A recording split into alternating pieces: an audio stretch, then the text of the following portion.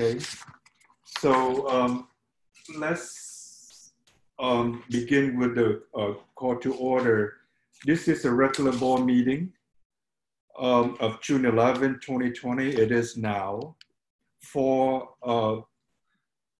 o'clock, 8 minutes, 4:08. Let's begin with a roll call. President Nguyen. Here. Vice President Lay. She will be participating. Here, I'm here. Thank you. Okay. Clerk Herrera. Here.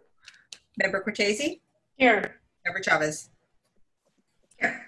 And then also present for Nina Nguyen is Rasha Umrani for Student Governing Board. Here. Thank you. So welcome to the board meeting this afternoon. For the audience, anyone requesting to address the board on any agendized item or any item not on the agenda, please complete an online speaker request form. The link to the form is located on the district's homepage, www.esuhsd.org. Or you can submit your public comment via text at 831-524-5100. Please note that all meetings are recorded. All regular and special board meetings of the board and study sessions are streamed live on meeting nights and also available for viewing the day after the meeting by accessing the district YouTube channel listed on the district webpage. The board is not able to respond to items that are not on the agenda or any personnel issues. Your comment will be read into the record and will be directed to the superintendent and or appropriate staff member for response. Please limit your comments to no more than 1,000 characters in length. You may also raise your virtual hand in Zoom to request to speak. You will have 2 minutes to speak. Interpretation of this meeting in Spanish and Vietnamese can be heard by accessing the link and the following instruction shown on the agenda and also listed on the district website. So do we have any comments from the public, Mr. Vandezi, or? There are no written comments from the public for closed session items.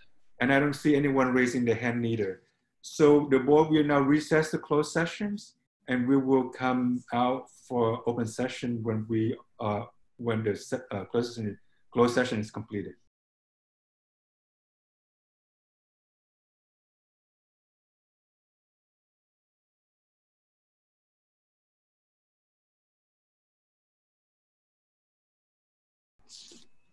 I'm going to read the opening statement.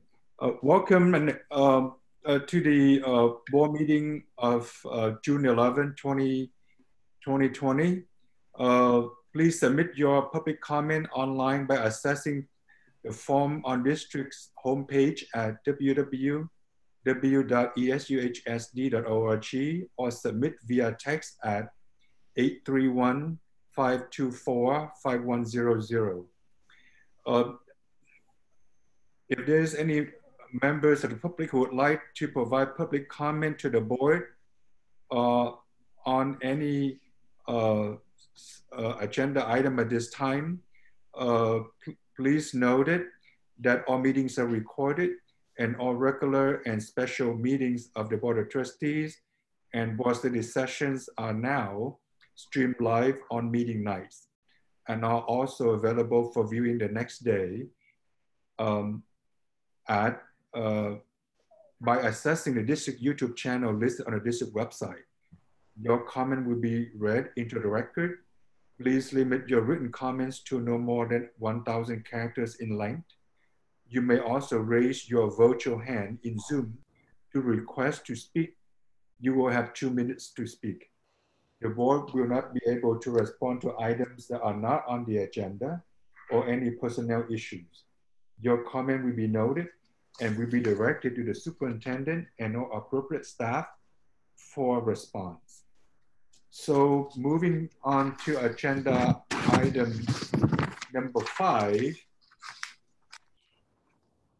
which superintendent or board member may request that items be removed from the agenda for consideration or carried to the future board meetings for consideration and or action. Do we have any requests from the board or superintendent to remove any item from the agenda?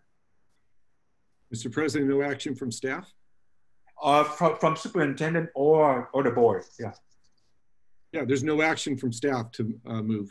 Okay, all right. So item number 6, no item under this, no agenda under this item. Number 7, Nina Nguyen, student board liaison representative. If you have any comments you want to make. No comments. Okay. Moving on to agenda item number 801. Superintendent or board member may request items to be considered, discussed, or act out of order as indicated on the agenda. No recommendation for changes here. All right, so moving on to item 8.02, presentation and or discussion regarding school site progress and program highlights. So we will start with Principal Noemi Ramirez at Foothill. Hi, good evening, board members. Are you able to hear me? Yep. Yeah. So thank you for allowing me this opportunity to come to you virtually today and represent the beautiful Foothill community that I've had the honor of being the principal for. This is my 2nd year. Of course, I think at any time when we look at Foothill High School and the role that we play with our district, it is an important role and a function that we have, that we've always looked at our equitable communities and welcoming students as they are is our core principle. It's students that come in behind credits and needing of a smaller environment and needing of differentiated instruction and needing of different hours. It's kind of what our bread and butter is at Foothill. So I'm excited to give you some highlights for our school. And I think that I was a teacher at Foothill many years ago. I've now come back as a principal. And one of the core values that we still adhere to is that all students welcome as they are, and that we respond. We are constantly learning how to respond.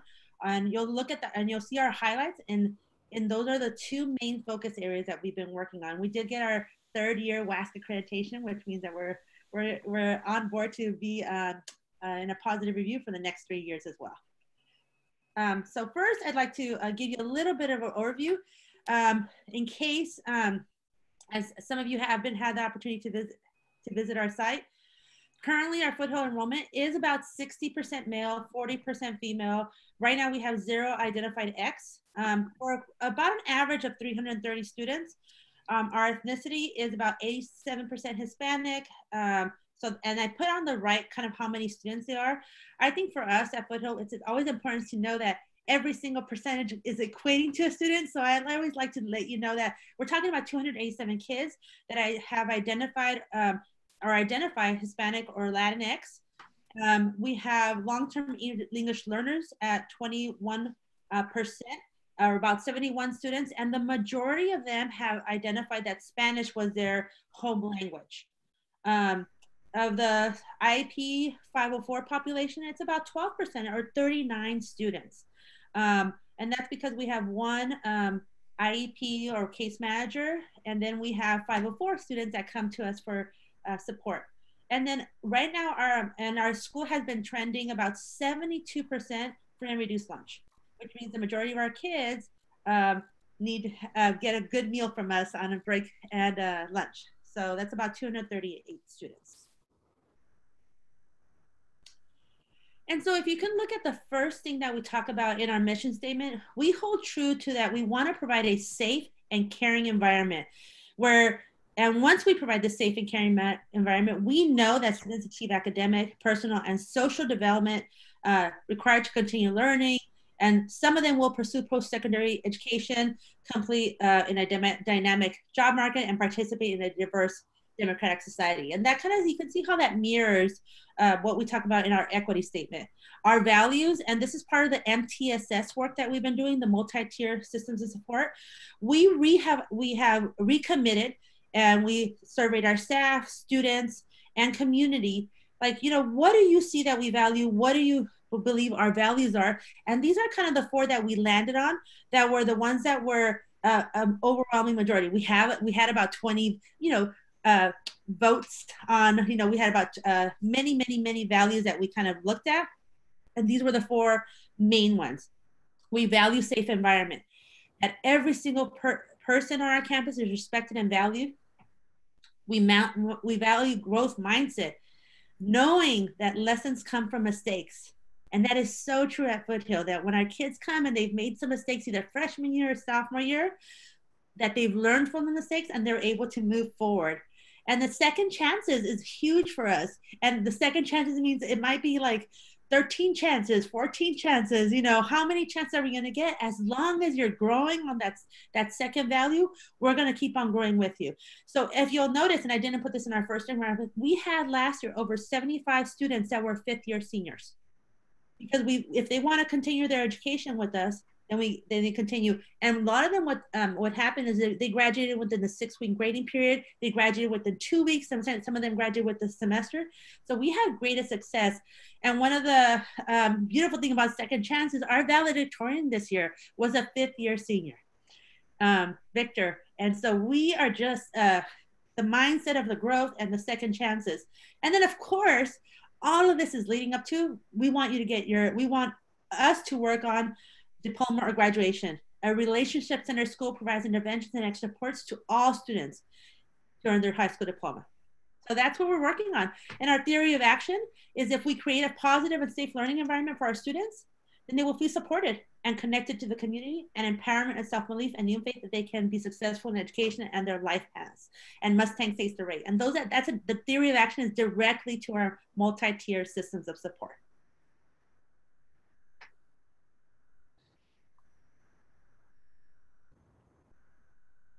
So here are like a few of the highlights. And this is kind of our next steps. And when you look at, so what does this mean? Like, Naomi, so you've been working on your values, you've been working on providing a safe community. We are developing our common assurances around our values. We are developing those. So we are making sure that what we have in the classroom, and that what we guarantee, that we are guaranteeing that the second chance for you looks similar to what the second chance for you looks. That, yeah, that's what we're looking at. Even though some kids need a little bit difference, and the way we respond doesn't mean that we are not responding with the advantages to all of our students. We have consistently increased our attendance rate. That's what I want to let you know, that in the past 2 years, we have consistently, the first year was almost a 0.26%. And this year we had another 5% increase in our attendance rate. So we were like, we were trending up. For me, that doesn't, the attendance rate, and I know that we are tying it to ADA, but for us at Foothill, the attendance rate, that means that we are there and we can work in partnership with our students so they can gain credits, so they can gain the knowledge, so they can go and meet our staff to go to community college. So attendance for us, and them showing up to school and participating, is huge indicator for us, because we know once they are there and they made a decision that morning to show up to school, that we can work with them. So that's like, the attendance rates are huge for us in that respect. And then the biggest one that we are excited for this year, the biggest highlight for me, the one that makes me the most joyful, is that we have partnered with the National Compadres Network and have completed our certification level 1 this year on becoming a transformational learning wellness certified school. So we've partnered up with them. The National Compadre Network has done some work in our schools where they run circles, young men's circles, young women's circles. They're called Joven Nobles and Shinatzli. And so they work on, and part of the partnership in the level 1 is the foundational pieces that you're going to see in a little bit. But the level 1 is completed with my staff during COVID-19, during the March through June time. They were able to provide distance learning video conferences. We were participating as a group. And so we finished our transformational level 1 to becoming a wellness certified school. So we can have, and I'm going to show you in the next slide how well the National Compadre Network's 4 pillars match, and you can see this organization has been working with us for years. And if you can see, and I know my attendance right there, so you can see how we were trending, because that was a big highlight for us. But I want to focus in on the 4 pillars. All are welcome and are blessings. That's exactly aligned to our equity principle for Eastside Union High School District. All have a sacred purpose. We know that our students are valuable. We know that they have talent. All have a sacred purpose. All culture, values, and traditions can guide you through life. This principle has a lot to do with, like, we know that our students come already with richness. And one of the cornerstones of the research of how our communities of color have grown and where do we see these successes. And this is a research that they found. This is the 4 cornerstones of ensuring that all of us can transform our learning for our students. And then the space we create are safe, courageous, where individuals can grow, learn, share, heal, and support each other. And so part of that is, like, the level 1 transformational learning was, how do we bring our students' culture into the lessons? And what a lot of we were asking ourselves during our training was, how are we ensuring that what is happening now and what we are seeing now, how are we going to be different when we come back as educators? How are we going to respond, knowing that how we're feeling about what's going on? How are we going to respond to our students in a healthy way? And how are we going to make our classrooms a healing place so we can all be safe in that environment? So that's the National Competitiveness is the joy that's, like, one of the biggest highlights, because I look forward to becoming a certified school and ensuring that we continue on the journey to making sure that unequivocally the job that we have as Foothill High School in our district is to provide a different educational avenue for our students, and make sure that with those smaller class size that we have, that we can make sure that this is a safe environment, that we ensure that all of our students are welcomed, and we kind of see that them as a blessing. And so you can see how these are all very well aligned to our equity principles.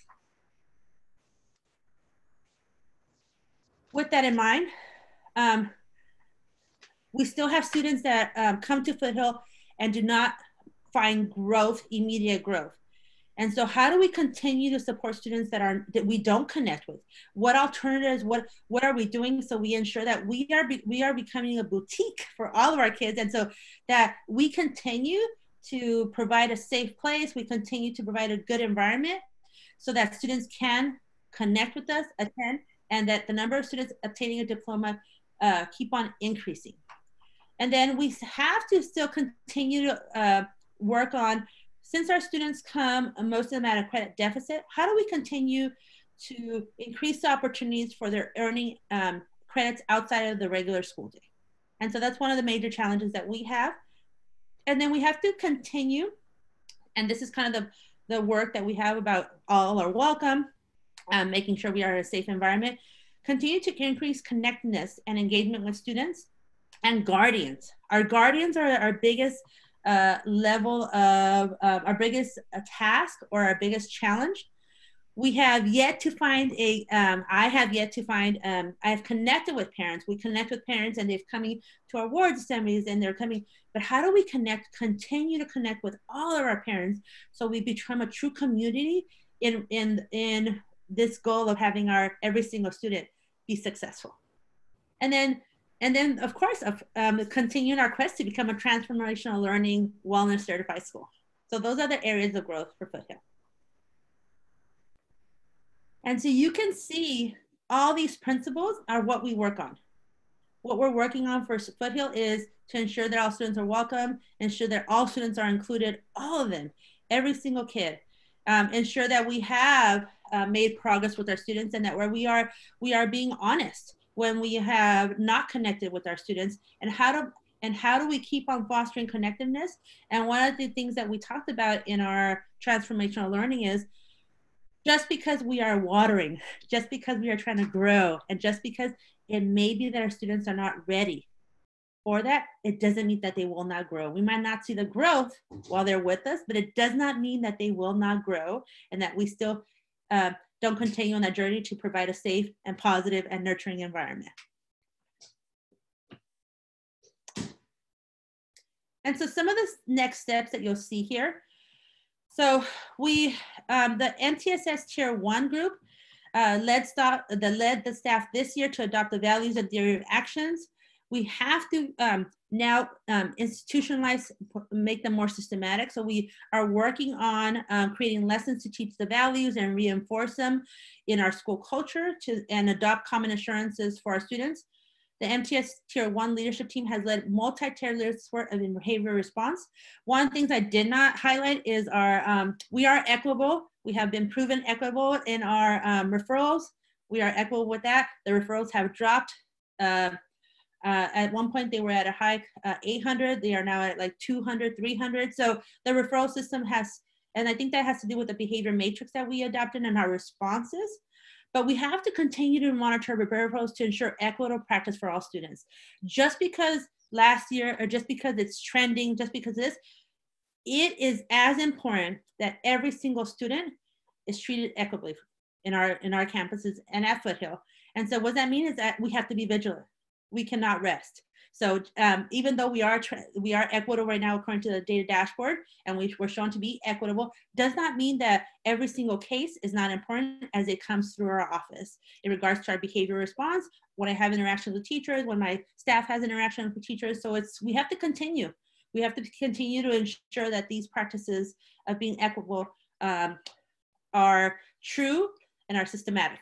And then in regards to our MTSS Tier 2 leadership team, they have established, been working with the coach and identifying Tier 2 interventions.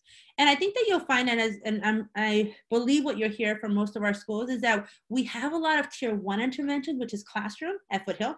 We have a lot of Tier 3 interventions, which are like individual interventions, but we're not having like as many Group 2 interventions, which is like small group or group interventions, which are, short-term, 4 or 5 meetings. So those are the ones that we're developing and looking to increase. And I want to mention you a little bit about COVID-19 distance learning. I had weekly staff meetings with my staff, about 99% attendance, except for one person. And one of the things that I talked to my teaching staff about is I asked them for feedback. I asked some of my graduates about their feedback, and it's not working. The distance learning is not working for my kids. I know that we talk about if they were connected and if they were connected to my teachers. They are. They love the teachers. You look at the panorama data and they say, teachers and staff care about the students. But the distance learning did not work for our students. They didn't have, and I asked some of my students that were my high achievers, I said, what worked and what didn't? They said they don't have a space to sometimes log in. They don't have, some of them were Zooming on their phone outside of their work area. Some of them right outside of their apartment building on steps. Their Wi-Fi would go down. They just don't have this dedicated space where they are not interrupted so they can do the distance learning. And sitting or standing and being patient as you just kind of watch a screen was not working. So we had horrible and or not very successful responses to our distance learning. So we had about 5 students out of 24 show up, 2, 3 out of 24 for classes. So we didn't find it working. And in addition to that, we found out that our kids do not have Wi-Fi. They don't, and even though the free Wi-Fi is not the one that we were trying to get them, the free Wi-Fi that was kind of being advertised wasn't really free. You had to have a sign up, you had 2 months. And then right now we're looking at that many of our families are giving up some of these luxury services of Wi-Fi because that's the way the world is going right now with them losing jobs. And so we have a need and meet for hotspots. We've ordered them so we can get ready for, and we were getting ready for summer school. And so that's what we're looking at. But and also in talking with my teaching staff, the distance learning did not work. And I know the traditional comprehensive sites did not work for most of my students. And so distance learning has not been a successful venture for my kids and our students at Foothill. And so with that, I think that later on you'll hear, I am asking for a difference from the district and what our response is going to be in the opening of school. And I had a proposal, and I'm not sure if you'll be receiving it today for Foothill and maybe other alternative schools, so we can have something different. I do have a much smaller school. I can arrange for, I believe I can arrange for myself to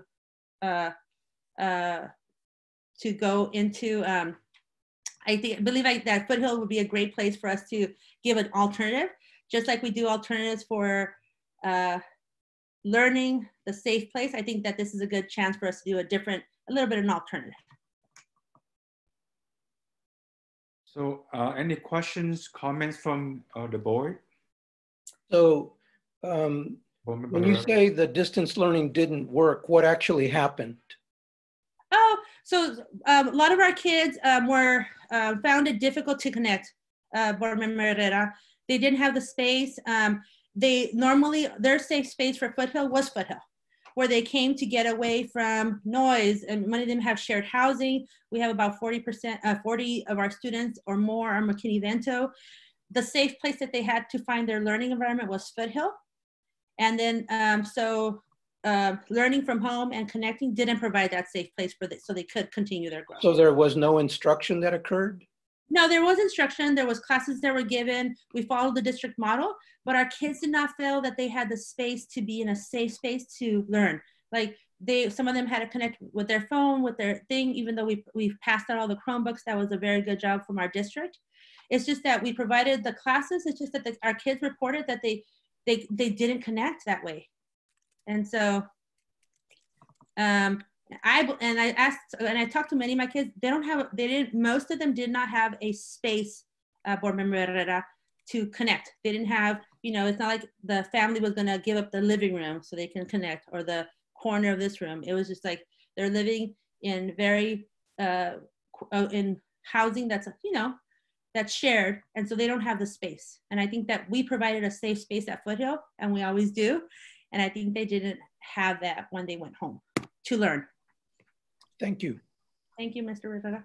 Yeah, thank you for clarifying that. So, I mean, that is more like they don't have a conducive learning environment at home for them to participate in the learning process, in the distance learning process.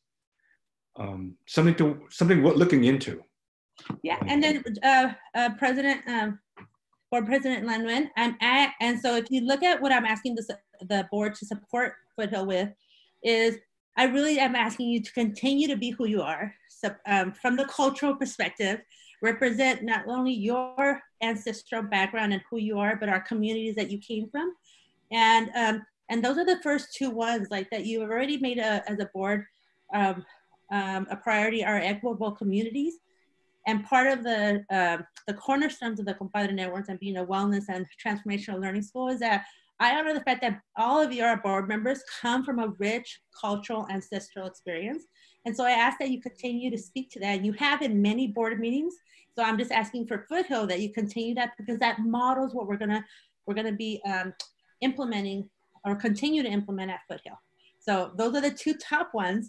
And then the third one is that that you support Foothill in becoming this transformational learning wellness certified school, and that you support us with the positive alternative Foothill with fall opening and distance learning. So those are the top two ones, are the kind of and they were there for order reasons, because I know that you've done, and I've been most impressed when my board members and all of you have done this, have spoken from your cultural experience, and that is most meaningful to me as well. Thank you. Board Member Cortese? Well, I just thank you so much for the presentation, and Noemi, for your passion and for your love for the kids. That is absolutely apparent. And I have a very special connection to Foothill myself, because that was my introduction to the Eastside Union High School District as a volunteer 25 years ago. So I love this school. I love the work you're doing. I love the transformational learning aspect that you're bringing in, and I especially love supporting students with the connection to their own culture. Mm-hmm. I meet a lot of people in the community, and I always tell them, teach your kids your language, your music, your dances, your food. My own experience is that was lost for me. Like, I have no idea about my heritage, and it's sad. So I'm really glad that there's a space for that at school. for kids to connect with their heritage and keep it alive. So kudos to you. Keep up the good work. Thank you. Okay. Any other comments or questions from board members? Yeah, for the first time, I actually raised my hand. I was like, how do you raise your hand here? I think you missed me. And, Noemi, gracias. Thank you for being our biggest advocate for our kids. It is very clear that you love them. I could feel it. I'm sure your students could feel it too. I've seen you, I've experienced you on campus, and that shines right through. Really love the presentation, the work that you're doing with the Compadre Network. The idea, like how their pillars connect to ours. I was like, whoa, when I was seeing this last night, I was like, was this done on purpose after the fact? But it's amazing. Mm-hmm. And one of the words that stands out to me is blessings, and that our children, and I say our children because they're all of ours, are a blessing, right? And as such, we should do everything on our behalf to support them for what they need, And so thank you for making sure that that is like a pillar in your school and that you're supporting our students. And the cultural piece, looking at it from an asset-based perspective versus the opposite, right? Because too often we don't look at it from the asset-based, and what a missed opportunity, because our children bring so much to the table, and they don't have a space or a place where it's recognized, right? Or where they can flourish with it. And it's very clear that at Foothill, that is the place for them. I appreciate your advocacy and your transparency around, like, you know, we went through all the systems. We went through all the motions, we had the quote unquote tools, and yet the reality of our students, like, that is not conducive, like their environment is not conducive for them to learn, right? Mm-hmm. And when I look at the population, the majority of the population that you serve, that's Latino. You know what I mean? When I think about the biggest ethnic group in our district that is being left behind, is Latino. Like, this is like a huge opportunity for us to say, how can this look different? Not only are you advocating for our students, right, to have something different to meet their needs so that we can close this gap in this moment in time where we're rethinking what education could look like. So let's make sure that we don't miss it for them, right? And something that I really appreciate is that you said, I have some thoughts. I'm not just saying, hey, this isn't working, but I have some thoughts. That's collaboration. So really excited to hear more about what that looks like. So that's high level. I noticed in your next steps, you talk about, you know, you need support here, there, and with some strategies above that you needed to increase in certain areas. But have you thought about clear milestones, right? Or goals, so that by the time next year when we come around, you can say, hey, this was the growth that we made. And it could be quantitative or qualitative. But how are you making sure that there's clarity for you and your staff with the work that you're doing in terms of, like, what is going to be our win, right? Like, you're making all the connections with MTSS, the goals of the school, and the district. But what does that mean for you in terms of, like, what you hope to achieve and what you're going to be focusing on? I think that you're right. Board Member Chavez, like, I think that one of the things that I didn't put on here is our data is actually trending very well.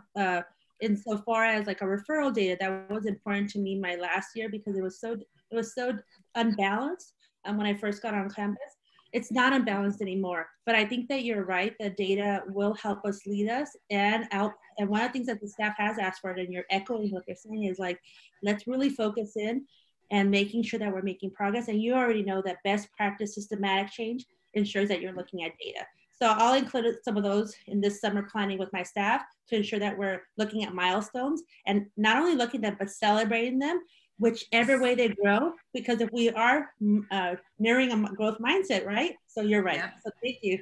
Yeah, of course. This is amazing. Great, thank you. Board Member Lay, you have questions or comments you want to make? You have your hand up, Board Member Lay.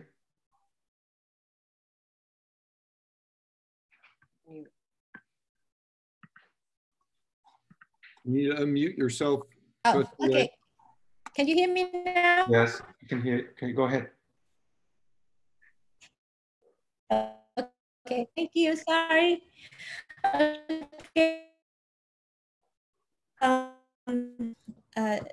Principal Ramirez, you've done a good job to do the presentation. I will be visiting anytime, but I heard students always request to have the regular. That's something that I know that you've been talking with me, and I know that I don't know that have we made any progress. Second thing is with the shelter in place with the COVID-19, how does it impact the seniors that ready to graduate, and the percentage of the student that still continue to go to college? Do you have any idea? Yes, part of our closeout is that we send an update to the board and with our valedictorians on our update with regard to how many of our students for us have gone to junior college, that we are tracking 34 of our 79 graduates have decided to attend junior college. I believe 4 were going to the military, and then the rest are joining the workforce. And so one of the things that you asked is, how did this impact our seniors? I'll let you know that Board Member Van Lay, our seniors that were on track to graduate, graduated. And so it did not, I think that the board and the superintendent and superintendent's council did really beautiful work in ensuring that our students, that we were supporting all students. And so we were able to support our students that were on track to graduate. As I mentioned earlier, we did have students that were not on track to graduate that were seniors. And we do have about every student that did not graduate as a 4th year senior, we have them enrolling as a 5th year senior at Foothill, so they can continue with their education and obtain their high school diploma. That's awesome. And how you want us to support Foothill for a wellness certified school? You know what? I put that on there, and I know you would catch it because you're a businesswoman. And so you, I'm getting. We are the first school that they've partnered up with to make us a transformational learning school or a wellness certified school. They're developing for us. So as they're developing, I will come back to the board with what they're asking, and my superintendent, of course, to come back to you with those requirements, with those what they're asking us to ensure what that means. And I do not know. And in all honesty, I know that we're continuing on our journey for learning and implementing best practice, but I do not know what the commitment in its entirety is as they are developing it for us. And we will be the first school in the nation to be with the Compadres Network once we get the certified school. So they're doing it all specially for us. Awesome, thank you. Thank you, that was a great presentation.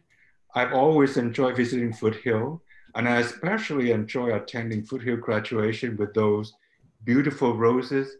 Each student get 1 rose, and they get a chance to thank the parents and so on. That's how it has always been beautiful. I always enjoy going there, even though Foothill graduation is a bit longer than other schools' graduation. But you know, I enjoy that experience. Thank you.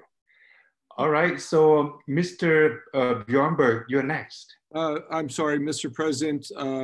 Rushda has a question. She had her hand up. Oh, okay, I didn't see it. Okay, go ahead. Sorry. So that was a really great presentation, and I was just wondering. So, item number 7, I think, says that is talking about what the student governing board representative wants to talk about. I said no comments earlier, but I actually had a bunch of things come to mind after hearing that presentation. So is this a good time to cover that, or should I wait till later? If your comments are pertaining to Foothill, that'd be great. Otherwise, I think we can give you time when we all reflect at the end also. Okay, sure. Well, I'll wait till the end then. Great, thank you. Okay, so next presentation is from Independence High School, Principal Bjornberg. I'd like to thank the board for welcoming Steve to talk about Independence.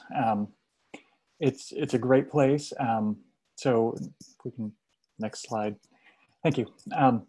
So Independence, working towards equitable communities, just in the size and scope of Independence itself, the fact that it was founded for so many students, we want to welcome every student. We have a place for everyone on our campus. With that, we want to get to know the strengths of all the students. We want to find their place. We want them to find their path, their passion, their purpose, and their path while they're at Independence, so that they're ready to do whatever it is that they want to do after they leave high school. I enjoy the juxtaposition of Foothill versus Independence, one of the smaller schools, against such a massive school. So with that, we're working on building capacity with our adults to make sure that we are able to respond to our students for whatever their needs are. Because having such a large population, we still have the same number of students in our classes as the other comprehensive schools in the district. So we still have the same number that we need to get to know, but it's more teachers that are sharing those students. And so how do we have those networks? So how do we respond appropriately to all of them? And then also the number of tasks and other things that we're able to give those students. Because of the size of the school, we're able to offer more opportunities through the number of programs and other things that we have on campus. So I'll get to that a little bit later. Thank you. So first, just a little bit about Independence, who we are now. We're no longer the school of 4,500. The last couple of years, our population has seemed to level out the last 2 years at just under 2,900. Over the last 6 years, the last 4 years, I've been principal, 6 years while I've been on the site. So, and then who our actual students are is on the next slide. So with such a large group, just the demographics of our campus, who those students are. So about 40% Asian, 30% Hispanic, 18% Filipino. The next slide actually shows it a little better with the percentages. So just an extremely diverse population on our campus. And who we are. 3 main subgroups, everyone else under 5%. But with that, even within these groups, there's massive diversity. The number of English learner students that we accept everyone from ELD 1 through our students in AP who are mainstreamed completely, not in any sheltered classes. Students that they may qualify as English learners, but just haven't been redesignated yet. So then number of students, about 50% are fluent English proficient, and about 7% as redesignated. But then within those groups also, the number of English learners, about 17%, foster youth, extremely small percentage, but our PCIS, Parent Community Involvement Specialist, does an excellent job helping those students. Along with our homeless youth, we have a closed closet that we support, our social worker helps, just everyone trying to personalize that experience, making sure everyone knows that they're welcome on our campus, no matter what your background or where you're coming from. Migrant education, students with disabilities, and that ranges everything from a student who just needs speech and language therapy to we have an emotional disturbance program. So a number of students there getting that intensive support as well. And then a little over 50% of our students are socioeconomically disadvantaged, but that's based off state numbers versus the Bay Area numbers. So thank you. So then just looking at the EL numbers, who our English learners are, primarily Vietnamese and Hispanic. So thank you. Just seeing how that tends to kind of vary year over year based on how many students are entering and are they entering at an ELD 1 level? Are they staying with us for multiple years, entering ELD 2 or 3, so on. But then because of the size of our campus, we're able to offer opportunities and programs, numbers of them that other campuses don't have. So Teaching Academy, I'll speak on a little later as one of our highlights. Our STEAM Academy, Engineering Academy does an outstanding job with the number of students that we have coming in, the internships those students get, the experiments. You've supported them the last 2 years with robotics, with allowing them to travel and compete. Our Finance Academy, teaching students interview skills, getting them connected to the community, learning additional things. We have a new program lead there who's doing a good job of revitalizing that. Our auto program, our auto bays are beautiful, and the connections that Mr. Niagu is able to get for those students, getting them internships. He's been working with San Jose State School of Engineering, so getting them real world experiences there, working on electric cars, just trying to give them experiences with current technology and things that they need to know. I walk in and learn things that I wish I knew. And then our construction program as well. We had students who built a small house our students are learning things that are just amazing, trades and other opportunities for them. We were able to get that to be A through G with the help of Mr. Nguyen at the district office. And then lastly, our AVID program, helping first generation college going students, giving them those experiences, taking them to colleges, giving them the supports of how do you take notes? How do you read with purpose? How do you ask questions? Just so they've got those skills and that preparation so they're ready. So just one of those things that because of the size of our school, we're able to offer more programs because we have that capacity. Thank you. So then our vision, guiding principles. So Independence is an intercultural community that provides students with rich opportunities for personal and academic growth while embracing diversity, belonging, and open access to all.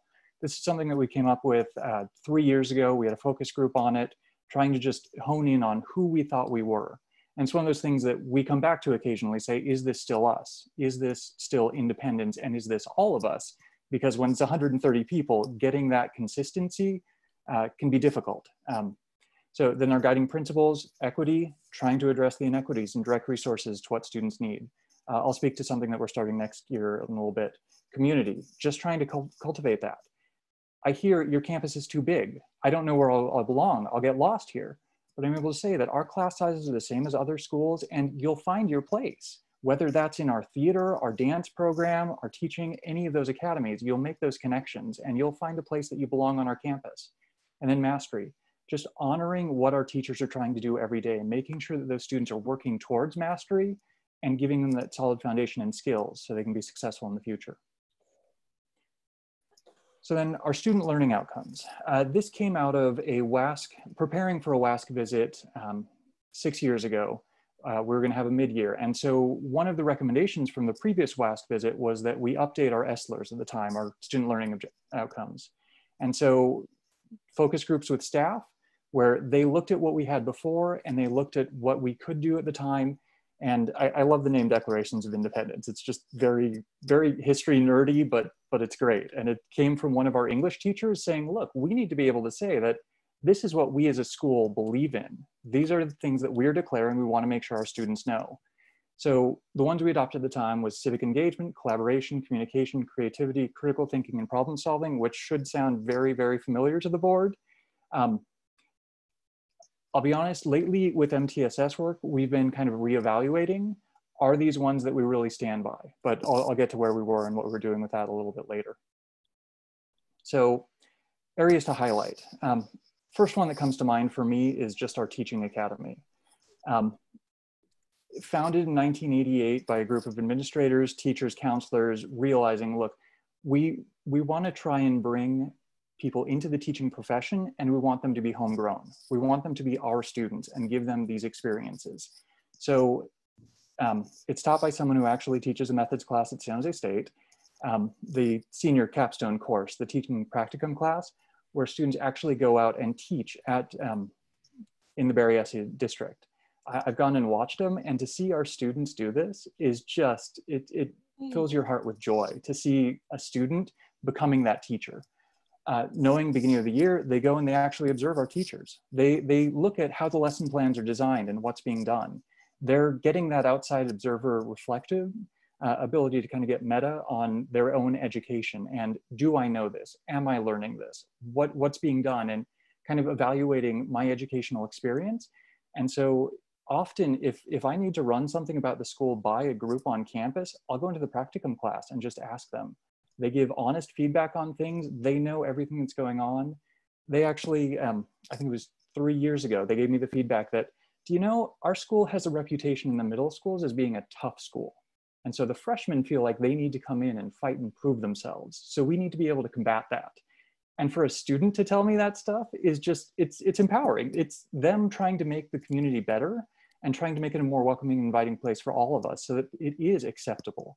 That our students want to take pride in where they are. They want to love it.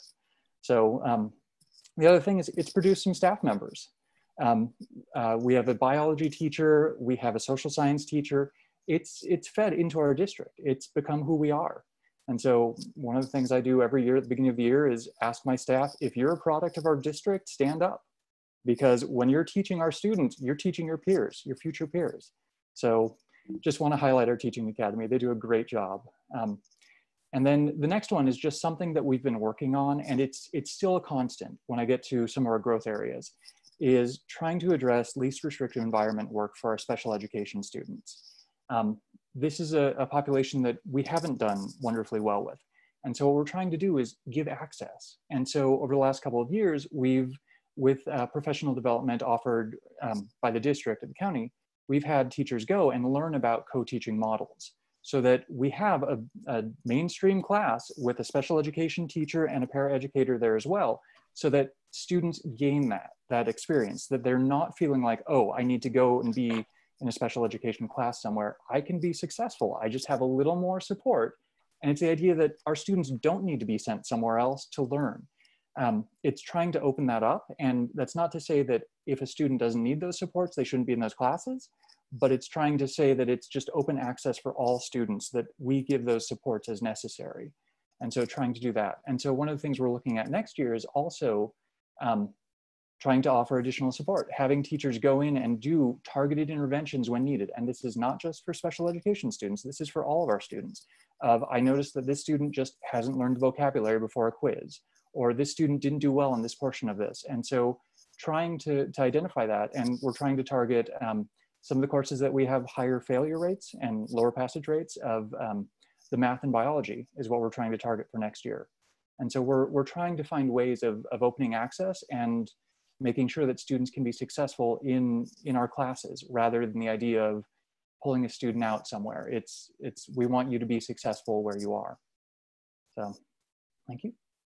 So just kind of where we are, our graduation rate.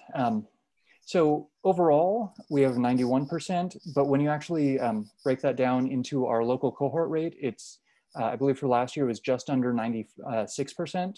So if a student starts with us and ends with us, they do well.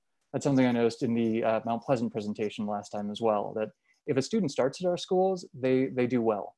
And so, but our graduation rate, highest among Asian and Filipino, but then an area of need is students with disability. So trying to address those inequities. Thank you. And then another thing we've been working on lately is just that sense of belonging. And this goes to that idea of getting lost on a campus this big, and it's trying to make sure that everyone knows that they can belong. This is from the fall of 2019. And so I'd like to highlight the growth that we had here. We've been trying to do this with staff, with students, trying to personalize the education. We've had staff participate in the Welcome Back Assembly, in just being people with our students. It's one of those things of owning our truths in our classrooms and being approachable. So trying to do that. With family members, it's trying to do outreach. Our sample size with family members tends to be fairly small. It's an area of growth for us, definitely, is getting more parents. But we've done coffees with the principal, we've done evening meetings, just trying to get that. And then knowledge of fairness of the rules and everything. Another area of growth with family members, for us, it's trying to make sure that we're communicating these clearly of what was the rule that was broken. If there's a behavior issue, we're addressing the behavior. It's not that the student is bad, it's that they made a bad choice. And then how do we bring them back? And then conveying that out for teachers and staff, doing quarterly campus climate updates of this is what's going on, this is what's happened in the community, this is what's happened on campus, but also trying to unify that. Our student advisors have been giving trainings, they've done those the last 2 years about the UBR, and then just tracking incidents in classrooms, trying to make sure that people are keeping track of this, trying to manage it in the classroom, and just keeping a handle of it, and for students, making sure they're aware as well. But that often comes to what are the differences between second and third period on knowledge of fairness and roles versus overall on the campus. So, thank you. But definitely one of our growth areas is our suspension rate. It's something we're aware of. We know that there are times that suspensions are definitely warranted, but it's trying to figure out, are there things we can do early to prevent these? Was there something that we could have known about earlier and get that student to a social worker or have a conversation quietly, something along those lines. And so we know that this is something that we need to work on. Thank you. And then also college and career. So we've done a really, really good job of getting students to graduate, but making sure they're college and career ready is kind of the next challenge. It's making sure they're A through G eligible, making sure that they've met all of the requirements. Things like students with disabilities, making sure that they're in A through G classes if possible, trying to make sure that students are challenging themselves and meeting those requirements rather than just meeting the graduation requirements. So it's trying to build that culture as well. So equitable communities through MTSS. I enjoy how this lines up, just making sure all students are welcomed, but then ensuring that we have common assurances, that you're not just welcome in third period, you're welcome in all your periods. So students are always able to be on campus. Like that we have the Goodwill program back after school, making sure it's a safe environment for students to get tutoring and other things, but ideally it's making sure they feel comfortable in classes. Monitoring individual progress and using those results. Looking at how a student does in a quiz. Do I need to reteach this? Trying to be able to address that. Actually, through MTSS, a good thing that came out this year was that our science department decided they would start offering retests, and so let students recover the points they may have missed on a test. So even that test isn't the last time you learn that you can do that later on as well.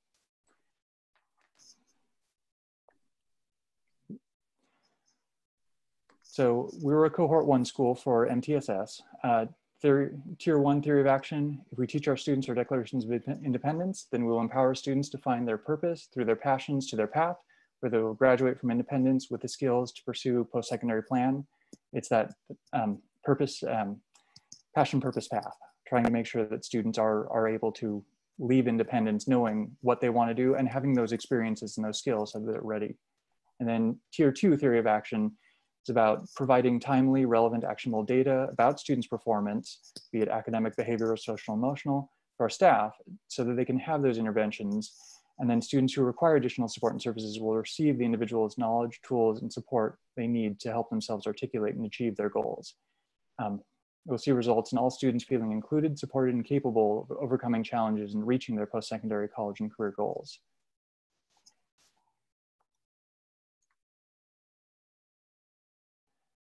So MTSS progress, we were a cohort 1 school, but we were also going through WASC at the same time. And so as we were starting to line all these things up, we felt that we had to be intentionally really slow and align these things, making sure that the work that MTSS was doing was not disconnected from what we were doing with WASC, making sure that we tied those things together, because ultimately all of these plans should be student improvement and school improvement, making sure that what we're doing is meeting the needs of our students. So some of the action items in the WASC plan align directly with MTSS, of lifting up student voice, checking in with students, making sure that we're sharing all of those pockets of excellence that we have. Tier 1 team, it's a diverse team pulled from all over campus, professional development committee members, department chairs, PBIS, we had counselors, we have advisors, just making sure that it's representative of our campus. A couple of things that come out of it. We started PBIS system, working on that this year. Increased communication on campus, just making sure people knew who other people were. With a staff of 130, where people are rotating year over year, it's making sure that there's that sense of connection. And then we brought back our 9th grade welcome this last year, just making sure that those freshmen, we address them, we meet them first day. It's you're a 6er now, welcome. And then the work that we had before COVID-19, learning walks for the teachers. I have the luxury of being able to walk in and out of classrooms and see pockets of excellence and then try to connect those teachers, but for them to actually be able to go and see it as well. So we're working on that. We're setting up student shadow days where a teacher would experience the student, what it would be like to be a student, going through all 6 periods and seeing the difference each day or each period. And then we were working on evaluating those SLOs that came out of a WASC visit. And so just, we love the name Declarations of Independence, but do we love the actual declarations as they are? Or is this something that we need to reevaluate and that staff has changed? Do we need to update it? So we were working on that.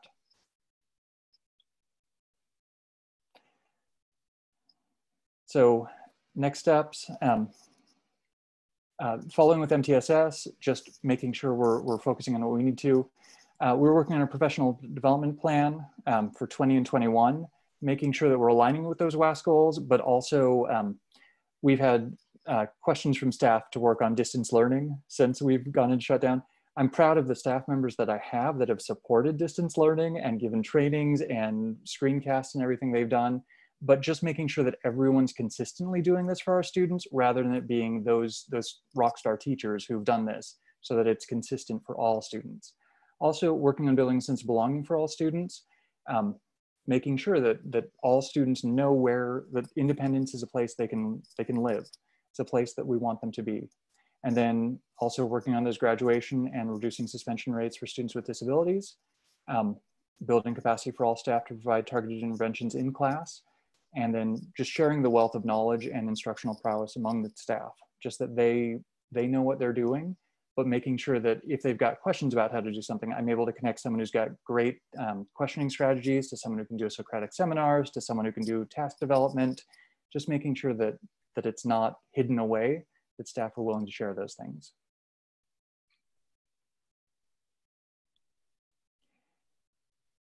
And then support's needed, continuing the MTSS coaching. We have a new coach, we had a new coach this year who's been great. Super authentic, connected really, really well with my team and me, and just very real and asks the good questions and pushes us, which is what we've needed. It's been extremely helpful.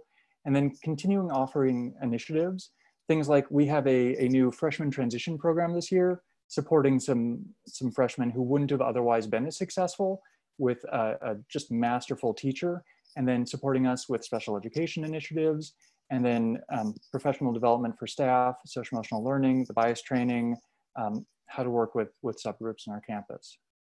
So I feel like I just talked really a lot. Thank you for your patience. So who is the MTSS coach that you said is so great? Victoria. Victoria who? Foster. Thank you. She's from Collaborative Learning Solutions. She's been really, really good. Board Member Lay, you have your hand up? Yes. First, I want to commend for your school that you have very diversity groups and students, and every year you always celebrate the multicultural. That's one of the highlight of the Independence, and I know that President Lan Nguyen always got invited to look into all of this performance and witness all of this joy for the students. And I wonder that do you have the support of the bilingual teachers and counselor to support the diversity in your school? I have Vietnamese speaking counselor. I have Spanish speaking counselors. Actually, 2 Vietnamese. One speaks some Chinese. So it's, yes, we've been trying to make sure that we have counselors who are able to address the needs of our students. Okay. And as you know that for the AVID program, that's one of the highlight program that some of my niece and nephew that attend this program, and they are first generation, and they're very successful when they graduated. So do you limit the number of students who want to take this AVID program? Not at all, no. Okay. What we do is, yeah, we have a number of magnet programs, so students are drawn from throughout the district, but if a student who's an independent student wants to enter a program, we'll let them. That's not a problem. Yeah. Oh, okay, so one last question, that during the COVID-19 and with social distance, how students can hand-on experience on the Auto and Construction Academy? Yes, it has been a challenge for them. I've talked to the teachers. Yeah, the construction teacher has expressed frustration of wanting to be able to get back into the classroom for it. I know the auto teacher has shared videos and other things with the students, but it's not the same as being able to do the hands-on learning. So they've tried to engage with the students, but it's not what they would like. It's not the preference. Well, thank you for your good work. Continue it, and we'll see you around next year. Yes. Thank you. Thank you, Bush. Board Member Chavez, do you have questions or comments? Yeah, thank you. I love hearing about all of our schools. So Bjorn, when you're like, I talk so much, I loved every second of it. Thank you for bringing us into what your school is, what your school community, our school community is like at Independence. You're right across the street from me. So I walk across the school every morning. I try to get my walk in, and I'm like, school is looking good, at least from the outside. It would look more beautiful with our children, but unfortunately, you know, COVID. But it is what it is. But two words that stood out to me throughout your presentation were community and development, right? And I think that those two are very powerful, right? Because you're very aware that it's a big school, right? Opposite of Noemi, right? With Noemi, we talked about a small school, which has its needs, its challenges, its assets, the whole gamut. And Independence is a completely opposite beast, right? And so the fact that you're aware and you're bringing that connection really stood out to me of how do I build community through every piece of the work and engagement that I do, right? So that was really meaningful. In development, if we're gonna make progress, development has to be top of mind for us, right? Like, how are we gonna support our teachers? How do we leverage those pockets of success, right? Like you mentioned, teachers need to be seeing that. Sometimes we think automatically it's, you know, hiring this organization or bringing in this PD, but we don't realize the wealth of richness and all these great things that are happening in our own house, right? Because we don't take the time to look, but you're providing that space that is clear. And so that's amazing. Kudos to you. I hear you talk about our students with special needs a lot, which is also really great. So I'd be curious to learn more about like the progress for the SPED students in particular. A year or two ago, I was able to take a walk and visit the programs in particular. All phenomenal. I'm a teacher by trade, if you will, and so that naturally gets me at another level.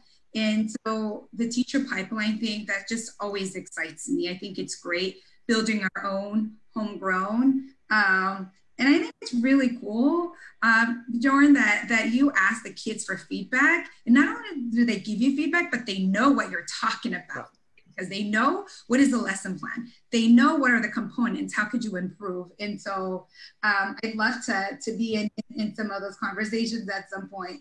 A question that I asked Noemi that I want to pose to you too, which I have a feeling is already top of mind for you, is this time next year, after you've gone through a new year, obviously with whatever this means in regards to COVID, like how are you thinking about growth for your school, right? What are those things that you're focusing on? How do you know that you've been successful? You've made the connections with a lot of big things. And so what are those key focuses going to be?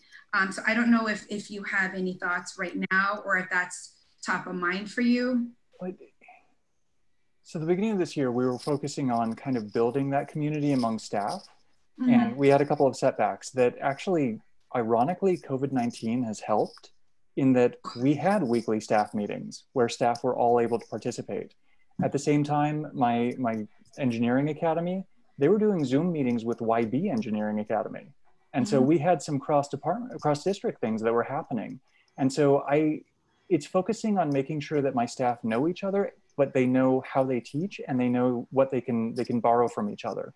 And just, that's kind of the focus that I've had, at least this last year that came from MTSS, and hoping to be able to focus on that more for next year, because as we bring new teachers in, as we develop, as we share those things, it's, yeah, I don't have a great way of measuring that right now, but that is kind of, it's knitting it together as one campus instead of the history of the villas or anything else that we have.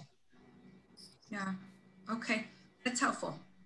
It's helpful. I'd love to see, like, as you continue thinking through that, for you to be able to say, like, what, you know, this is how I know that we've been successful, right? It's clear that you have a strong team, part of that team being our students that can be support in helping define that.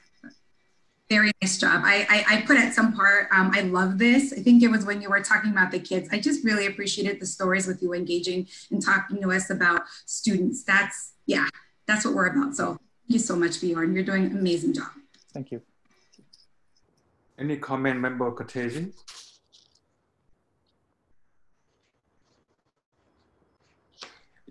I think you're on mute. Sorry. I thank you for the presentation. I loved hearing about all the great work that's going on at Independence, the magnets. I've been to seeing the kids step into that teaching role. It's extraordinary. So thank you for bringing that to life for us. Thank you. Great. So Mr. Berg, earlier you talked about how Independence was able to get more students to graduate. However, an area that you would like to improve upon is to look at the students who graduate with college and career ready. I know that a few years ago, the superintendent was helped us or the board to craft a few district highlights. And some of those highlights were the number of students who graduated, how many of those were attending college. And I believe it was in the higher 70% or something like that. And out of those that were attending college, about 80-something% were continued to remain even after the second year. And I thought that was wonderful. I mean, that was great. And I don't know if Independence itself was able to track that kind of information, not only 2 years, but even beyond. I mean, how many of them actually from Independence were able to go to college and able to remain and eventually graduate and things like that. It could be a stretch, it could be a lot of work, but I'm curious if that is something that you might be looking into, and also if you will do any finding about what didn't we do enough to get them to get ready for college, you know, so that we can do more of the things that we can get them ready. Things to that extent.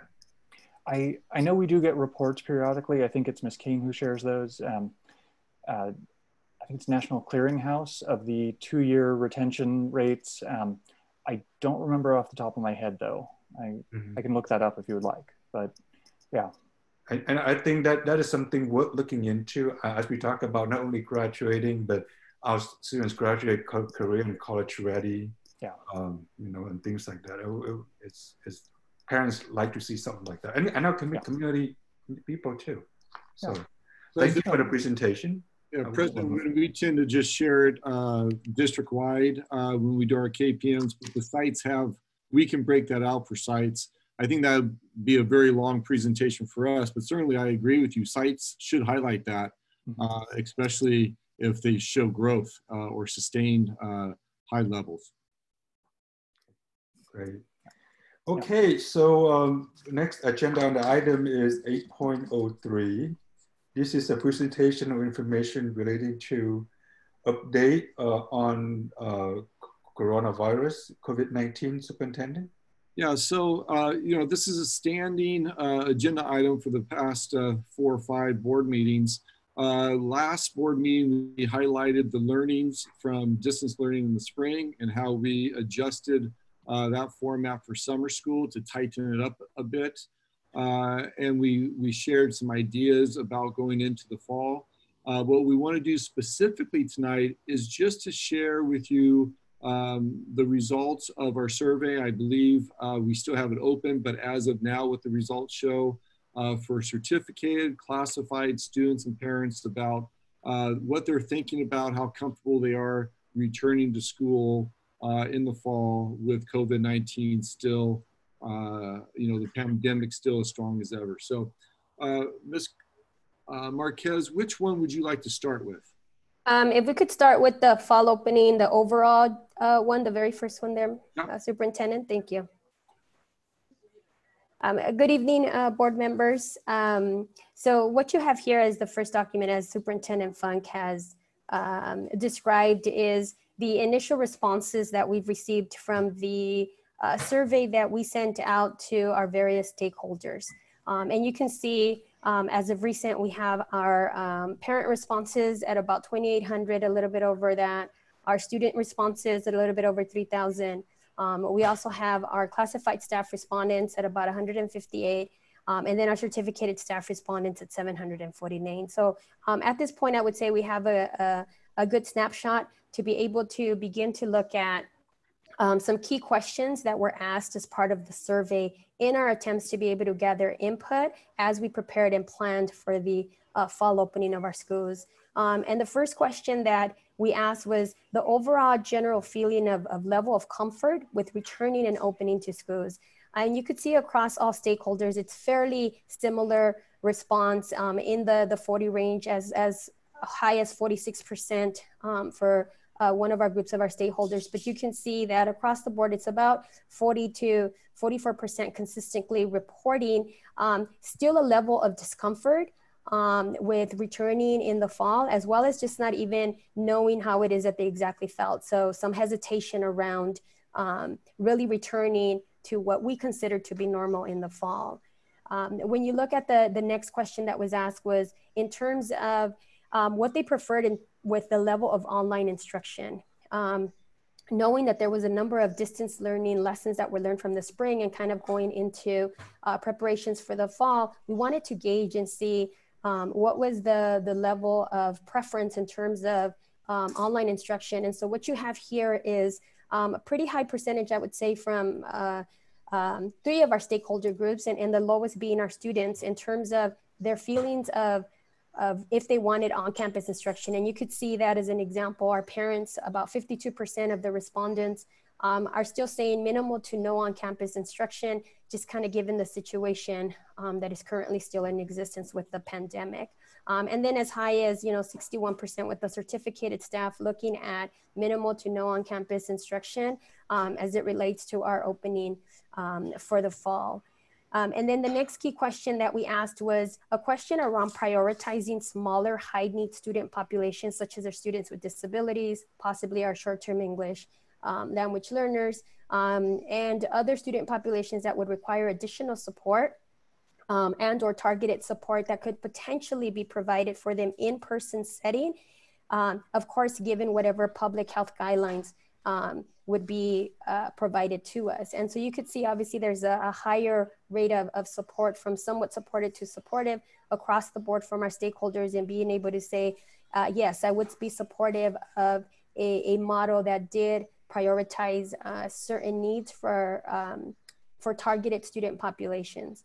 And then the last key question that was similar across the board was a question around which of the structures are important to you in terms of moving forward for the fall planning. Things like smaller classes obviously was at the top of all our stakeholders, if that was possible. If we were to return to an in-person setting, of course, with the restrictions in place, that would definitely require smaller classes because of the restriction on group gathering and the physical distancing restrictions.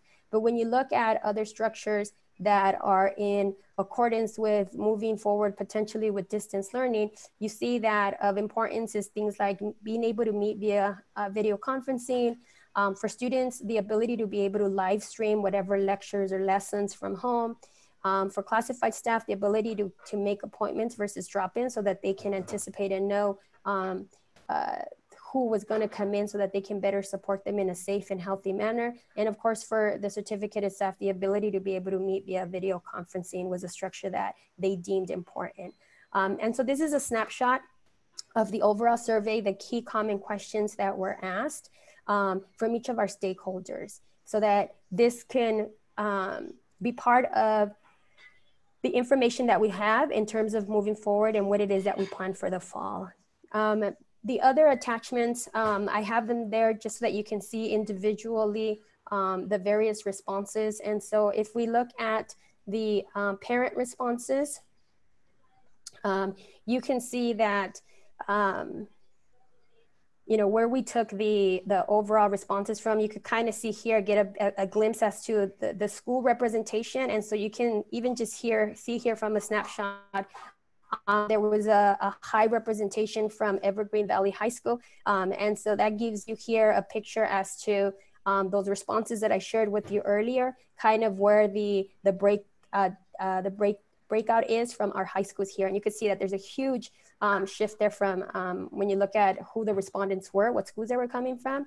And you could see that overwhelmingly the respondents were coming from Evergreen Valley High School. In terms of grades, it's pretty much even across the board when you look at those. And then when you look at the questions that I shared, this is where that information came from, right? And you could see how the questions was framed, obviously adhering to the notion that whatever decisions are made have to be made in accordance with the guidance that we receive both from county health as well as from the California Department of Education, but predominantly from whatever health and safety guidelines it is that we get. And so you could see here in a pie format here, the relative level of comfort for our parents. And the remainder will show you just all the questions that I showed you in a snapshot. But I do want to point out that as you scroll through these particular responses, we did have the survey in Spanish as well as in Vietnamese. And so that's included in this document as well, so that you can see even just kind of the difference in responses from between our parents who took the survey in English and then our parents who took the survey in Vietnamese and or Spanish. There was less respondents, obviously, from our Vietnamese speaking population, as well as from our Spanish speaking populations. And so I bring this to the board as an initial snapshot of data that gives you a picture as to currently where our various community and our various stakeholders are as we move forward with our planning for the fall. Questions, comments, concerns? Ms. Cortese? Yeah, so the comment that Noemi made about her students at Foothill, I'm quite certain it doesn't just apply to them, you know, in terms of having a space, a dedicated space at home where they can access, not only have access to Wi-Fi in a,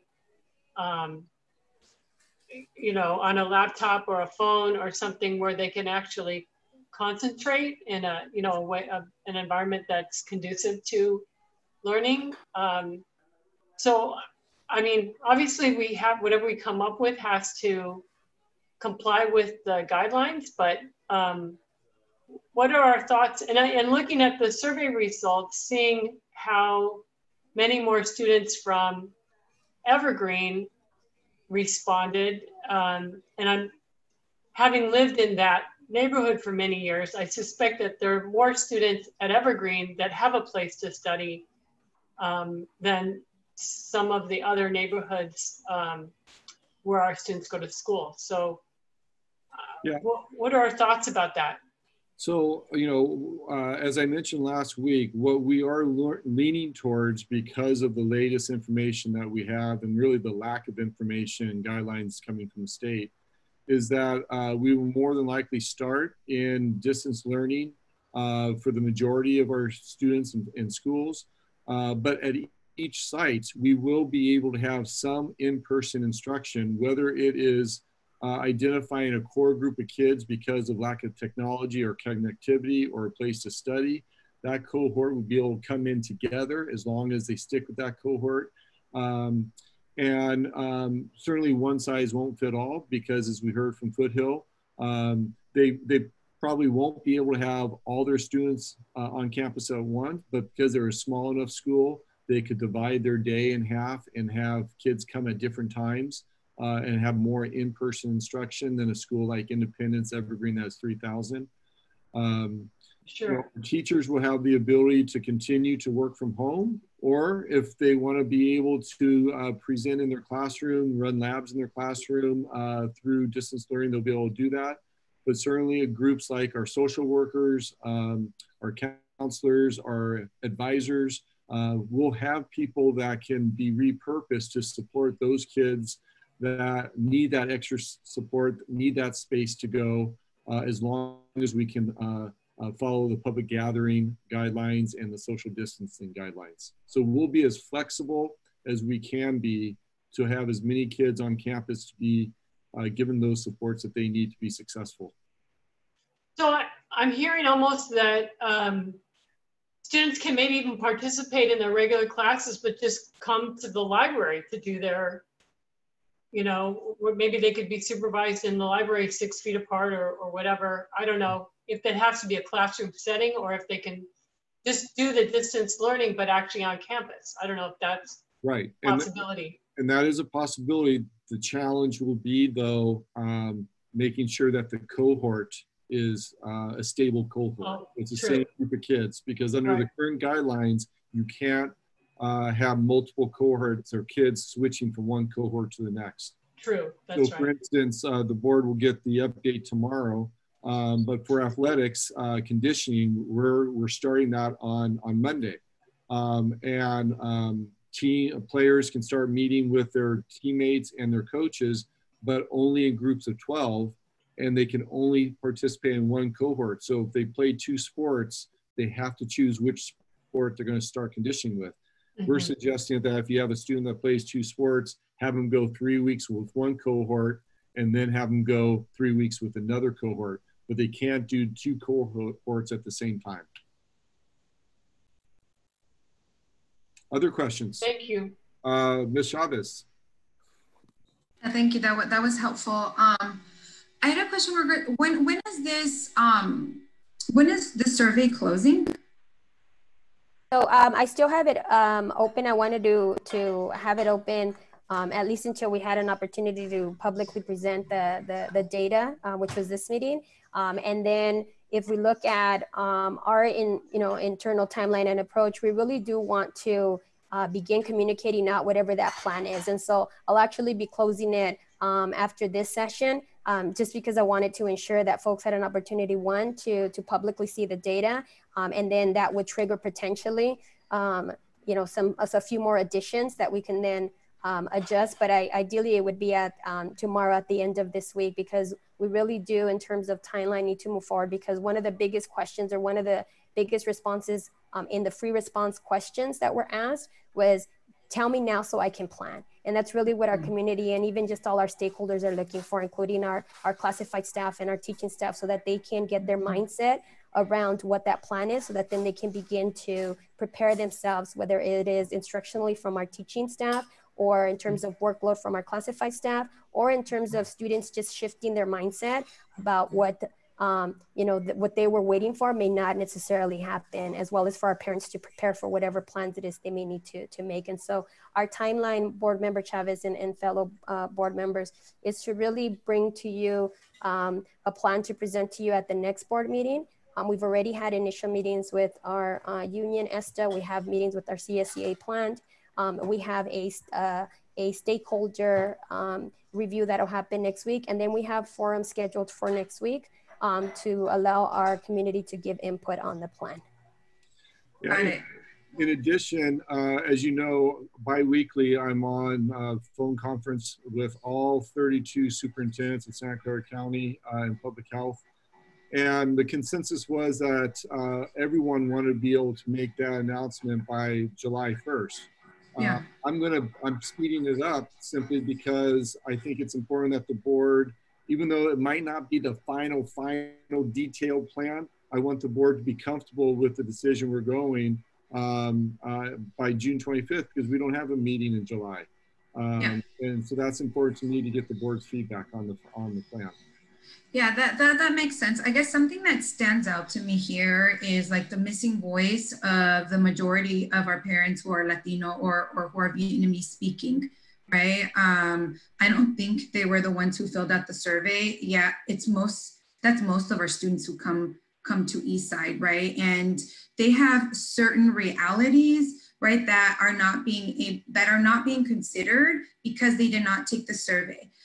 Foothill is lucky that they have Noemi to say, hey, this is not working for my community. But what about all the other families whose voice is not here? So if it's not through the survey, what could we do to make sure that their voice is represented? Ms. Marquez, do you know the numbers of how many Spanish and Vietnamese surveys were filled out? I think as of here, it's listed on there. It's part of, I included it in the main parent one altogether. I make sure to include it in the parent one, the other more detailed one, Superintendent. Sorry. But if I remember off the top of my head, I believe I want to say Vietnamese was under 100, maybe possibly.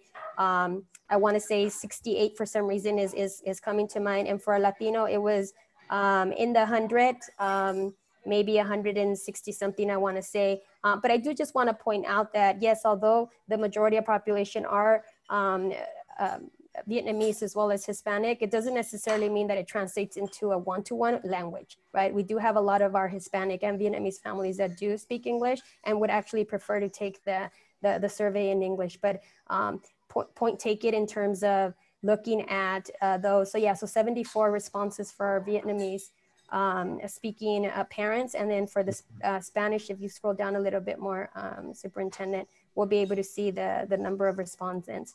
But I do think that specifically the stakeholder group that we've elected to take this to 108 for our Spanish is our DLAC-ELAC group, which is very representative of our Latino and Vietnamese speaking, because it's our English learner parents. And so we've selected an existing committee to be able to bring this to.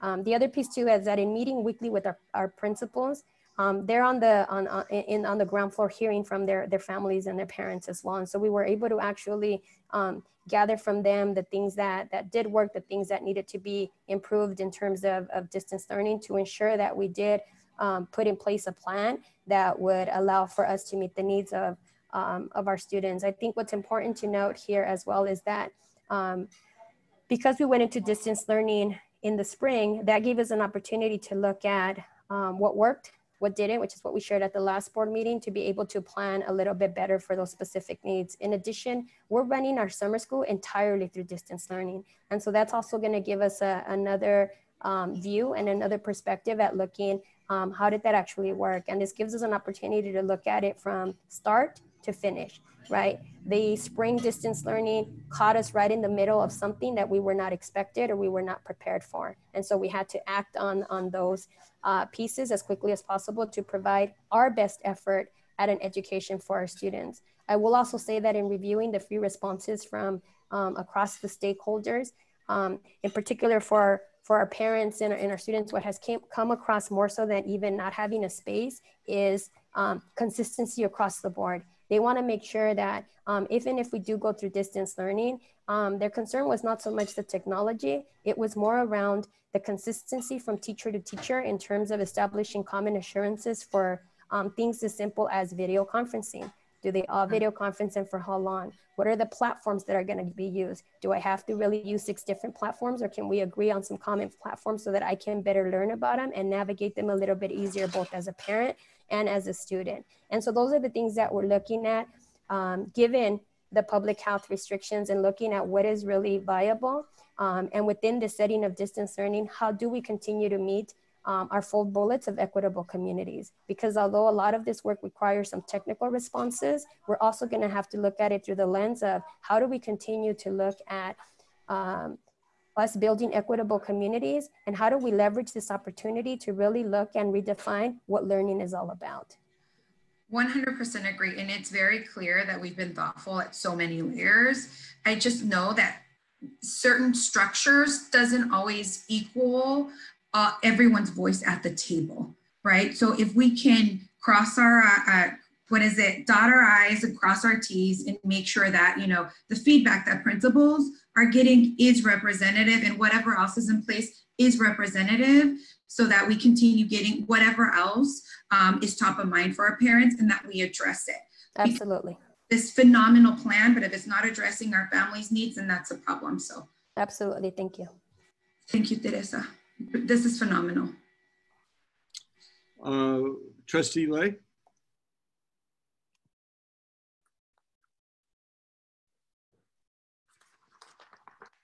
Trustee Lay, you had your hand up? Yes, she's no longer there. And we had an attendee earlier, but I think that person is gone. Yeah, it was actually Trustee Lay, and I moved her back over. I don't know how she ended up on attendee. Okay. All right. So move on, Mr. President. Okay, well, thank you. That was very helpful. I believe a lot of community members and even teachers themselves were anxious to see what the plan was going to be. And this is a very helpful presentation. Thank you. Moving on to the resolution of the board to adopt values and so on. I believe that at the last study session, there was some questions that need to be clarified and so on. So I'm wondering, since last week, if there's any additional comments, suggestions that we have for this resolution. Board Member Herrera, I believe that I remember last time you had a couple of comments that you made, or also some concern as well.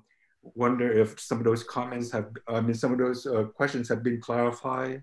I was very influenced by the discussion and the consensus that emerged during our work session. I don't really have any concerns at this point. I continue to have a curiosity to how any of this could be applied to any real case examples, but that's not something that needs to be a part of the adoption of this resolution. Okay, great. So then if there's no more discussion or I'll move for comments, we can adoption. We can adopt resolution. I move for adoption. So moved by Herrera. Second.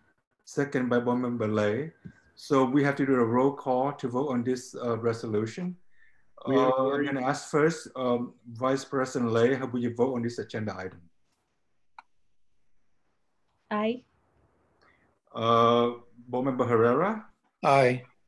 Board Member Cortese? Aye. Board Member Chavez? Aye. So before we vote, I also need to ask our student board liaison, Nina Nguyen, are you there? Nina's not here. I'm her substitute. Okay, so the substitute, how would you vote on this agenda item? I vote for it. Okay, thank you. So I would also vote aye, that's unanimous, 5-0. The next agenda item is presentation regarding FICMAC fiscal health risk analysis. Associate Superintendent Chris Chu, this is your agenda item. I'm going to fill in for Mr. Ju this evening. And if you recall, when the board rescinded the layoffs back in March, it was during that 15-day window period for the county to review our second interim, and they downgraded our positive budget down to a qualified. And at that point, they assigned some fiscal agents, 2 fiscal agents to us, as well as required us to do a fiscal health analysis through FICMAC.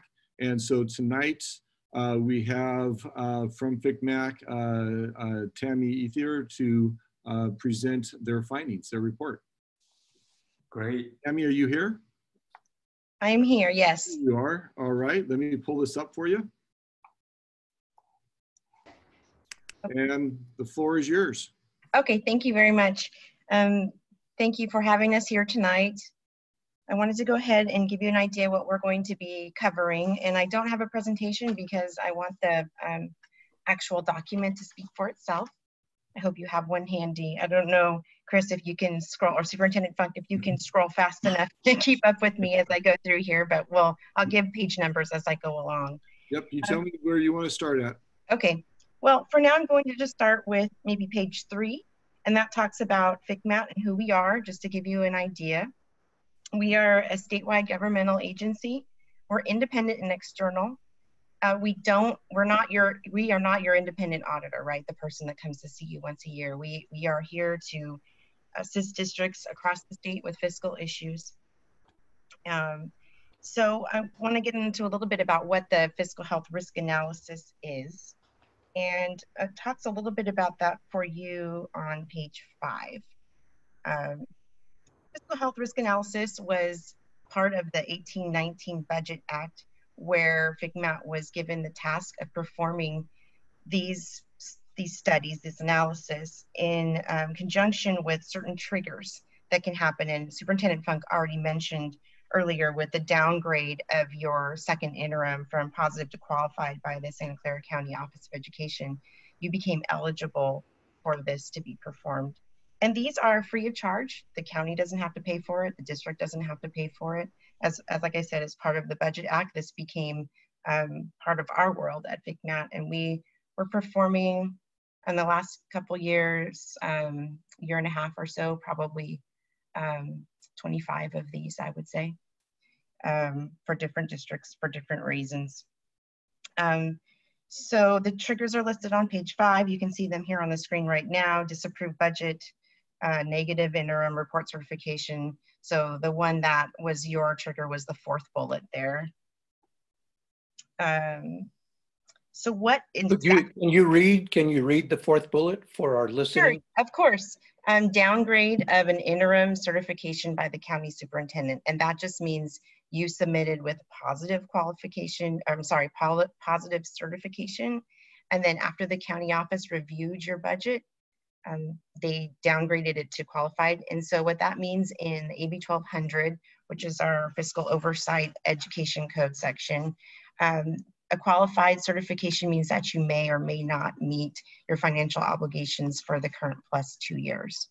So you went from positive, which means it's likely that you would. The county office changed it to that you may or may not meet your obligations for the current plus 2 years. So yeah, please interrupt me at any time. If you have questions, any clarifications, I would be happy to talk about those things more. The fiscal health risk analysis is a very comprehensive document.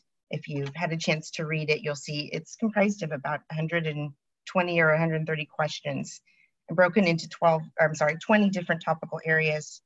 The 20 areas are on page 10.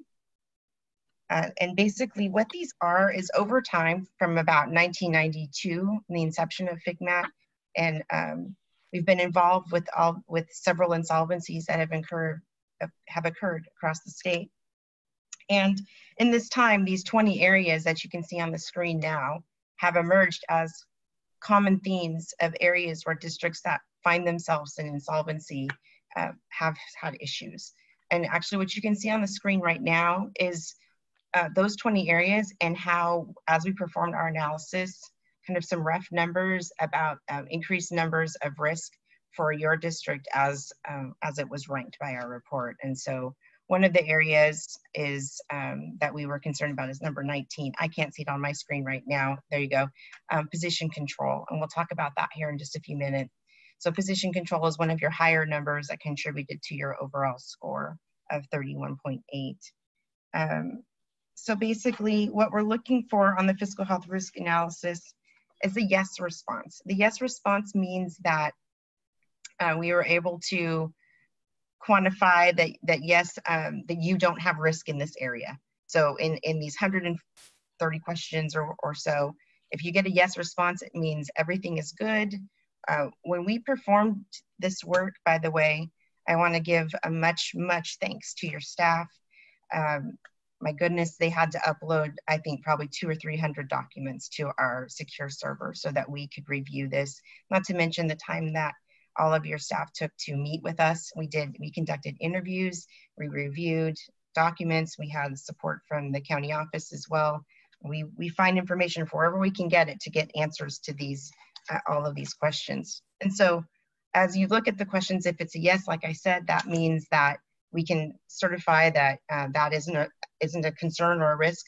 But if there's a no response, that means that we have some reason to believe that there's a little work that could be done in this particular area. And so when you're reading this, you'll see that it flows pretty quickly. If you're looking through it, you can see that there's, let's see, you're scrolling, let's get to a no. There's some no's, like 2.9. So you can see here, 2.9, there's a no, and then we give a response. But if there's a yes, we don't give a narrative, which is unlike most of the FICMAT reports where we actually do a study and it's very, we're giving you lots of dialogue about what's going on. Really, this is a quick yes, no. And if there's a no, that's the only time you'll see any sort of. So why is that a negative to not have expended funds and to have carryover funds? With carryover funds, that's a great question. With carryover funds on this one here, when you're adopting your budget, which is in May, June-ish, when you're working on that, obviously comes to you as board members in June, you really don't have a good sense of what your carryover dollars are going to be. So it is an industry standard is preferred that you book your carryover after your books have been closed. So that means after June 30th and all the closing of the books work has to be done, you come forward with unaudited actuals in September 15th by that date. At that time, you really truly know what your carryover would be. And so you can possibly over or understate what carryover might be if you're including it. Oh, I see. This has to do with the timing or the sequencing, because adopting a budget, making an assumption about what the carryover will be is a riskier practice. Yes, right. Oh, I see. Okay.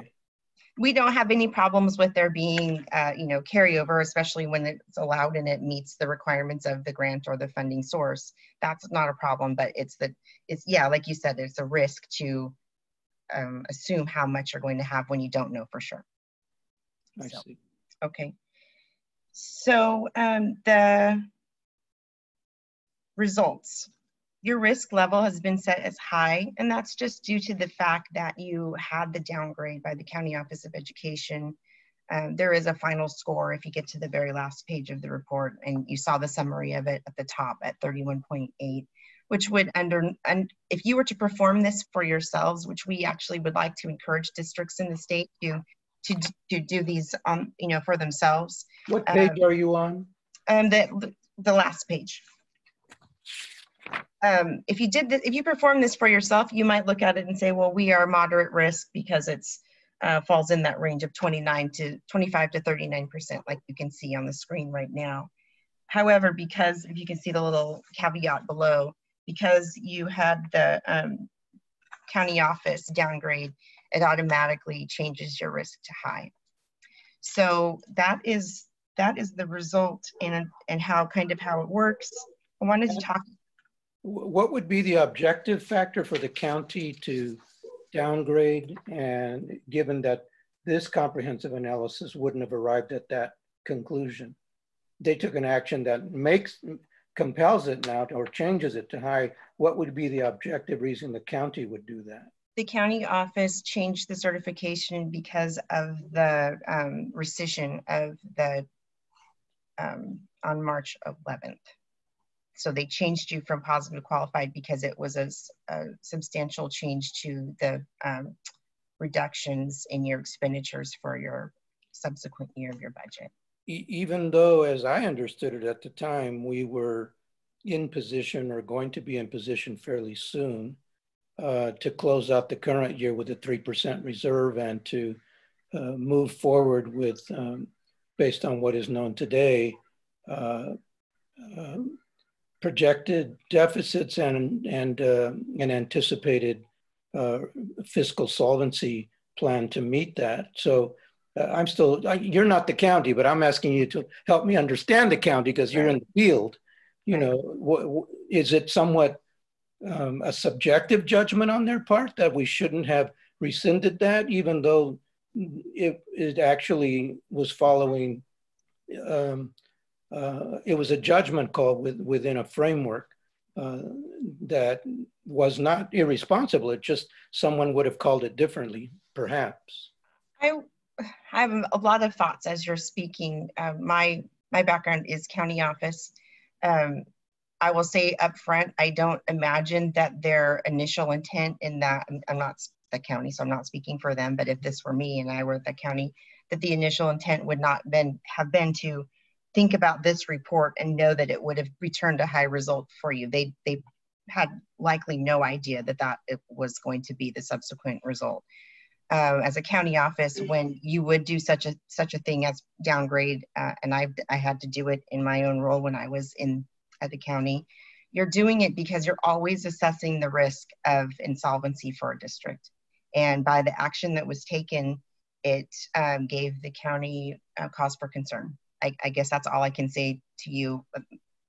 If it were me, that's what I would guess. So it's a judgment call. A little bit of it is. A little bit of subjectivity there. Yes. Yeah. So I just wanted to follow up on that question because, I'm looking at the 31.8 And I've noticed that a number of the questions, 3.6, 8.1, pretty much everything in the 8 point section and the couple questions in the 12 section point to the deficit. So this was a snapshot of our budget after our board rescinded layoffs, but before we made a resolution toward fiscal solvency by putting reductions in force into our out year second year plan. So that action that we're actually going to take tonight, I would assume would change some of these numbers, which would then in fact lower our risk. That is true. I should have mentioned that. So we get, when we have the charge to do this work, it's a snapshot in time.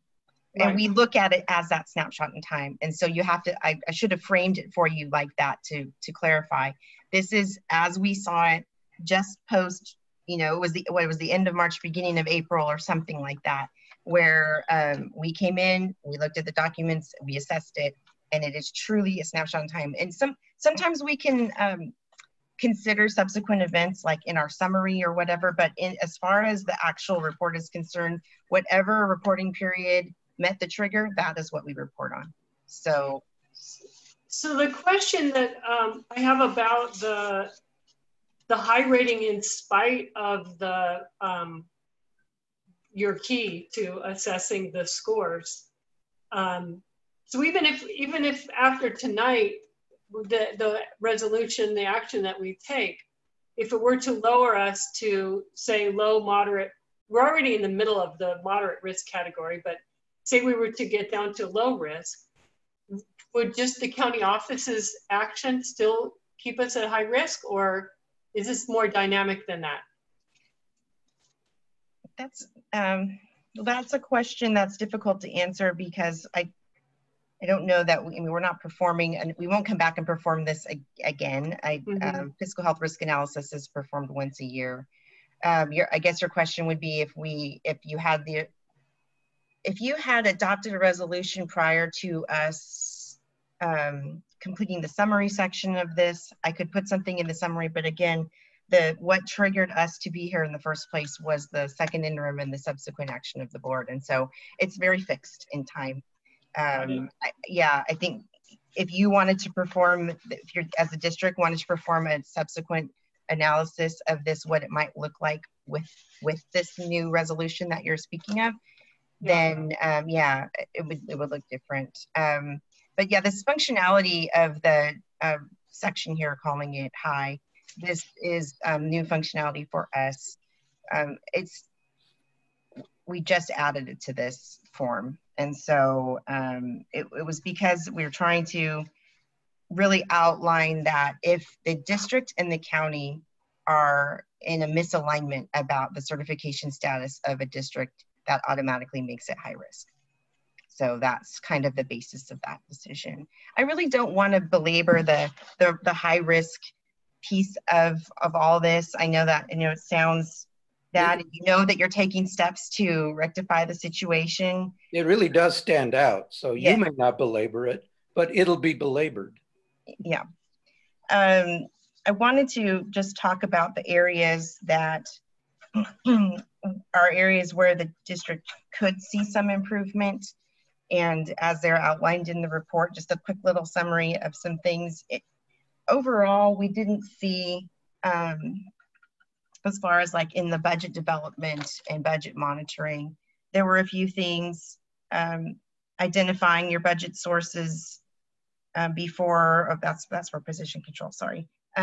For the budget development, we didn't really have a lot of concerns in there, but position control, which we already looked at, was on page 19, if you want to scroll there to the details.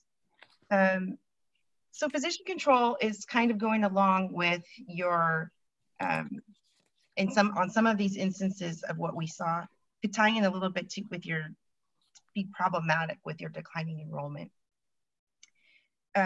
What we're finding is that the staffing needs weren't being determined in time to address the declining enrollment. And that can be a problem if you're sustaining a downward trend over time. And then also the budget source. So when we have hiring, the general rule of thumb is that when you have a brand new position, it would come to the board as a position without a person's name attached to it. So it would come to the board and the board would say, yes, we approve this position for hiring. Then the job is posted. Then the board, it comes back before the board again to approve the person once they're hired. And we found that that wasn't happening for this district. Tammy, just a quick clarification. We do that for management, but we don't, you're right, we do not do that for everyday positions. And so you're suggesting that any position before it's hired should go to the board first? Any new position. If it's new, like if it's newly created, never existed before. Correct, not a vacancy, okay. Right, not a vacancy. Again, and I'm calling out a couple of these things. The fiscal health risk analysis really looks to your systems and your controls and your procedures and things that can be improved that will greatly reduce your risk of insolvency. So that's what we're talking about here. And then it appeared that the board hasn't always approved the new positions before being posted. So that I already covered that one. I'm not quite at the spot you're at. You said it was 19, but page 19. I'm not seeing it on page 19. Yeah. No, it's actually section 19. It's on page 23. Okay, sorry about that. Yes. Yeah. It's almost near the end. And yeah, middle of page 23. Got it. Sorry about that. So then we have, do you have any questions about this before I continue on? So you can see that these no responses here tie to what I was just discussing with you. Yes.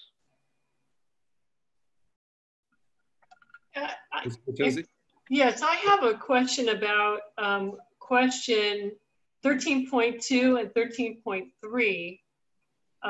Those both relate to the percentage of salaries of our overall budget as compared to average high school districts, I assume in the state. And that, you know, we got a little no check for both of those because we're 2% higher than average for our payroll. And I don't know if that's, is there a way to ascertain how that's determined or what factors into that? Like, I mean, is it because this area has got a higher cost of living or because we spend less money on fixed expenses maybe than other districts do? Because that would impact it too, right? If other districts are spending more money on, you know, fixed costs and less on payroll, that would affect their percentage, right? There are a lot of variables that can swing this one way or another. In the criteria and standards section of your interim reports and your budget reports, it takes a deeper dive into those metrics that you're asking about. You might be able to see more detail there, but as a whole, what this is looking at is your unrestricted expenditure budget and the comparison of the salaries against that. And so it could be, like you said, it could be any number of things, including the high cost of living in the area where you are. Or do we have more staff than other places, other districts? That would be more of an FTE measurement. It could be, right? If you wanted to just kind of peel this back, you could go another layer and say, okay, well, we know it's higher. Is it FTE or is it the average salary? And you could go a lot of different avenues to try to, and that's what this is all about. We want to open this up for discussion. If you wanted to look into this further, you could start walking down that path and say, okay, well, what is contributing to this? So what do you look at when you just look at the overall number? You don't really look at the why. You just look at the numbers, right? Right. We're just answering the question here that says, is it this or is it that? Right. Okay. All right. Thank you. Yeah, you're welcome. Looks like we have a public comment from attendee. Okay.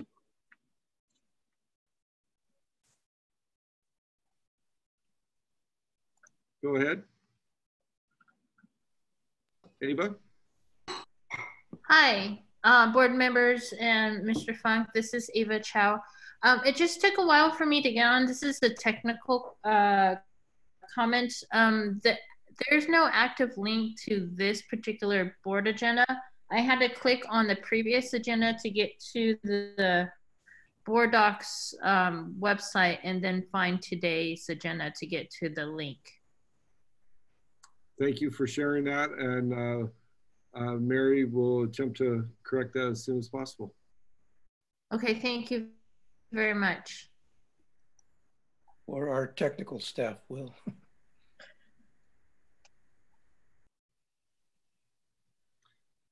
Any other questions? Or Tammy, I'm sorry to cut you off there. It's okay. I have just a couple more things. The other area is obviously deficit spending in the general fund reserve area, with concerns of the deficit spending depleting the reserves at a point where there's either negative ending fund balance or not meeting the minimum state reserves. Again, remember this is as that snapshot in time for us, what we could see when we came and performed this work. So lastly, I just wanted to wrap up with something that you can see in the summary on page 7. Hopefully I got that page number right this time. I'll wait to start talking until I make sure you're there. I don't want to have everyone lost. Okay. The summary is, you passed it. It's the top of page 7. Yeah, the top. Oh, so basically just to talk a little bit about that the board is responsible for the budget. I know you're diligently working hard to make the best decisions for your district. Was really impressed, by the way, with the 2 presentations from your site administrators on the lead in here. You can really feel the passion for the students in this district from your staff. It was phenomenal. And I know that the board takes their job very seriously in that. So the district administration, so while the board is responsible for the budget, the district administration is responsible for presenting that information to the board so they can make their decisions. And as I mentioned before with the budget, we did see that with few exceptions, that the budget assumptions that the district was using are aligned with the industry standards. We did do an analysis of what was prepared at the time as far as what the industry was recommending for assumptions and what the district used. And we can state that they did use the industry approved assumptions.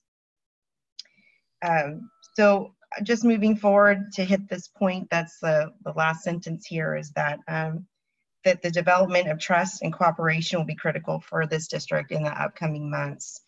And that will be needed to sustain the quality of the educational services and remain fiscally solvent, which I believe is what you might be acting on here tonight with the resolution. So that's all I have for a presentation, but I welcome any further questions or comments. Trustee Lay, you have your hand up? Yes. With your experience for reviewing and recommend us for the fiscal health risk analysis guideline, can you clarify that technically is what are we pursuing at this time, whatever when we already apply or they submitted to the county? So what would you suggest us, step need to be done in order to actually get out of this this fiscal health risk analysis?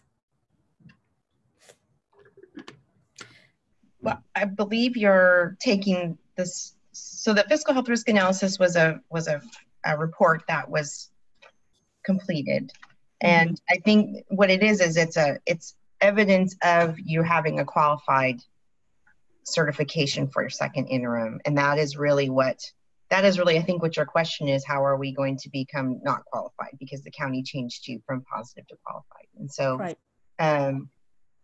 In the law, as soon as a new budget year starts, you're actually not qualified anymore. Although it did happen, you were qualified by your county office. So when your budget goes forward for adoption and a new fiscal year begins, that status is removed. So you get a new budget to start with and to move forward. So I don't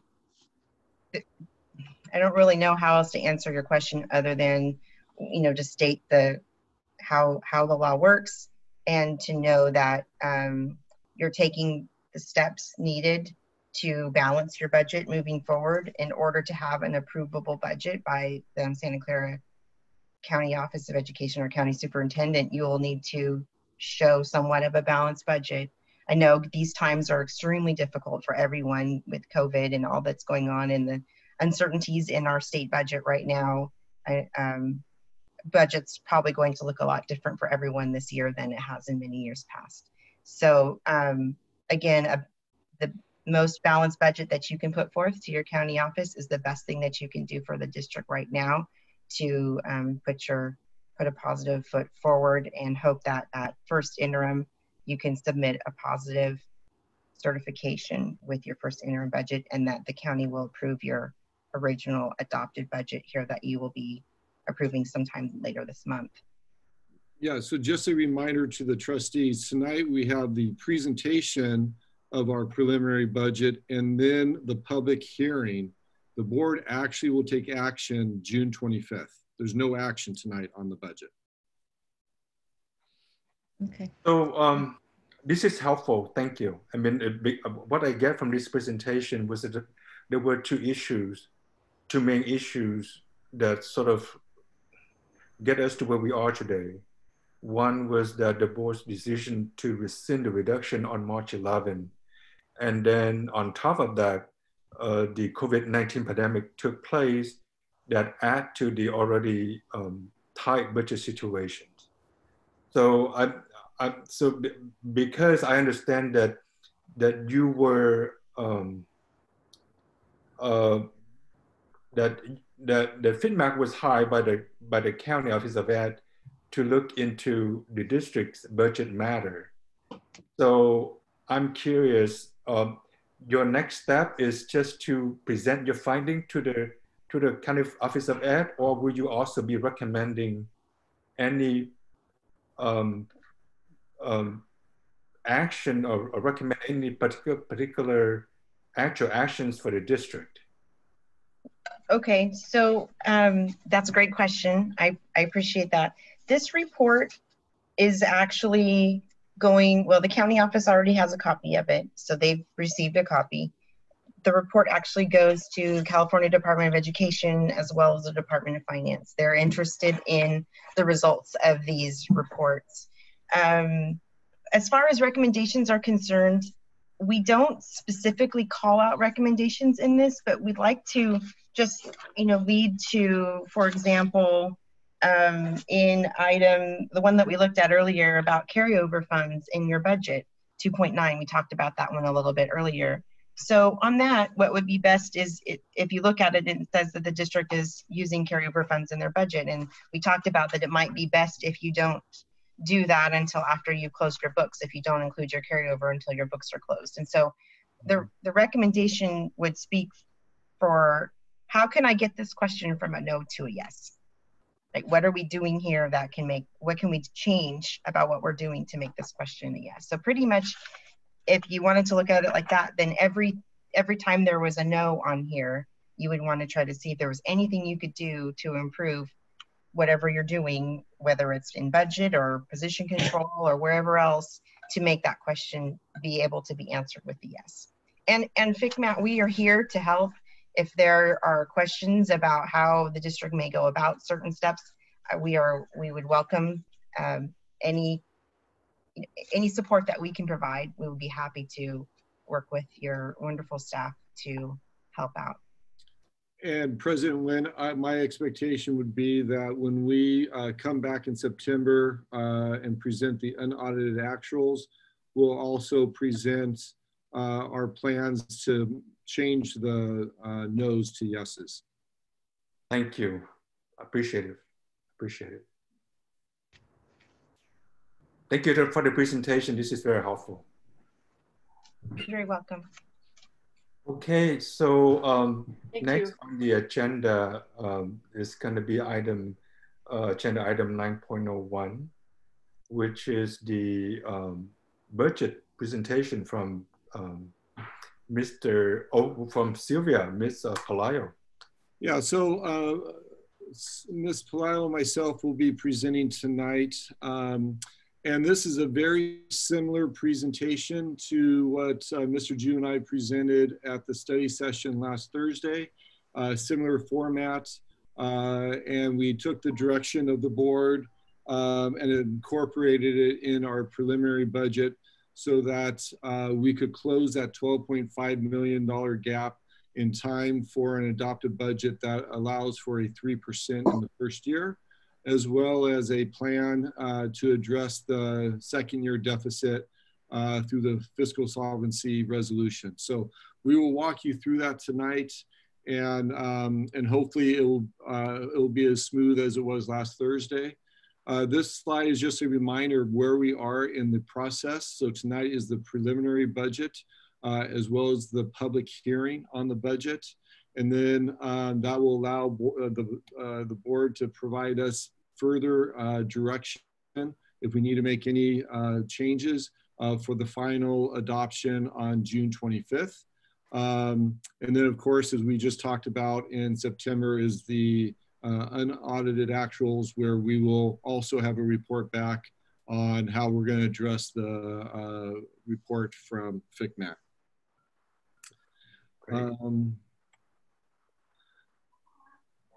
Did I go up one too much? Yeah. Okay. So this slide was a slide that we shared last Thursday, and I just wanted to remind the board and the public that our information is based on what we know now. And we know that every time we report back to you, the information will be different. And our hope is that the information will always be better. Just like if you recall last summer when the board adopted the annual budget with the resolution, that was a $22 million deficit at the time. And the resolution was in the area of about 256 employees. And when the board actually took action in February, it had dropped to approximately 156. So even with the action the board will take this June, we know things should get and will get better, and hopefully they do not get worse.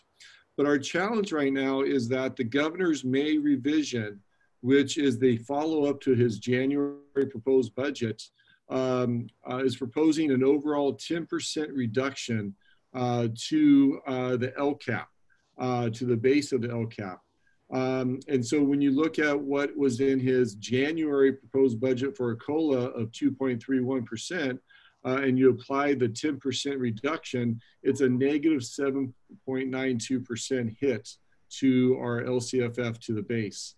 There are further cuts proposed in categorical programs, or the adult ed block was as high as 16%. The CTEG grant, which is the CTE grant, was almost as high as 50%. He's talked about our annual— When you say those percentages, are you meaning cuts? Yes, cuts. Okay, Absolutely. it helps to add that word. Okay, thank you. 7.2%, $2 billion in apportionment deferrals, meaning if we're supposed to get some apportionment revenue in June and they defer it to July, there is a cost to the district for that and a savings to the state. But he also said that if we get some type of Congress aid, some type of support, whatever comes to the state would then be a trigger off of that negative 10 or that 10% reduction to the overall budget. So that's a hope.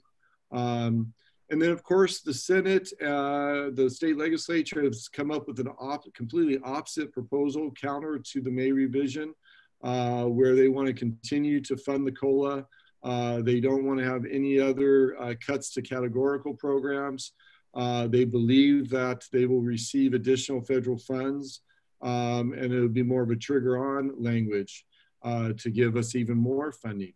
But for the purposes of our preliminary budget, which will lead to the adopted budgets, we've been informed by the Santa Clara County Office of Education that we must use the May revise for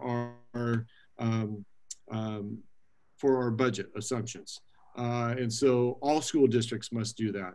And so when we move forward, it will be based on the governor's proposed budget, May revise, which we know will be different once they actually settle a budget later on in June, or the ultimate budget probably in late July. And just to clarify, the May revise is the budget that was used for the study session last week, right? That is correct. Okay. That is correct. So based on the feedback that the board gave us at the study session, we have made those adjustments for the preliminary budget based on the May revise. Other questions on this one?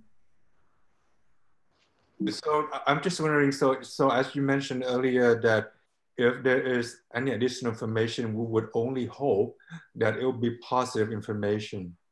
At the same time, we know that we can't, or we've been informed or instructed by the County Office of Ed that we can only use May revise to do budget projection. So at what point that when we look at reduce the number of cuts and so on, that we're actually able to do that? Well, so what we'll be able to do is once the state passes their official budget, and whenever that may be, we do have 45 days to submit a revised budget. Okay. And when it comes to the actual layoff list, how that will be adjusted, we will look at the unaudited actual as a potential time for that, but certainly at the first interim in December, that number will be updated and revised, and hopefully revised downward. Okay, thank you. Sylvia, would you like to take this slide, please? Yes, so in the top portion of this slide, you see that we have indicated what the governor's proposed budget assumptions were. In other words, this is how we built our second interim.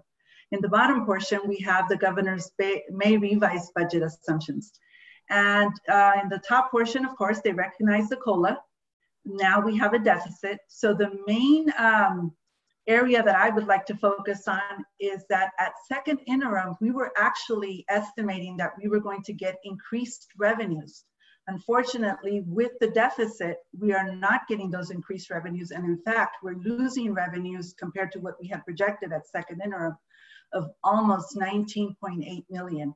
If you look at that bottom of the middle section there. And not only that, but we're also continuing to lose another about 2 million or average in the year 2021 and 22-23. And that, of course, is a result of that deficit that we have to build our budget with now for the prelim budget and for the proposed budget.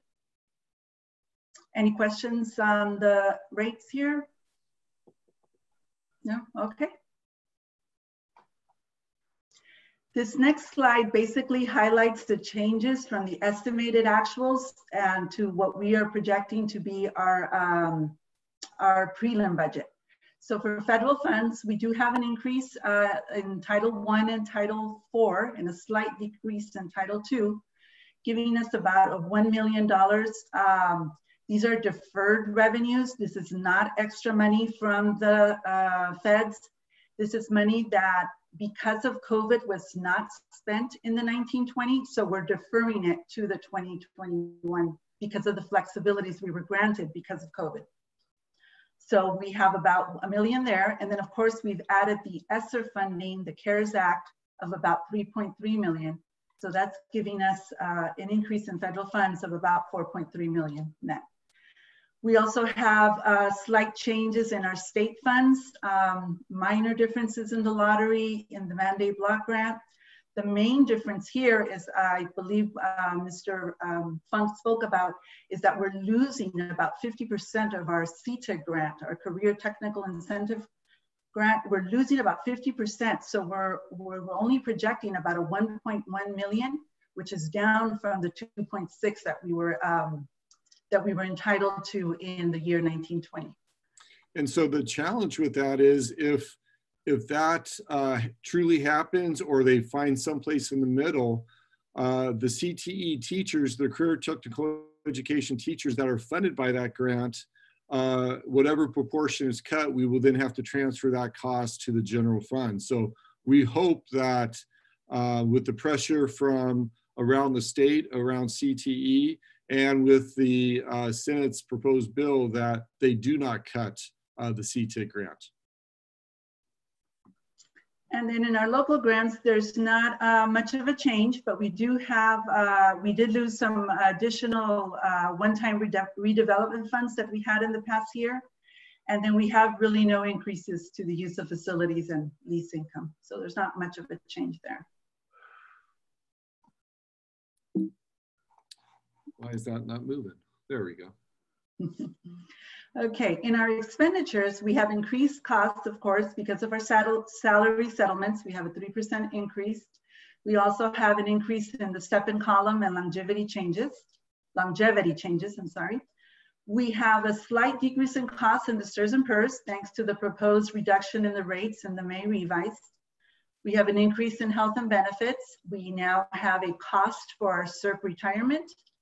And we do have a decrease in our salaries for some FTEs, about 4.2 FTEs due to enrollment decline. So our total difference of increase in our salaries and benefits, it's about 11.4 million, which also include the 3.5 million for the retiree health benefit costs that we had to bring over now that we've decided to liquidate our OPEB fund, which we will talk about a little bit more further in the presentation.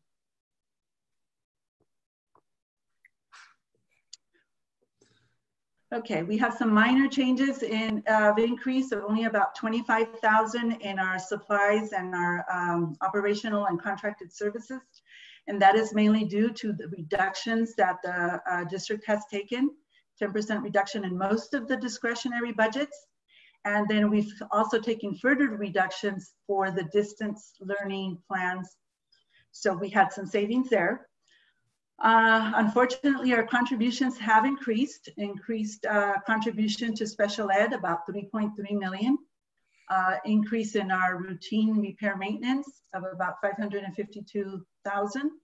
Transportation increased about 2.1 million. And then our CNS program increased about 582,000. And these comparisons are from what we're estimating we're going to end the year with at 1920 compared to our proposed or prelim budget that we're proposing tonight.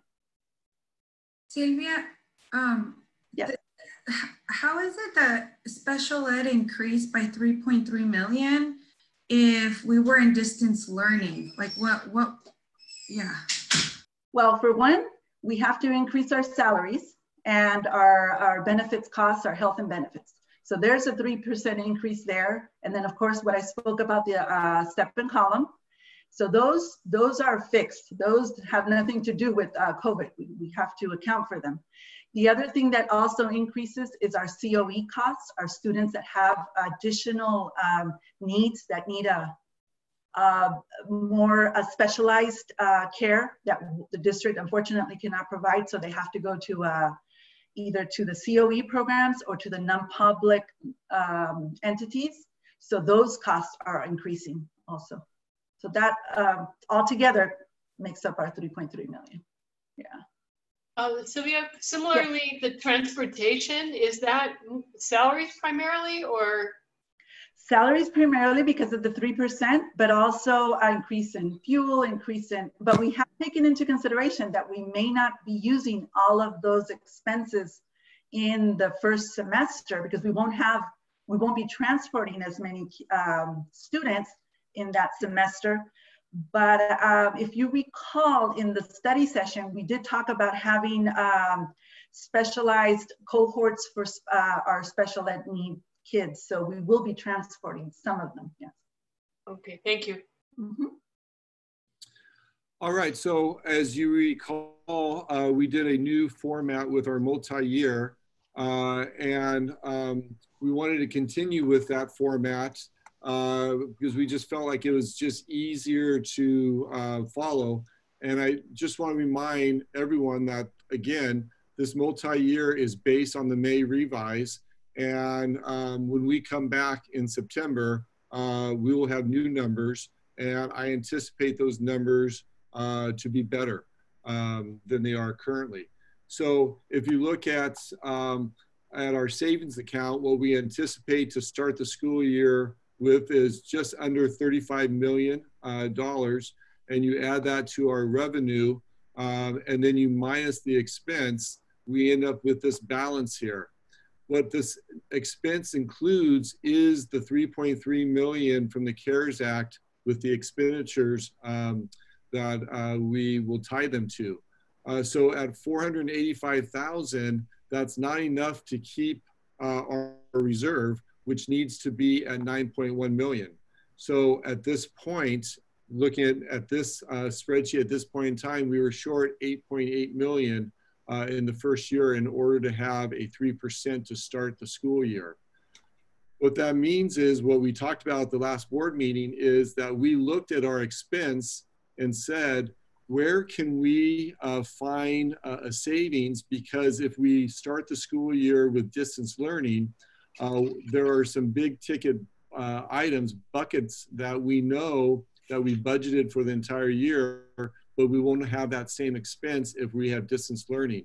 And so when you combine the $3.3 million with the CARES, with another $3.2 million in savings from expense, that puts us at a $3.6 million balance, where we need to be at $9 million in reserve. So that drops our deficit to $5.5 million.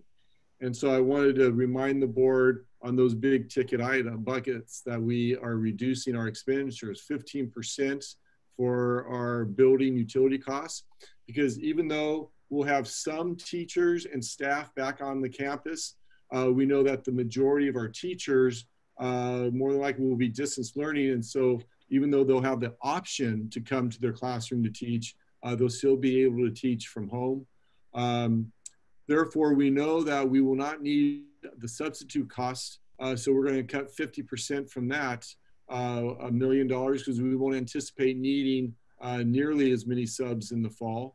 That also means that we can reduce lunch supervision and security costs by $288,000. And that includes our police officers by reducing those costs by 50%. 50% reduction in our classified substitute and overtime costs. And then just additional reductions in supplies, materials. We know we won't need as much of the supplies and materials for classroom in the fall if it's distance learning. And at this point, we're just going to say no to conference and travel in the fall unless it's an absolute requirement to a grant, and if travel is lifted and they can actually hold conferences in person. And then we mentioned the CARES Act of 3.3. So that 6.5 million is added to the multi-year. And so what that does is that still leaves us 5.5 million short. And so what we shared with the board at the study session was, how do we address that 5.5 million shortfall? And the recommendation was that after seeking opinion from our bond legal counsel, there's only 9 million left in the OPEB trust. And that OPEB trust pays for the retiree health benefit costs. And that's about 3.5 million a year. So in the next 3 years, that OPEB fund will be drained. It would be run out, it would be zero, which means we would have to pick up the costs in our general fund anyways. And we already pay the principal and interest on that loan from our general fund. But that gives us that needed cash flow to close that $5.5 million gap. And so that was the consensus from the board to move forward. So when you look at, pardon me.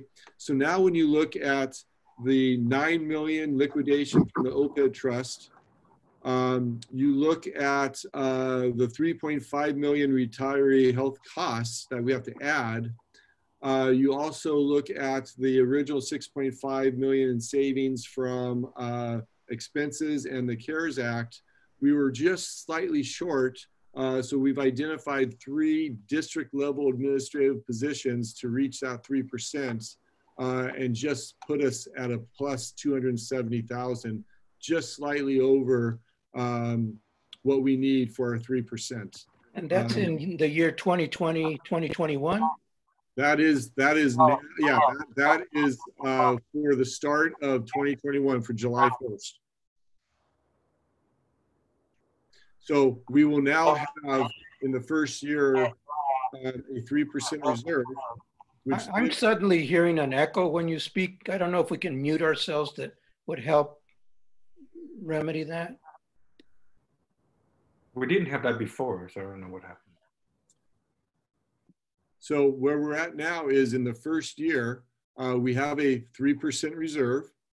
And so what we have to do is now address our second year.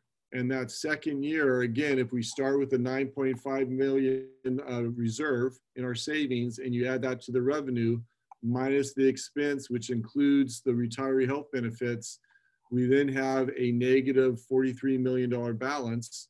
And we need to have a 9.4 million reserve, which is 3%. So our deficit is a negative 52 in the second year, based on the May revise, based on the information we have now.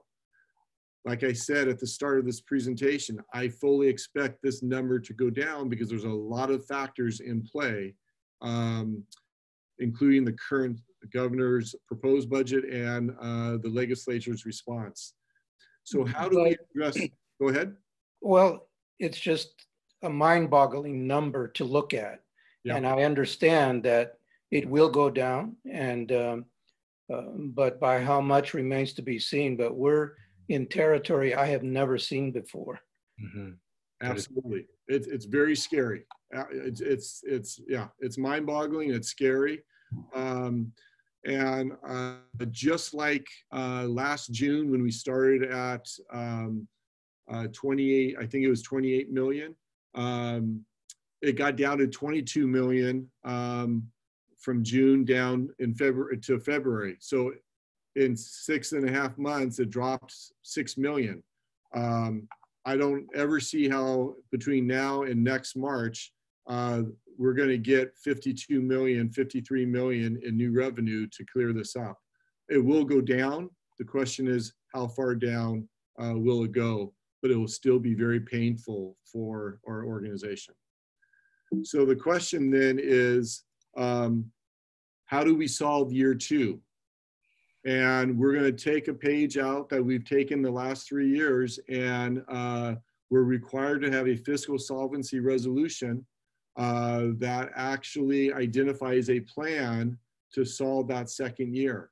And because we anticipate, and most districts getting a conditional approved budget from the county, because there won't be a formal state budget, we anticipate when the board takes action, we're going to take the same approach that we've taken, and that is just to take the proportional per makeup of our unions, certificated, which is ESTA, CSEA, which is classified, and admin management. And you can see the numbers here. So in order to reach 58.3 million, it's a total of 435 FTEs. And that would be in proportion to 296 for ESTA, 115 for CSEA, and 24 for management.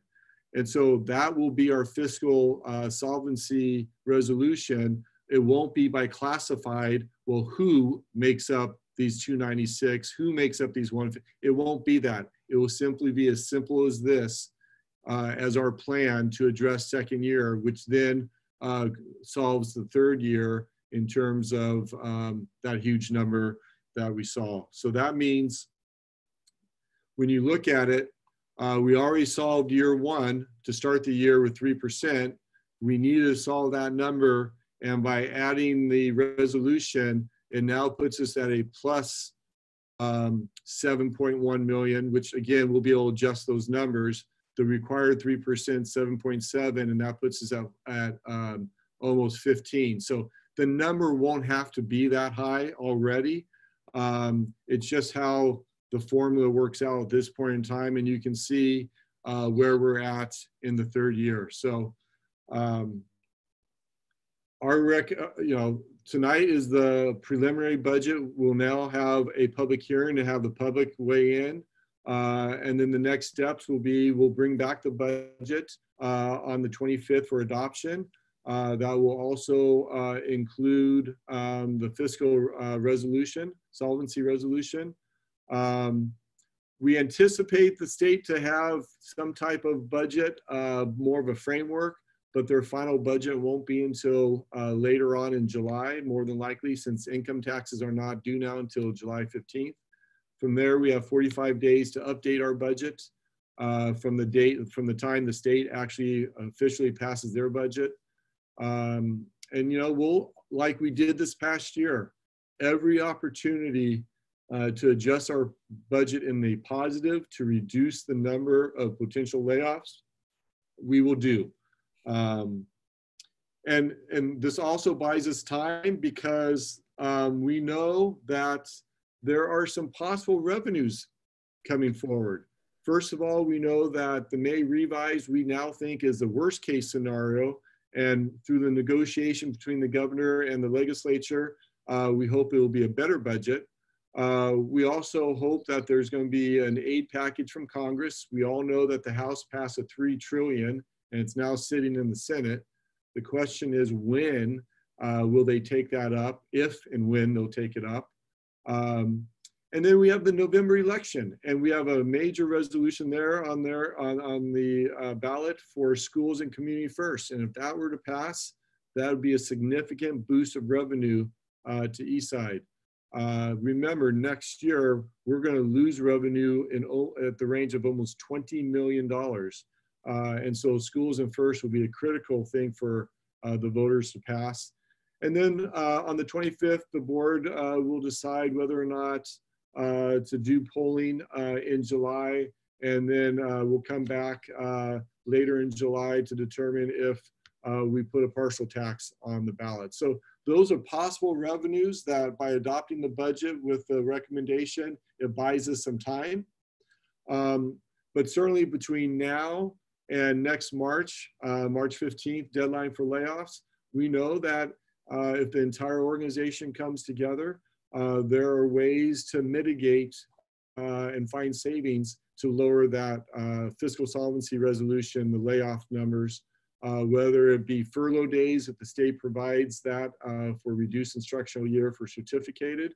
We know we can negotiate that with classified without approval by the state legislature, same with admin and management. But we can also find savings in staff development days, class size, other possible savings to our health plan. So a lot can happen between now and next March 15th, and we believe that we provided an opportunity for the board to create that time for things to happen, and things to happen in a positive way to reduce that number of layoffs that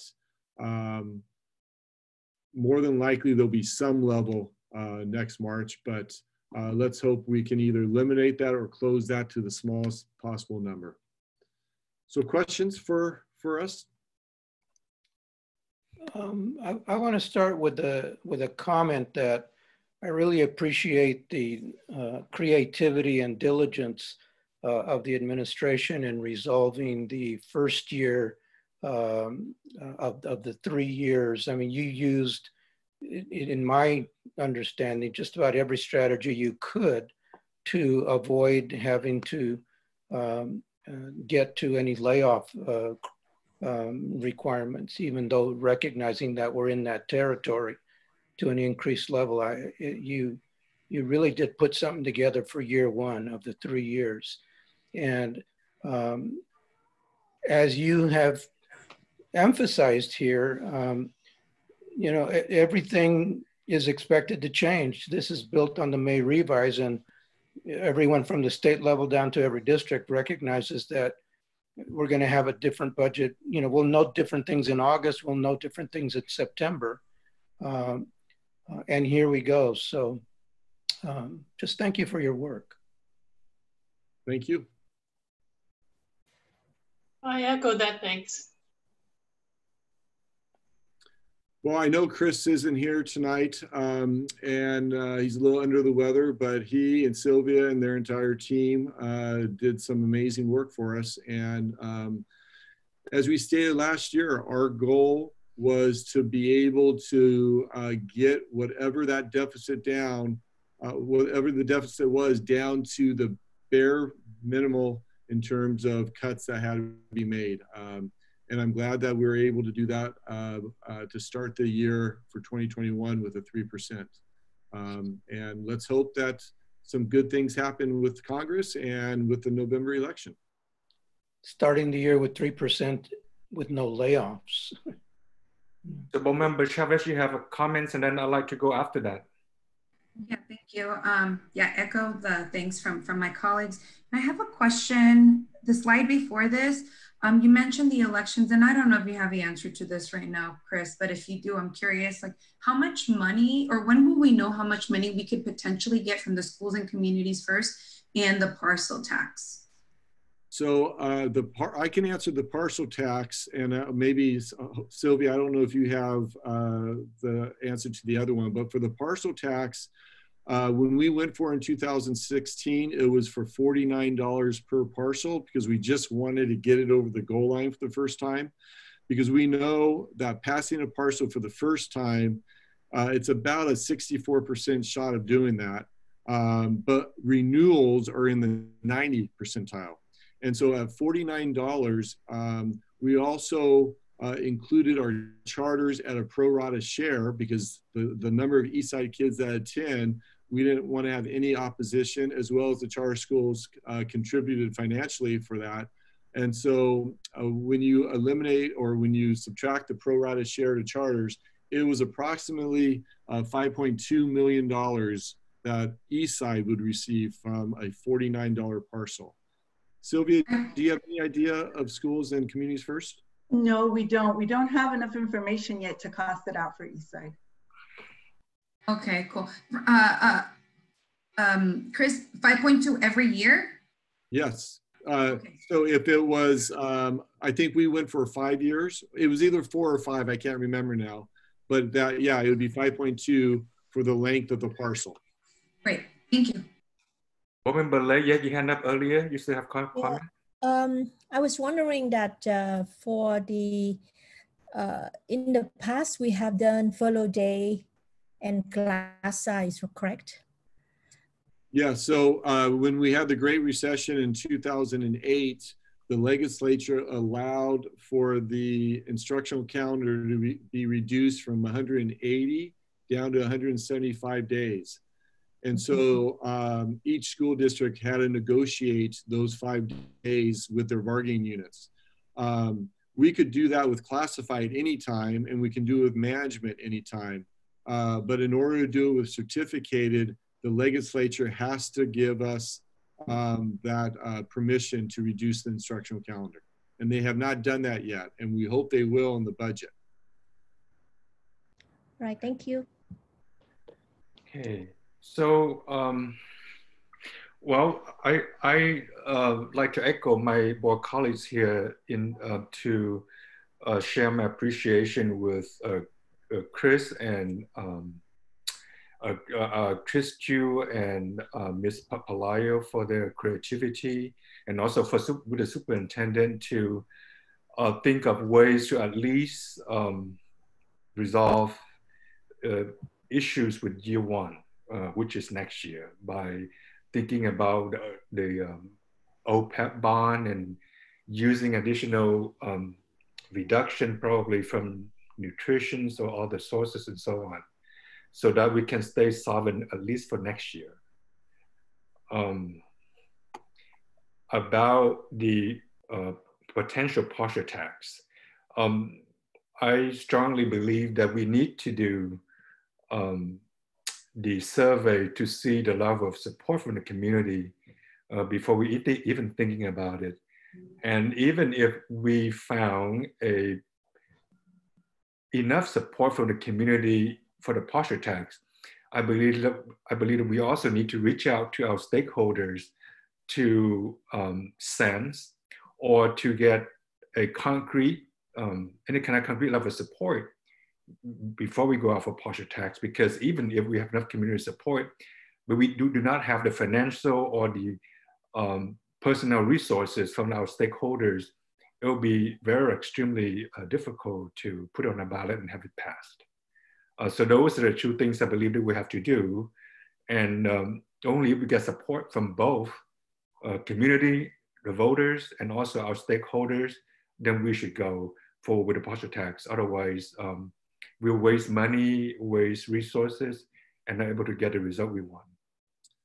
Yeah, Mr. President, it's my understanding that between last study session and, or it might have been the last board meeting, and June 25th, the board was going to engage with our stakeholders to get a sense of where they're at, which would help drive the question of whether or not to actually pull. Okay. So I think that's important, because if we don't test the waters with our stakeholders first, why spend the money? Why spend the time on polling? Okay. All right. How much does it cost, the survey? Well, you know, I think I just misspoke there. Now that I said it, I think Mr. Scott, Dale Scott, I think that's a cost that they assume. So the polling, I believe, it's just if there is a cost, it's just that it's about a $7,000 piece of the contract with Dale Scott. So it's really not a major cost. So I misspoke there. I'm sorry. Okay. All right. So, well, thank you. Thank you for that. And let's continue.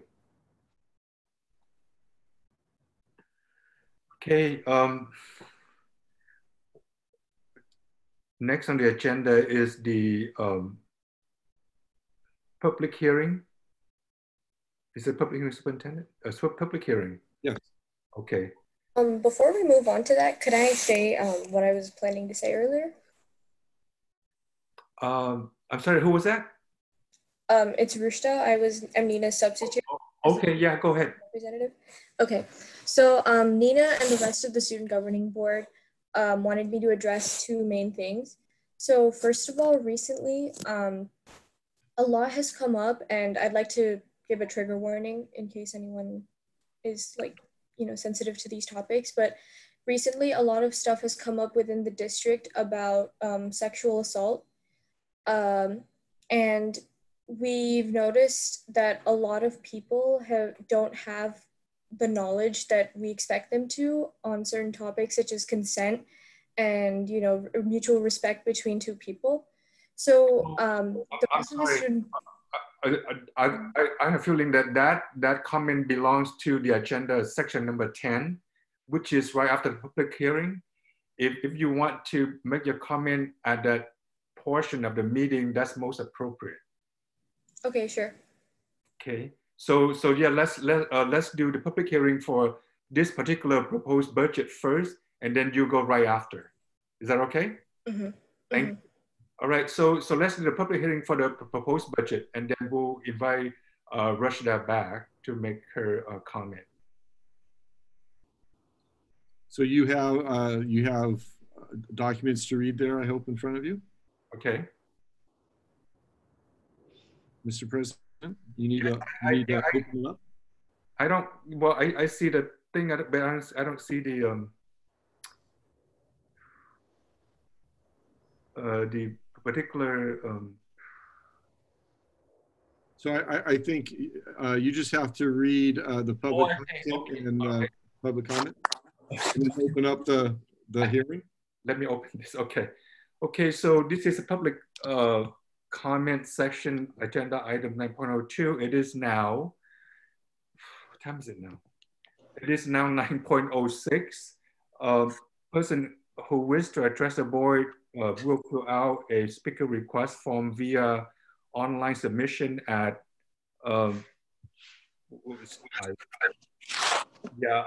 that's whole thing there is difficult to read, but it's on the district website, or via text at 831-524-5100.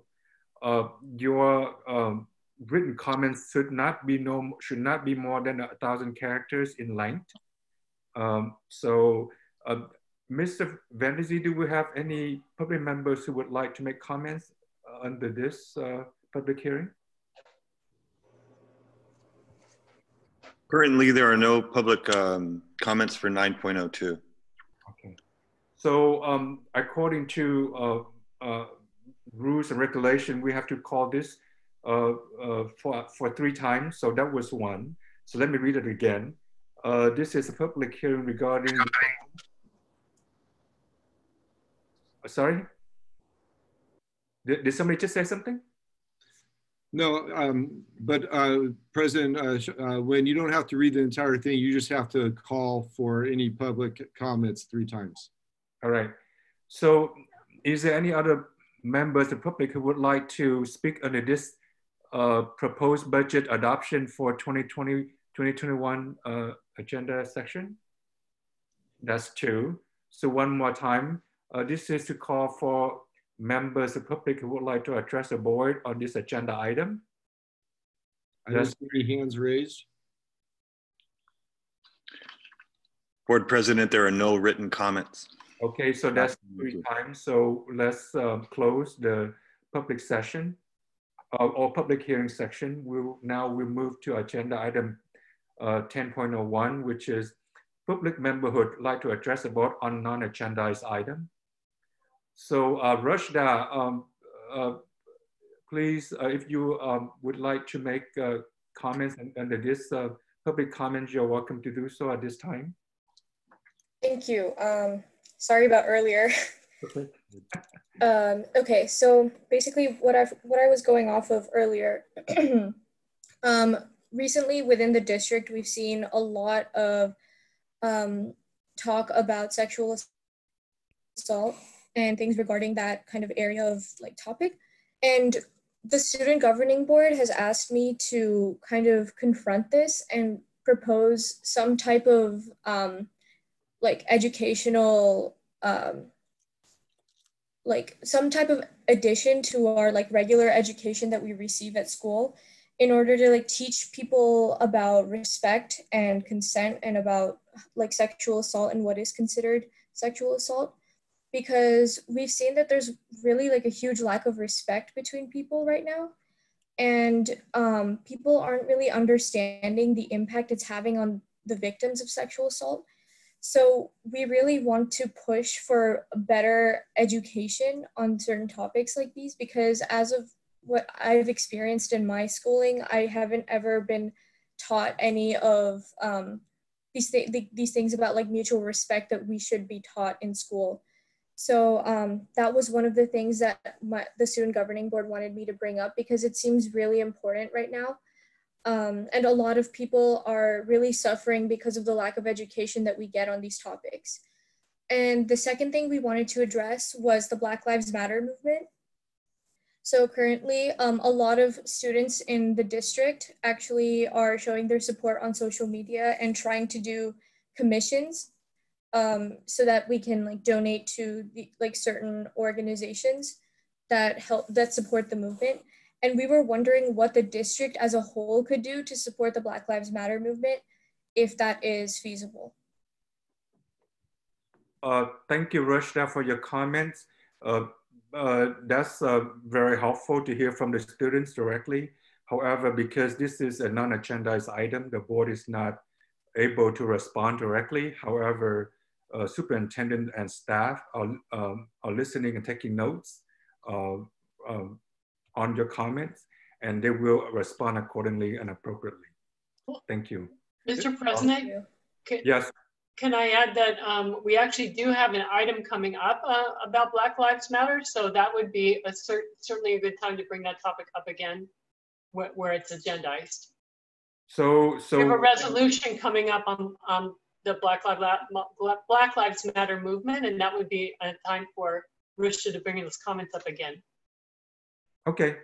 If you want to do that, you can do that when we talk about resolution about Black Lives Matter. Sure. And then we'll also be addressing future agenda items at the end of the board meeting when it comes to the sexual harassment training. Okay, great. So we have one attendee in the audience who would like to address the board. Zavalea.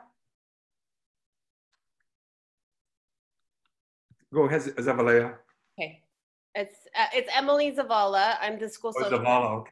Oh, Emily. Yeah. You know, yeah, I only see the last name, so.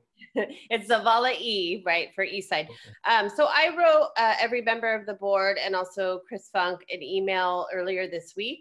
And I just wanted to kind of be here and present and follow up on that piece. I think that's something that we could do, especially as we're talking about budgets. I know that Mr. Funk mentioned spending less money on security, at least while we're at distance learning, obviously. But I think as a social worker, we as a district are called to really look at whether or not it's necessary to have San Jose Police Department present on our campuses and the impact of that presence as inducing trauma, especially for our Black students. And all of our students with, you know, Black or brown skin, but especially hyper-focused on our Black students. So I really want to urge, as we're looking at the monies that we're spending and where we can look at savings, I really urge you all to look at that line item as to what we are paying to have San Jose Police Department present on our campus for security. All right, thank you. Okay, so next on the agenda is 11.01. This is I believe we have some comments that were written. Yes, President, we have 4 comments that were written in, and I will read those now. Go ahead, Mr. Vendesi. Our first comment comes from Hannah Kreutzfeldt, a staff member. Summit Public Schools is breaking its promise to the Summit Rainier community by not allowing all Rainier students to transfer to Summit Tahoma due to the shutdown of Rainier. The Eastside Board needs to investigate. You were sent an email yesterday with more information. Our second comment comes from Justin Hauver. Summit Public Schools is breaking its promise to the Summit Rainier community by not allowing all Rainier students to transfer to Summit Tahoma.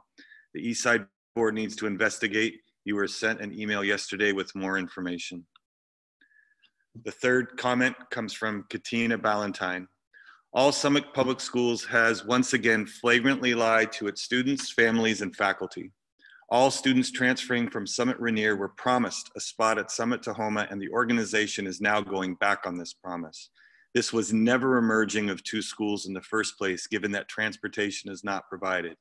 They have also lied numerous times about where the $700,000 that remains in the Rainier reserves will be going next year.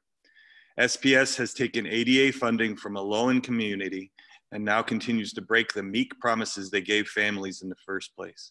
Our students deserve so much better. This behavior is immoral and corrupt and has no place in the public education sector. The fourth comment comes from Shaila Mashandra. When Summit Rainier's closure was announced by CEO and superintendent, they told parents all Rainier students would be guaranteed a spot at Tahoma. When questioned, our CEO repeatedly said Tahoma would not have the space to take any Rainier students and that there was no cap. Now Tahoma is denying enrollment to students on wait list. The principal stated that since they missed the preferred enrollment deadline in March, that they are no longer guaranteed. I don't have to answer anything. Funds raised through Rainier ADA should go towards Rainier students for things like transportation, hiring additional teachers, etc.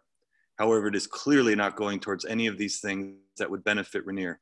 Please help by investigating SPS and the CEO, Diane Tavener. This is a grave injustice to our students and the families who already having the hardship of transferring to schools that are not their first choice. This should matter to Eastside Union High School District because we should be putting kids and their choice for school first.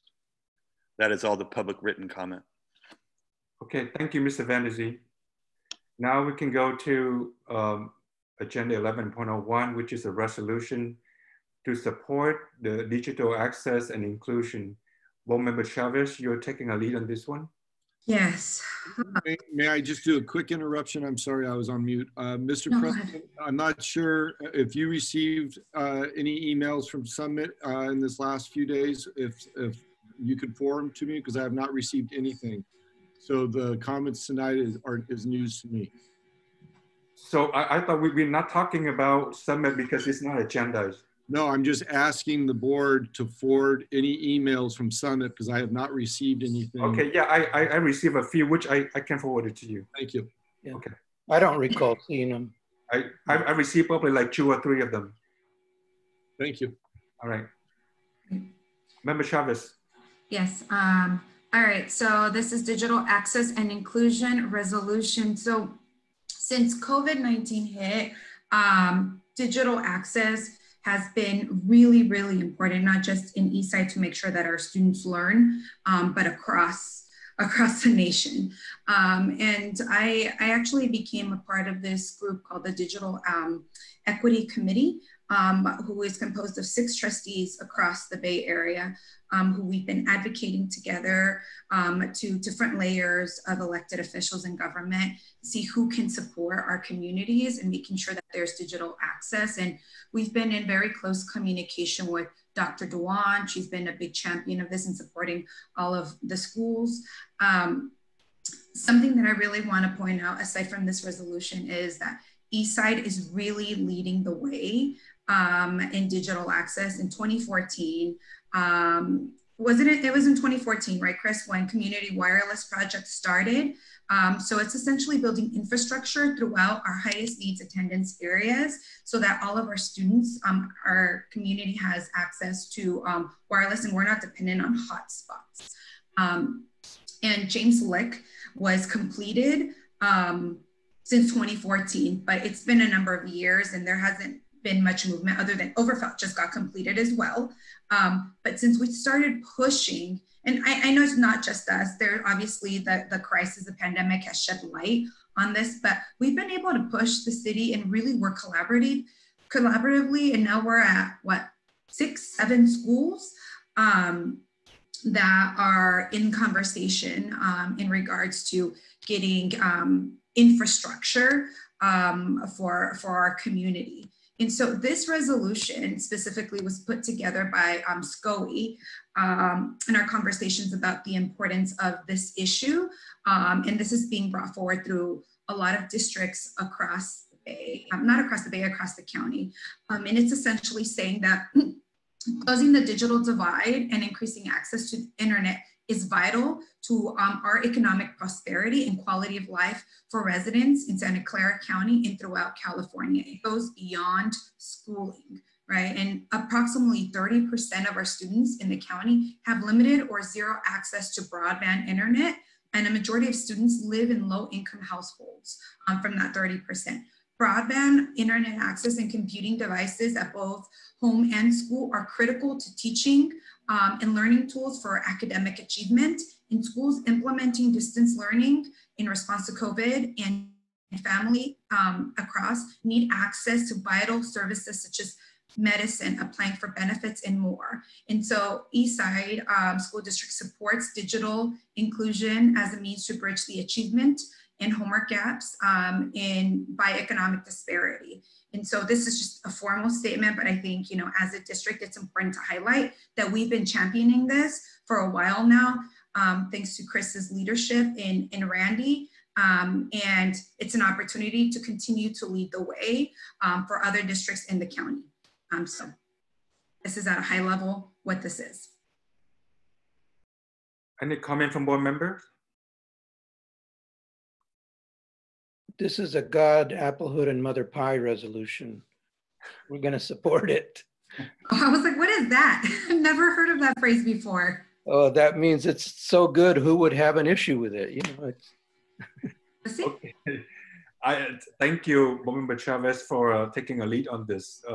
This make a strong push effort to make sure that not only the city but also local government like counties and so on getting behind this for our kids. Thank you. Appreciate it. Move for approval. Moved by Herrera. Second. By Nguyen. Okay. Oh, Lay No. actually seconded. Lay. Yeah, Lay seconded. All right. So our governing student board representative, is it Rashida? You are the representative, right? Yes. How would you vote on this agenda item? I'm for it completely. It's a really great resolution. Awesome. So let's call for the roll vote. Vice President Lay, how would you vote on this agenda? Aye. Board Member Herrera? Aye. Board Member Cortese? Aye. Board Member Chavez? Aye. So that's, I would also vote aye, so that's unanimous, thank you. Next on the agenda is the discussion or action regarding proposal for district funded auditor select by ASTA and CSEA. Esteemed Member Herrera. Oh yes, let me just drink some water here. Our esteemed member need to drink some water before he makes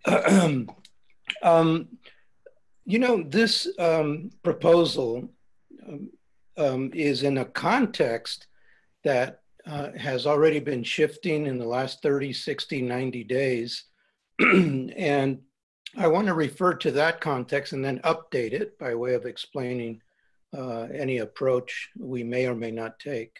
In the earlier context, we were heading towards, that is, the board had made a very difficult decision to for reductions in force. And it was in the context of what had been near continuous or pretty much continuous disbelief and on the part of our stakeholders and especially the East Side Teachers Association, disbelief and rejection that the fiscal situation was actually the way it was being portrayed. And in that context, several meetings ago, I suggested that we ought to have an independent auditor come in for a third-party opinion. I was looking for a way to begin closing what I'm calling the credibility gap. And when we authorized a FCMAT audit prior to this FCMAT team taking over, part of what board member Lorena Chavez and I, as the designated liaisons to work with these auditors, part of what we were requesting was that special attention be given to the issues being raised by our stakeholders, primarily the Eastside Teachers Association, because we were looking for a way, or I was looking for a way for our processes and our systems to delve more deeply into the framework of skepticism that was persisting, and to do it in more than what we had made available, which were budget study sessions and questions being submitted online and offline. And I thought the administration all the way through was being responsive to try to answer specific questions. And yet that skepticism remained overall. And then we rescinded the reductions in force, which triggered the county to revise what we had submitted as a positive certification. They downgraded it to a qualified rating, which also triggered the FCMAT team from which we heard from tonight. So the prior context has now become a modified one in which we are dealing with the county downgrading us to a qualified. We're dealing with a FCMAT team that has taken a forensic look with an extensive set of criteria. And we're dealing with a shift in what has happened with the pandemic, which when prior the administration was saying we have a big crisis and there was skepticism, we're now in territory that it's hard to deny that we're facing a serious fiscal challenge that requires us all to collaborate in every way possible to solve the situation that we're in. So that's been the shift forward. And yet, I want to kind of step back 2 or 3 steps and look at a historical context for why, in my experience, there has been a resistance, a skepticism, a rejection of administrative projections by the administration, 3-year budgets, a rejection that we were in any kind of situation that required drastic action or levels of reduction in force that were being stipulated. And that historical context is, again, for those who don't know, this is my 30th year on the board. And from the beginning of my time on the board, and this is now during the time of Superintendent Joe Cotto, we had been working with a business, associate superintendent for business, or whatever the title was then, our chief business officer, who at that time was Paul Fettig, who demonstrably was following the conservative framing of fiscal situations that tends to be fairly common among CBOs. And this was resulting in more than one instance of creating a sense of crisis in the district, a sense of agitation in the district, because we were being told we needed to issue layoff notices. We did that 1 or 2 years at times and found ourselves then rescinding them as more information became available. But meanwhile, the organization had been put through some trauma as specific positions had been formally noticed for layoffs. And I recall that in that historical, moment, Superintendent Joe Cotto became a skeptic of these "the sky is falling" projections by our business manager. And in one particular year, he declined to pursue another round of layoff notices that were probably going to be rescinded again, and what have you. There's a lot to explain, and I won't get into it now, for why the system would set us up that way. The chief business officer was not doing anything inappropriate or wrong, but there are ways of pursuing standard practices. There are ways in which the state and the county compels us to take decisions without sufficient information for the second and third year. And it was that bred in our organizational culture of reflex to distrust the sky is falling kind of fiscal projections.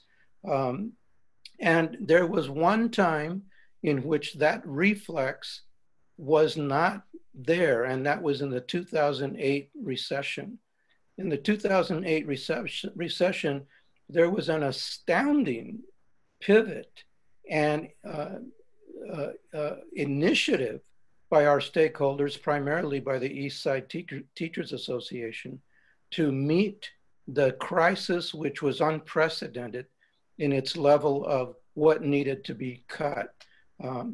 And because there was not a skepticism, and because there was a sense of this is real, we came together very quickly, a lot of it at the initiative of the teachers, to solve it, in different ways, not just cuts, but the teachers themselves proposed class size increases, furlough days, a number of things that in a total package allowed us to survive what previous to this time was the most severe situation the district had ever been in. And then after that all settled down, a distrust began to grow again. I won't get into, I could dissect it. I won't do that now. I'll just say that a distrust began to grow again. And our effort has been as a board is to create every opportunity to resolve lines of inquiry, legitimate questions, to try to get to a place where we could close the credibility gap so we could work as a team to get to the package of proposals and solutions that would allow us to, submit a budget that would be accepted by the county. So I just think that if you give enough time to our stakeholders, and especially the Eastside Teachers Association, they can generate lines of inquiry that reflect their historical skepticism. And they often point to ending fund balances, reserves above 3%, and a lack of reliable information to actually know what's going to happen in a second and third year, and therefore we ought to not, do reductions in force. And their lines of inquiry are reasonable, they're understandable, and if you open up more space than what's available in a work study session or what's available in an offline exchange of emails, they will come up, in my historical understanding of this, with a broad scope of questions and issues. Where are accounts being inappropriately projected, either under-projected, over-projected, if it has to do with expenses, if it has to do with revenues? They're reasonable questions, but they are never really the focus of, sufficiently the focus of our formal budget work sessions or of any auditor, including these FCMAT auditors. Nobody really gives them sufficient time and resources to get down to a forensic level to finally dispel the skepticism and get to close the credibility gap. And so because the original FCMAT team that we were going to hire, that board member Chavez and I were going to be liaisons for, on which we were going to direct to actually, among their scope of work, to work closely with our stakeholders, especially the ESTA, in resolving lines of inquiry. Because that didn't happen, I thought, well, our situation has become even more dire. More than ever, we need cooperation. More than ever, we need an agreement on what is the level of the crisis that we're facing. And if what we need at this point is for us to dedicate resources, essentially equipping our stakeholders with an auditor who would be dedicated to following and answering every line of inquiry they have, and have access to our staff because the board has authorized it. And that this might be a way to finally close that credibility gap. My sense now is that, perhaps there's less skepticism of the crisis that we're in. Perhaps we don't need to do this.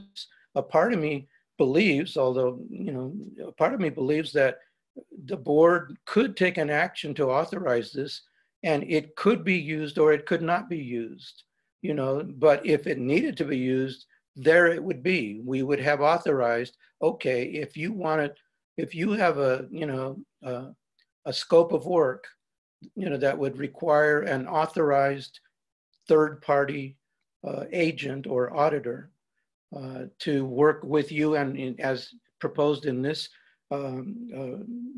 agenda item, it would involve an audit steering committee that would be composed of the president of ESTA, the president of SEA, and board, and one member of the board, which I name myself as that board member if it were to be created. That steering committee could actually call upon the services of an auditor if we find ourselves, initially there was the possibility that we might have to revisit the issue of layoffs in August on some special part of the ed code that, depending on what the legislature did or depending on a whole lot of things, that we might have to reopen that. The administration in our budget work session and in tonight's presentation has made clear that that's not going to need to be an avenue that we go down. And I'm so grateful for that. And yet, what I need to hear from our stakeholders is, Yes, we agree with the FCMAT auditor's report. Yes, we agree with the administration's fiscal analysis, and let's get to work on how we're going to solve this.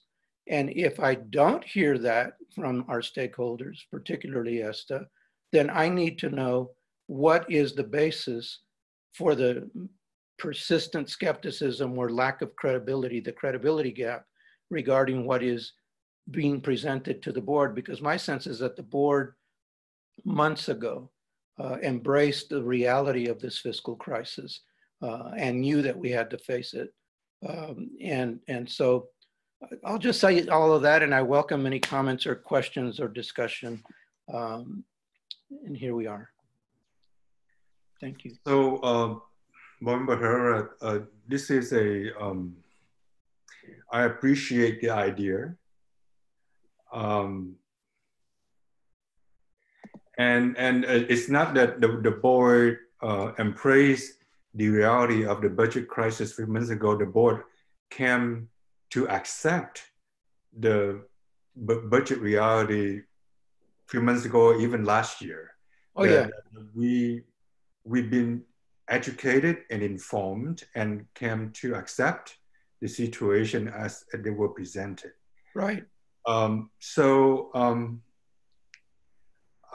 think this is a great idea if the only issue there was between our stakeholders and the administration is the issue of believing in the numbers and so on. So I felt that it's a lot more than that. It's a lot more than just believing what was presented by the district, whether it makes sense and so on. I felt it's a lot more than that. I felt like in order to convince or eventually have somebody work with you, it's not only to convince them what you present is correct and makes sense, but you have to convince not only the mind, but the heart as well. So having the idea of a certified auditor is a great idea if we only have to convince them to understand the things as we understand. And so, Mr. President, I really appreciate what you're saying because we do need the heart and mind here and an authentic partnership. What I have observed is that the rank and file look to their leadership to tell them, is this crisis real or is it being manipulated, you know? And as long as the leadership is not publicly accepting that it's real, the rank and file don't have a basis to actually disagree with their leadership. They're going to agree with their leadership is what the observable evidence is. And so it's important to me that the leadership all around from our stakeholders come to an understanding that they actually embrace. And I'm trying to find a way to get there.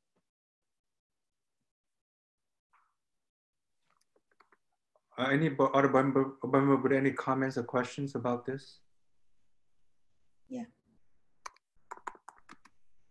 Board Member Lay. I acknowledge the intention of Board Member Herrera and Chavez brought this item back, but from my understanding that during the time that I think before March, during the time that we we review the budget and authorize the layoff, then I think this item was brought into our agenda to see if we can find the certified auditor to work with ESTA and CSEA for the number that the district, provided.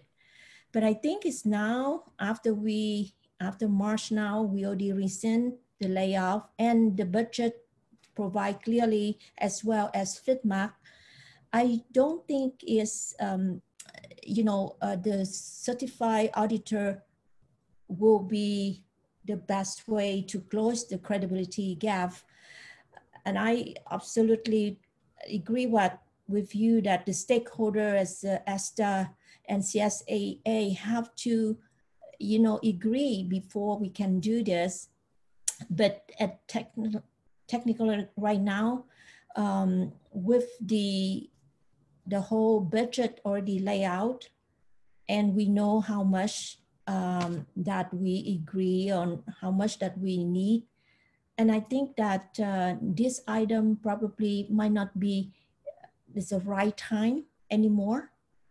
So I don't think this is a good idea to have the certified auditor as well as the audit steering committee.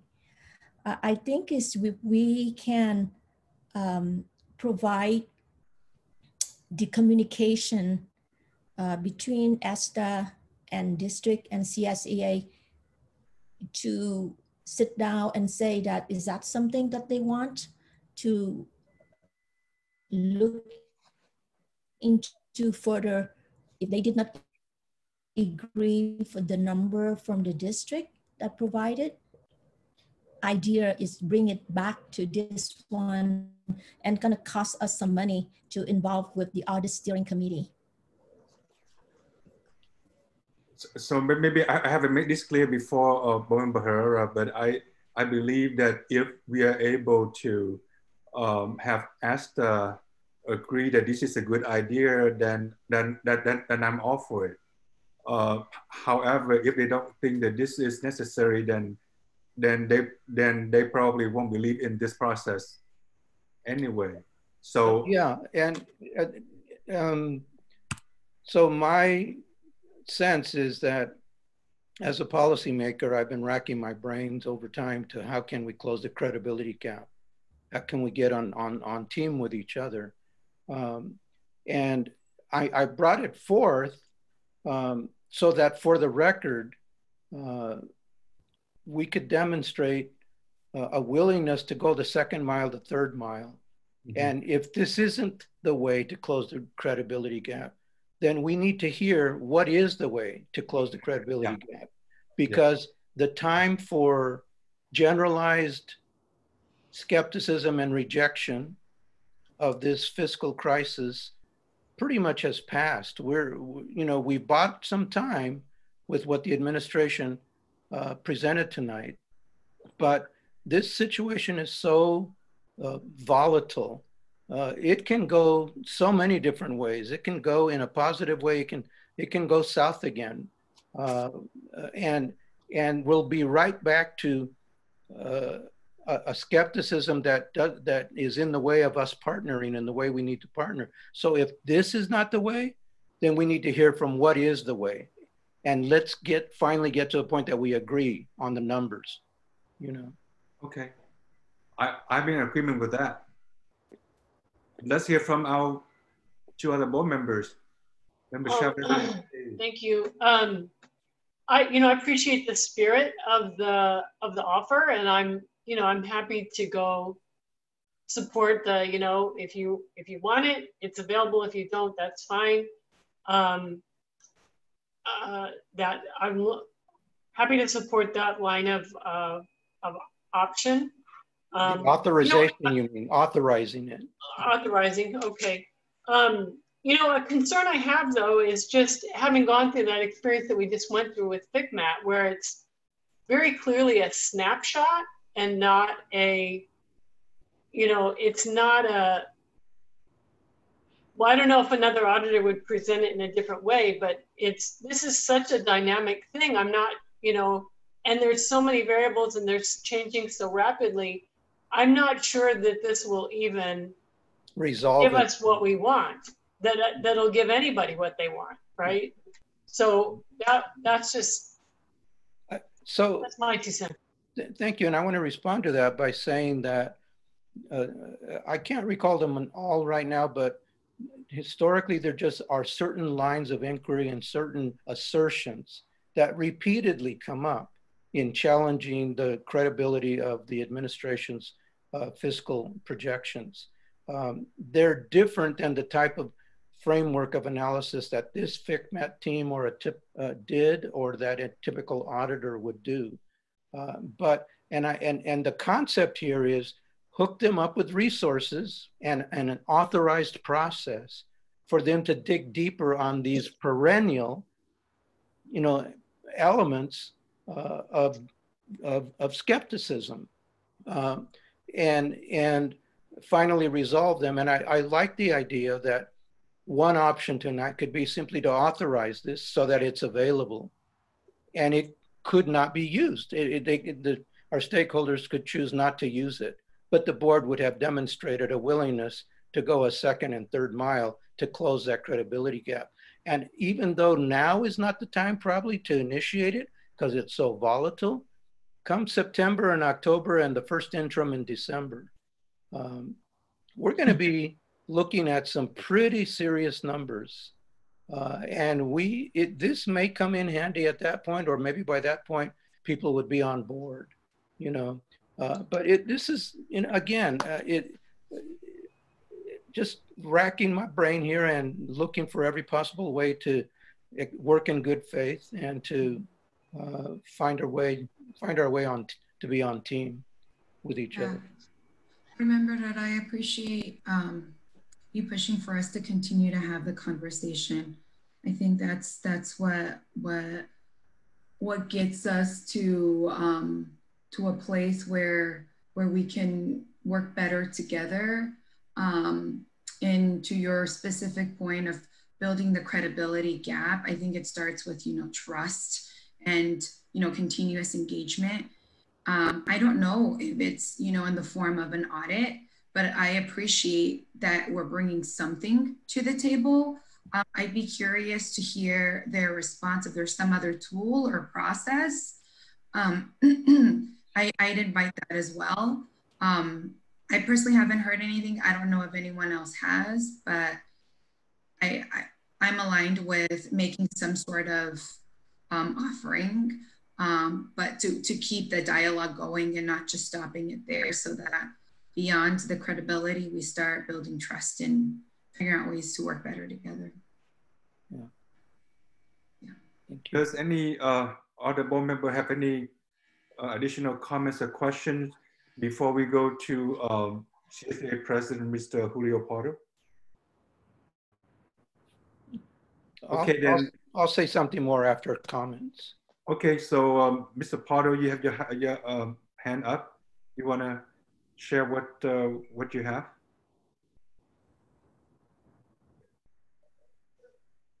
Mr. Julio Pardo. He's probably unmuting himself. Yeah, or I saw him just 2 seconds ago. Now he's disappeared. You hear me now? Okay. Yes. All right. Yeah. We don't have control of everything here. So I just want to say that, we heard this conversation a couple months ago. I can tell you right now, I agree with both what Mr. Herrera and Mr. Winter are both saying.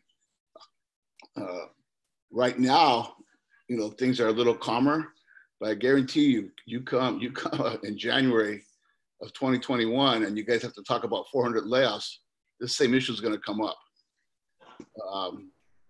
For CSCA, the one thing we've always been concerned about, some people have talked about the district hiding money, okay? But CSCA, we haven't really talked too much about that. Our concern is how the district is spending money. And that is really what we would like to see, is exactly how is this money being spent? What is it being spent on? Are there ways we could maybe save money by spending it more judiciously? So if the board agrees to do this type of audit, we would come up with some questions to ask the auditors to check into things that we would like to have answers to, because we have asked those questions in the past and never received answers.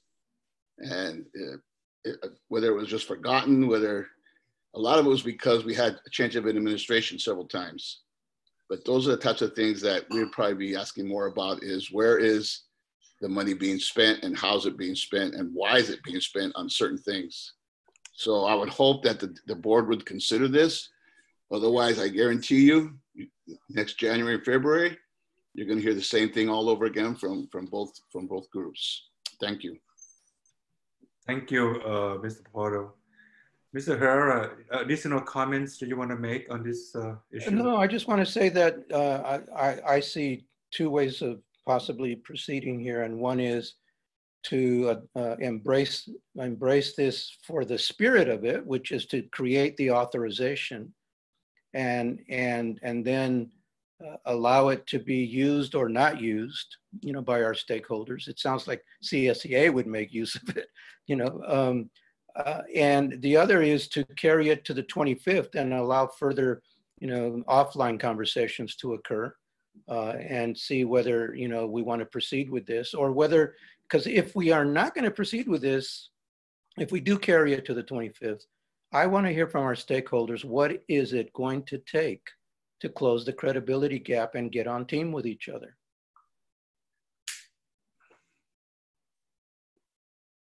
Yeah, and I think not only the auditing about that we spend money and revenue and so on, but this auditor might be able to assist with the budget process, because the $53 million deficit in 21-22 is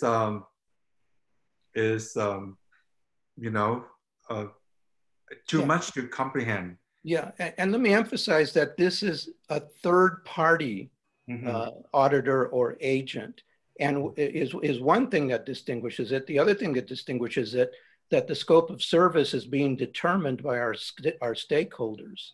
Okay. And that takes it completely into away from conventional process, and it equips our stakeholders with inside access to information that the auditor would be able to access on behalf of the stakeholders and authorized by the board.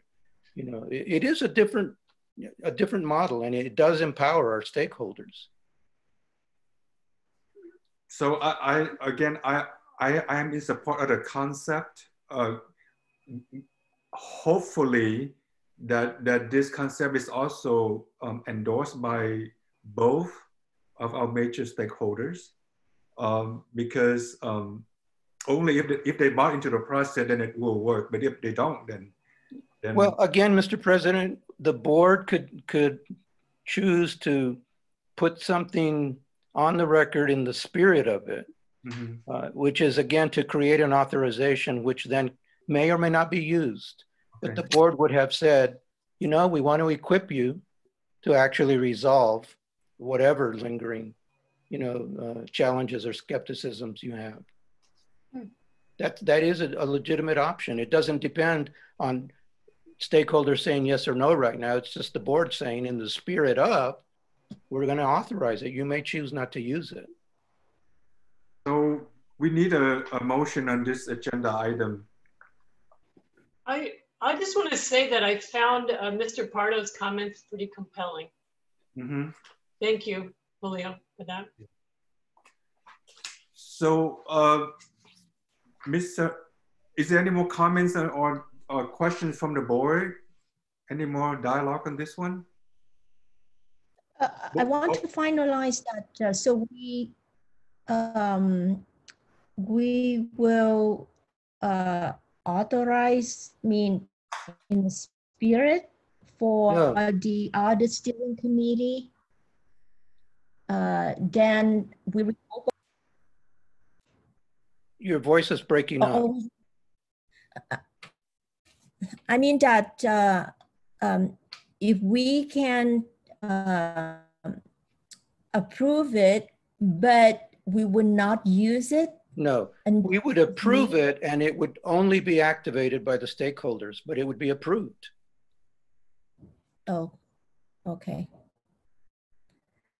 And if the stakeholder would not join us, so then we would not may happen, right? It wouldn't happen. Okay. What would be the difference between approving it today or engaging with stakeholders between now and the 25th, and then approving it on the 25th? That's totally a legitimate alternative. Yeah, because I wonder if something else, like I said, another process, another tool, could you know, come afloat. I think as part of the process, it would be important to bring him with us and what this could look like. See, I don't know. so I keep hearing comments about bringing them with us or them supporting it, and that is a legitimate part of everything. But I'm saying apart from that, is the board saying we're making every effort to close the credibility gap, and we're making this available. You may not use it, you may not, you may stay skeptical, but then tell us what else can we do in order to close the credibility gap. That's for the board to do. It doesn't depend on whether they agree with it or use it or anything else. We're doing everything we can do to close the credibility gap. So, Mr. Herrera, if you want to make a motion in approving this, or if you don't, you know, I am going to move for approval, and you know, if it turns out that there isn't receptivity or willingness to use this resource, it'll create a basis for answering the question, then what? You know, what is, you know, what else can be done? And I just think we can't allow the situation to keep floating in this generalized skepticism and generalized unwillingness to finally say, yes, we have a huge problem. Let's get to work in solving it. You know? So, Mr. You make the motion. Do we have a second? Second. Second from Member Cortese. So let me ask our student liaison, Rashida, are you there? Yeah, I'm here. How would you vote on this agenda item? I support it. Okay, so we have a support from our student governing board. So for the roll call, Board Member Lay, how would you vote on this agenda item? Aye. Board Member Herrera? Aye. Board Member Cortese? Aye. Board Member Chavez? And I would also vote aye, so that's unanimous. I realize that we've been sitting here for 4 hours. The board probably needs some real quick bio break. So let's come back in 5 minutes. Is that okay? Thank you, board. All right, so back by Thank 10:05 or 10:04. Thank you.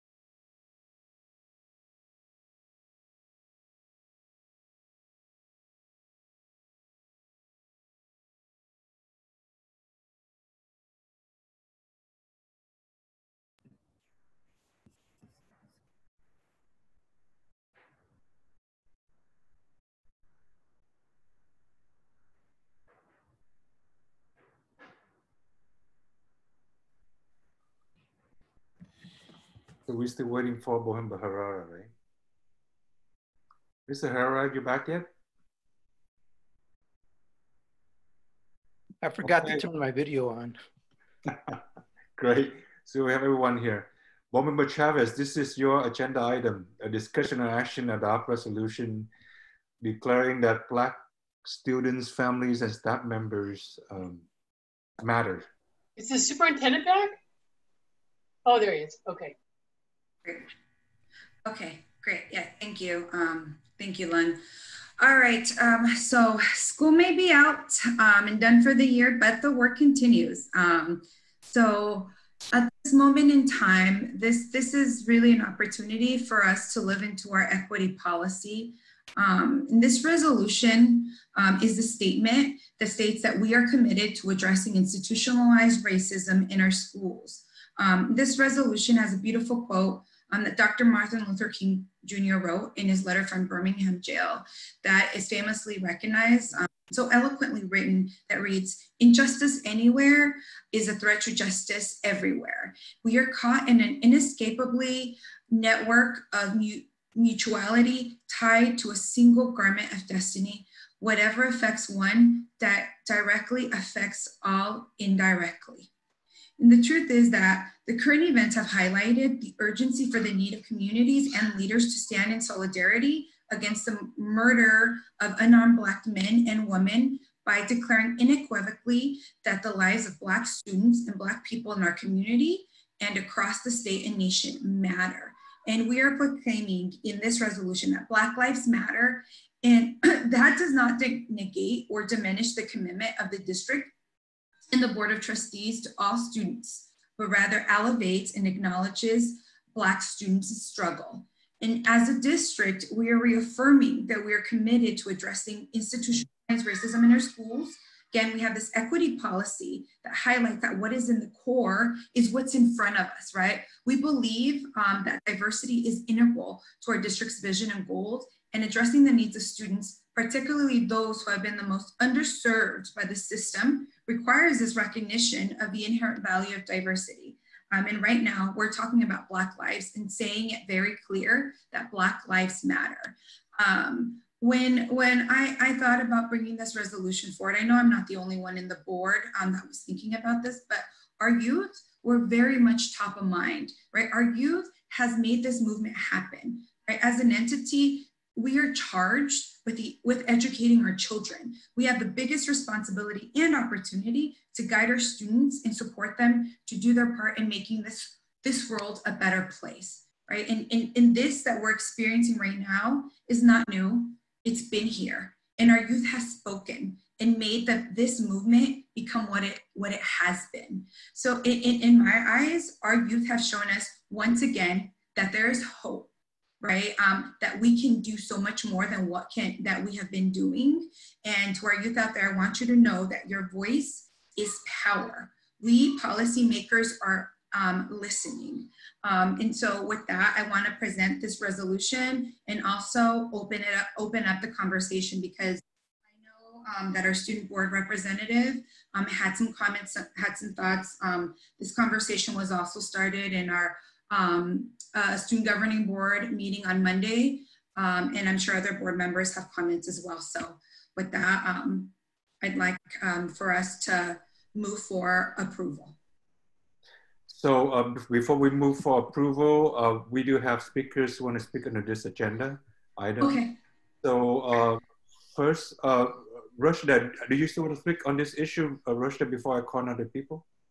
Yeah, so thank you, Board Member Chavez. This is a really great initiative, but I'm kind of confused. So what exactly is this resolution doing besides like acknowledging Black Lives Matter as a movement? Because first of all, how is that going to be implemented? Like, are teachers in the classroom going to actively make the statement that Black Lives Matter and that they support this movement? Or like, how exactly is this actually going to be implemented? Yeah, so this resolution is a statement of like where we stand, right? What are our beliefs, our values at a high level? How this is implemented, I don't know if you remember, Rushda, but in our meeting on Monday, we were talking about how the student governing board would take a lead on supporting and figuring out what it would mean for this resolution to be alive, right? And be in effect in our schools once they start. And if there's an opportunity to do something before, then so be it, right? So we're looking to you all to play a role here, right? We think y'all have a lot of power, a lot of great ideas, and y'all know a lot of what is needed in this moment in time. That said, us as a board, this is an opportunity for us to begin the conversation, to think about like what that could look like. And I'm sure some of our other stakeholders and folks making comments will also have something to say and suggestions, but this is not naming one specific thing. It does address different ways that we can go about it, right? We name ethnic studies as a route to start addressing and engaging in this work deeper. And I know that the district has already been engaging and has a plan laid out for what that could look like, but that's part of it. That's not the only thing. So we get to define that, right? But we've already made the commitment that it's gonna be something more, and y'all have a say in this right now. Okay, so we have all the speakers who want to speak on this agenda item. Rush, can we make sure that Rushda finishes her comment, please? Go ahead, honey. Okay, so this resolution is basically kind of an act of solidarity. That's what I'm getting from what you were saying. So when are we going to kind of decide on what we're going to do as a district? Because this like act of solidarity is great, but we really need like true action in order to actually create change within our district. Because I've talked to a lot of people from my school, which is Evergreen Valley, and other schools as well. And a lot of people don't believe that institutionalized racism is even a thing in the first place. So I think that like there's a lot of action that we need to take in the first place in order to kind of turn this act of solidarity into like a true movement that actually benefits the Black community. Okay. Board Member Cortese, you said that there were two student speakers who want to speak on this agenda item. Do you have comment on this one? Board Member Cortese. I'll hear from the speakers first. I'm sorry. Well, let's hear from the speakers first. Okay. No, but yeah. So you said there were two other speakers who signed up for this. Are they not? We have no one signed up? That was my communication to you, Board President. I can read. Okay. So before you read the statement, let's invite Mr. Pardo. He raised his hand here, and then you can read the statement from the writing, whoever submitted. Yeah, Julio Pardo speaking as an individual. I'm not speaking for my union. I spoke with somebody not too long ago on this issue after I read it, and it reminded me of, spoke about the fact that I've been part of this for my whole life practically since I was in elementary school. And 50, 60 years ago when I was young, we went to the same issue back in the Voting Rights Act, the Civil Rights Act. And some changes were made, but as time went on, you know, society just dropped it. Society dropped the ball. They just forgot about it. Things kept going. The American Indian movement came on. Society got all excited and got involved and started making all kinds of statements, and then it slowly went away. The Chicano movement came into effect. Same thing happened. Society got involved. Society got all excited and slowly went away. And some changes were made. You know, things are much better now compared to what they were back in 1960. But the fact is that every time something seems to happen, people get excited, people make statements, and then it just fades away. So I'm hoping that the board here, if you're really going to do something about this, you have to start right away. You can't just start saying, oh, we're going to have meetings, we're going to get some groups together, we're going to discuss what we're going to do, because within 6 months, it'll fade away. And the next big social issue will come up. For instance, I was part of the, the implicit bias training. And when I sat in on those, when I was being shown things, to me, it was obvious. It was obvious to me what the bias was. But I was surprised at how many people who were in that room with me, my peers, didn't really see it. And these people were not that much younger than me. They were in their 30s and 40s. And yet the fact is that they really didn't realize it. And so that's disappointing to me. That after 20 years, people that are 20 years younger than myself don't really know what's going on, don't really see it. And so I'm hoping that the board, if you're gonna do this, then be involved. Like the young lady said, you can't, do something. Don't just speak it, don't just make great comments, don't just say how you support it. Make sure that you do something right away. Let's get some action going, because otherwise it'll just fade away again, and in 40 years, the same thing will be happening. So I'm hoping that you really do something this time. Thank you. Hey, Mr. Vandersee, do you have the statements from students or whoever submit them that you want to read? Our first written statement comes from Julia Souza, a children's attorney. My name is Julia Souza, and I'm a supervising attorney of the Education Rights Team at the Law Foundation of Silicon Valley. I've represented youth in Eastside Union High School District for 6 years. We support the resolution in support of Black Lives Matter and encourage Eastside to keep pushing the work forward. In particular, the loss of Kenya Edison was a huge blow to the equity agenda of Eastside, and we encourage the board to hire a permanent student service director. This person would, like Kenya, support students and reduce the number of expulsions, a practice widely known to have racially disproportionate consequences. Our second statement comes from Tracy Williams, staff member.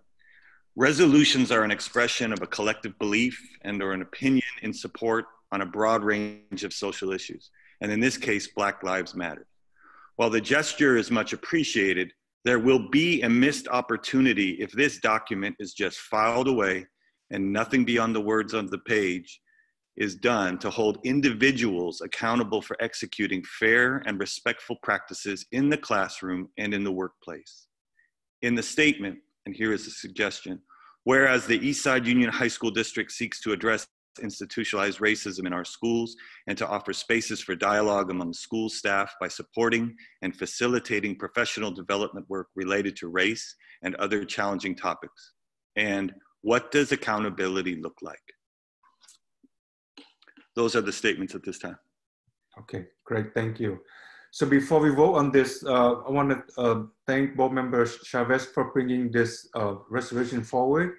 I also want to thank our General Counsel who spent a great amount of time with additional input to this resolution to make sure that it reflects the district's values as well as the board's goals and vision relating to the district equity policy and other inclusive equity and inclusive goals and objectives. So I want to thank General Counsel Rogelio for that. So we have this resolution in front of us. Mr. President? Go ahead. Oh, I want to make just a quick comment. I really appreciate hearing from our student representative, and I appreciated the conversation with the Student Governing Board on Monday. Member Chavez for bringing this forward for our speakers. Thank you for your comments. I think we've all watched in horror, over the last couple of weeks. I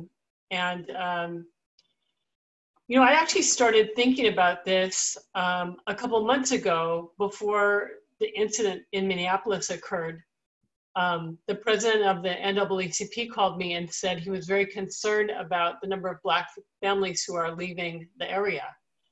And at the time, I, was disheartened by that, but thought, what do I do? I don't know what to do about that. And as I've been reflecting on the events of the last couple of weeks, it occurs to me that it's not enough to protest. Like, we have to do something active and proactive. Like, it's not enough to say, Black Lives Matter, we don't want them to die. To me, Black Lives Matter means we want you here. You're welcome. So it's very aligned with our equity, our statement on equitable communities. But I think it's bigger than that too. Tracy Williams' comments about that it really is, it's that the equitable communities include our staff and our families. And I'm not sure what it looks like, but I agree with the speakers who've said we got to do something that is action oriented and has accountable measures. And I don't know what that looks like, but I really do not want this to be just a symbolic thing that the board votes on, because it's too important. We've been dealing with this for years now, and I know it's present in our school. I know that our students have had experiences. I know that our staff has had experiences. So I don't know if, along with this resolution, if we could form some kind of a task force to get some input from our stakeholders and make some recommendations. I actually had a question aligned with that. I agree with you, Board Member Cortez. You're not alone in your sentiments of beyond, this resolution that we should do something action oriented.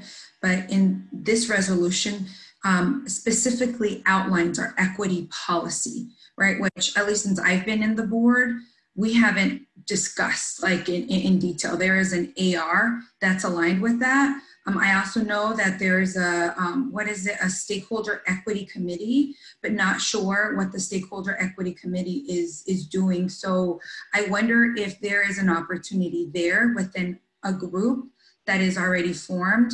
I don't know if admin, y'all have an update on what is going on with the Stakeholder Equity Committee, or how do we know that this policy is alive, right? Our equity policy. What are we looking for? And I'm not just referring to semester analysis, like daily formative assessments to speak the academic language, right? Yeah, how do we know? Superintendent, you want to take try to answer that? Well, let me take a time formulating this, because my recommendation was that the board actually pin this letter and not make it a resolution and have every board sign it. I thought that would have been more meaningful and it would have got out last week. But to the point, the resolution is there. There are a lot of things we can do, and there are things that we've set the stage for.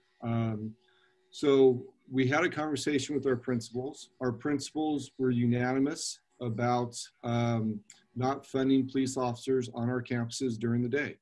They want the ability to have the officers there at night when there's games, when there's dances, because you have adults coming on campus. You could have alcohol involved, so they feel safe about having officers at those type of events, but not having officers on campus.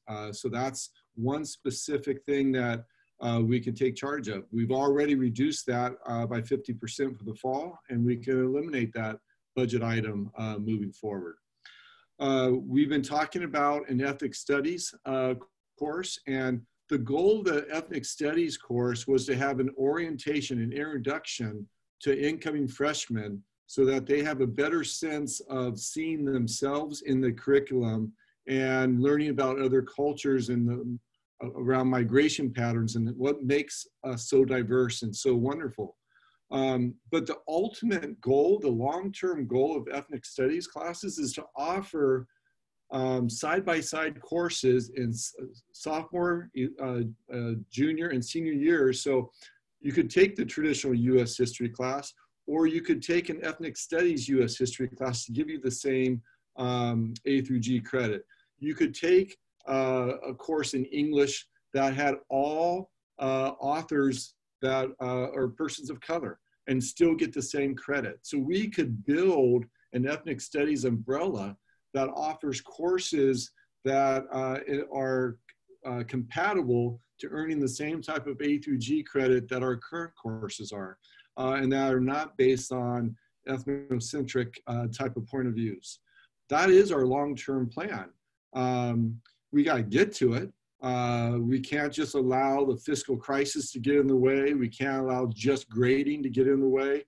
I mean, those two topics took up all of our time the entire year, and it stopped us from doing other work that we need to be doing. And we need to continue to push as an organization and not allow anyone to influence or stop or barricades up from allowing this work to continue. We have to be able to work on multiple fronts as a governance team. And we get stuck with one issue, and that issue takes 6 months to resolve. We're never going to resolve the rest of the issues we have to address. I would love to have students give voice on the curriculum. I would love to invite students to be part of our curriculum council at the district level. I would love students to, whether it officially counts on any evaluations, to give feedback to teachers on how their class is going, how curriculum is going. There's a lot we can do. We just have to set the agenda and be willing to do the hard lift. And it's going to be hard, and it's going to get messy, and we can't be scared. And so, yeah, there's a lot we can do. And I'm open to leading that conversation and allowing people to help set that agenda. Is there a role that the Equity Stakeholder Committee can play here too? Because that's something that's in place, right? Absolutely, and they're looking not only at our LCAP, but they're looking at our disproportionality and holding us accountable that we continue to look at that disproportionality, and we are addressing it month by month, year by year. Mr. Vanity, you want to add a little bit more? Because I know you're overseeing that for the first couple of years. Yeah, for the first couple of years, as you know, we started looking at that work in terms of disproportionality in adult responses to student behaviors. And that's what we named it as, adult responses to student behaviors. And we looked at the disproportionate reaction by similar offenses of students of different ethnicities, brought that data to the sites, brought it to the committee. And over the last 2 years, they brought recommendations to the board. The uniform response matrix was part of that. And that was an effort that went across schools, and our advisors met with teachers to inform them on how this work would go about. And to, like our student board member here said tonight, not just that I get it, but that we're going to take action to change outcomes for students. Understanding and hearing is an entry point. It's now how we're going to adjust actions.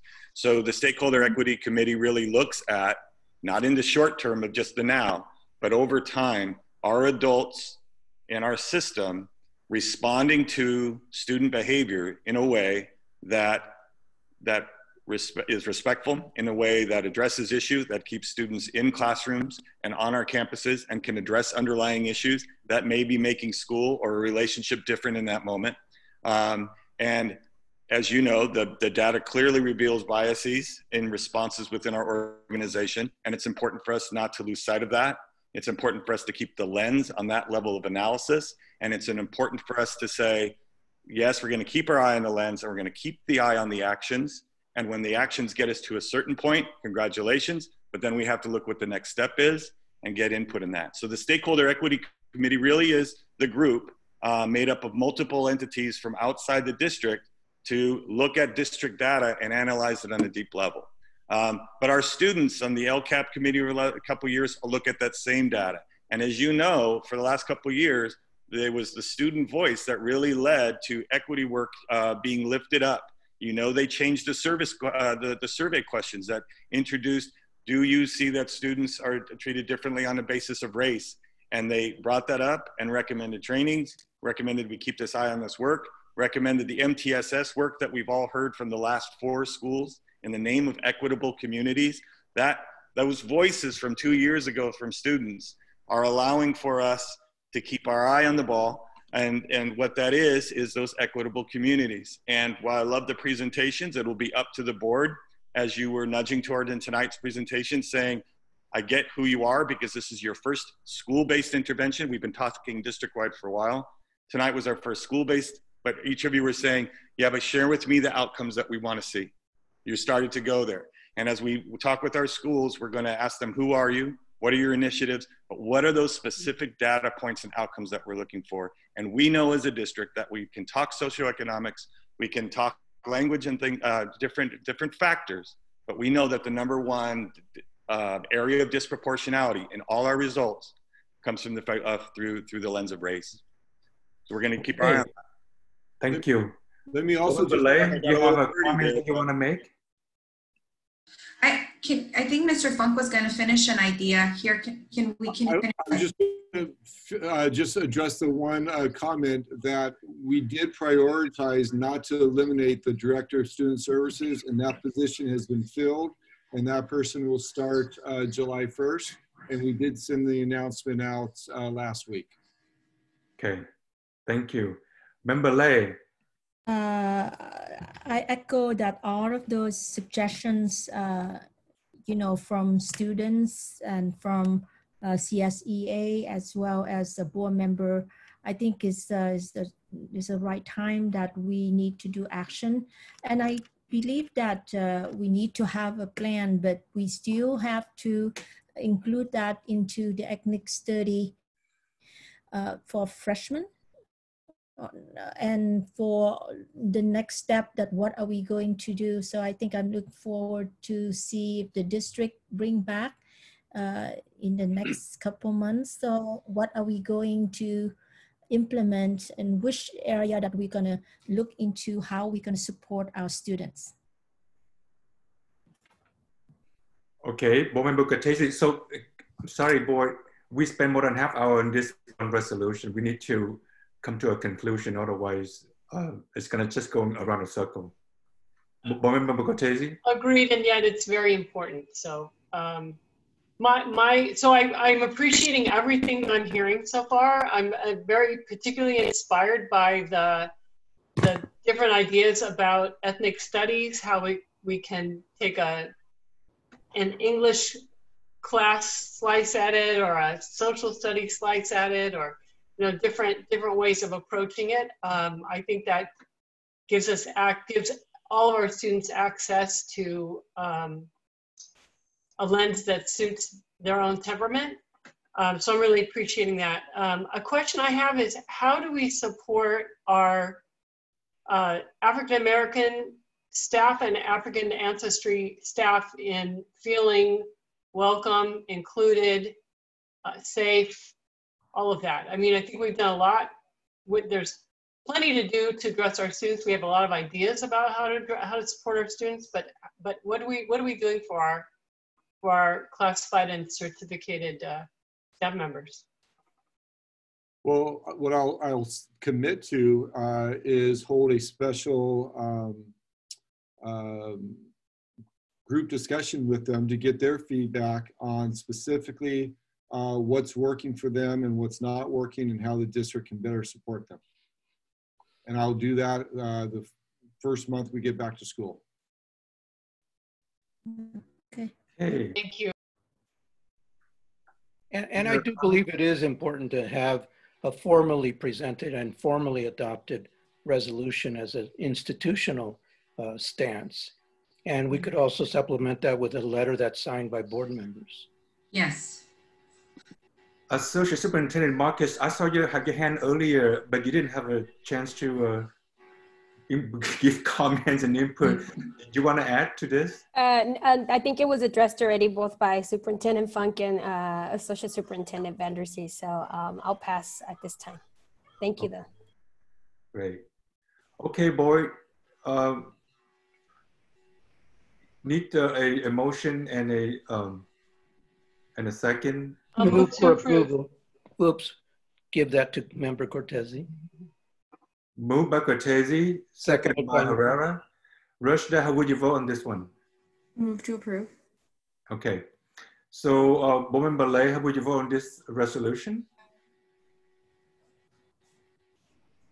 Aye. Board Member Herrera? Aye. Board Member Cortese? Aye.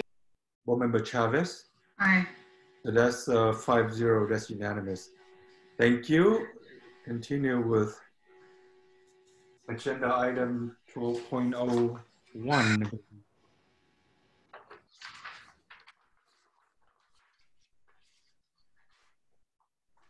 This is to approve designation of California Interscholastic Federation. Rosemary is there to lead. Ms. Marquez, this is yours. Yes, this is a standard item that I bring forth to the board, designating our school site representatives for the CIF League to allow our students to continue their participation in school-sponsored athletics. Move to approve. Second. Moved by Cortese, second by Lay. Rashida, how would you vote on this agenda item? Aye. Okay, so we'll do a roll call. Board Member Lay.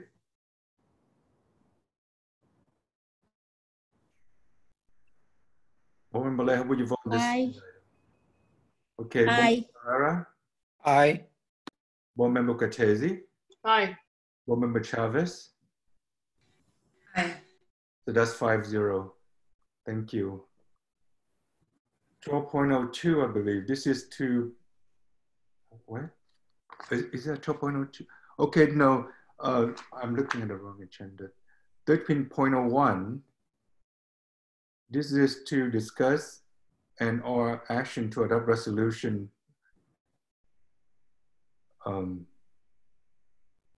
Okay, so. This is a resolution to allow for interfund borrowing because of the deferments. School districts need the ability to borrow from funds. You're allowed to do that for a short period of time, usually anywhere from 2 to 4 months, maybe 6 months at max. And so again, this is all part of the strategy of the legislature. When they do deferments to us, it means the money is there, we can book it, but we actually do not get it right away. So it's like us writing a paycheck to our employees for the month of May, and we tell them, please don't cash it till July. And we collect the interest. Well, the state's collecting the interest, but they haven't given us the money. And so districts that struggle with cash flow need this type of flexibility. And so we're asking for that flexibility to be able to borrow from our bond short-term or to go out and get loans to support us, which the board passed last time, which was the trans. So this is just to be able to borrow from our other budgets that are not part of the general fund. Move to approve. Second. The move by Cortese, second by Herrera. Rashda, how would you vote on this agenda item? Aye. So we do the roll call, starting with Board Member Lay. Aye. Board Member Herrera. Aye. Board Member Cortese. Aye. Board Member Chavez. Aye. So I would also vote aye on that. That's 5-0. 14.02. Oh no, yeah, 14.02. 01. Mr. Vanderzee. This is also a standard item. There are teachers every year across our state that are still looking to fulfill their credential, and some that are looking for work, and there is a need for someone to do that work while still not having their full credential.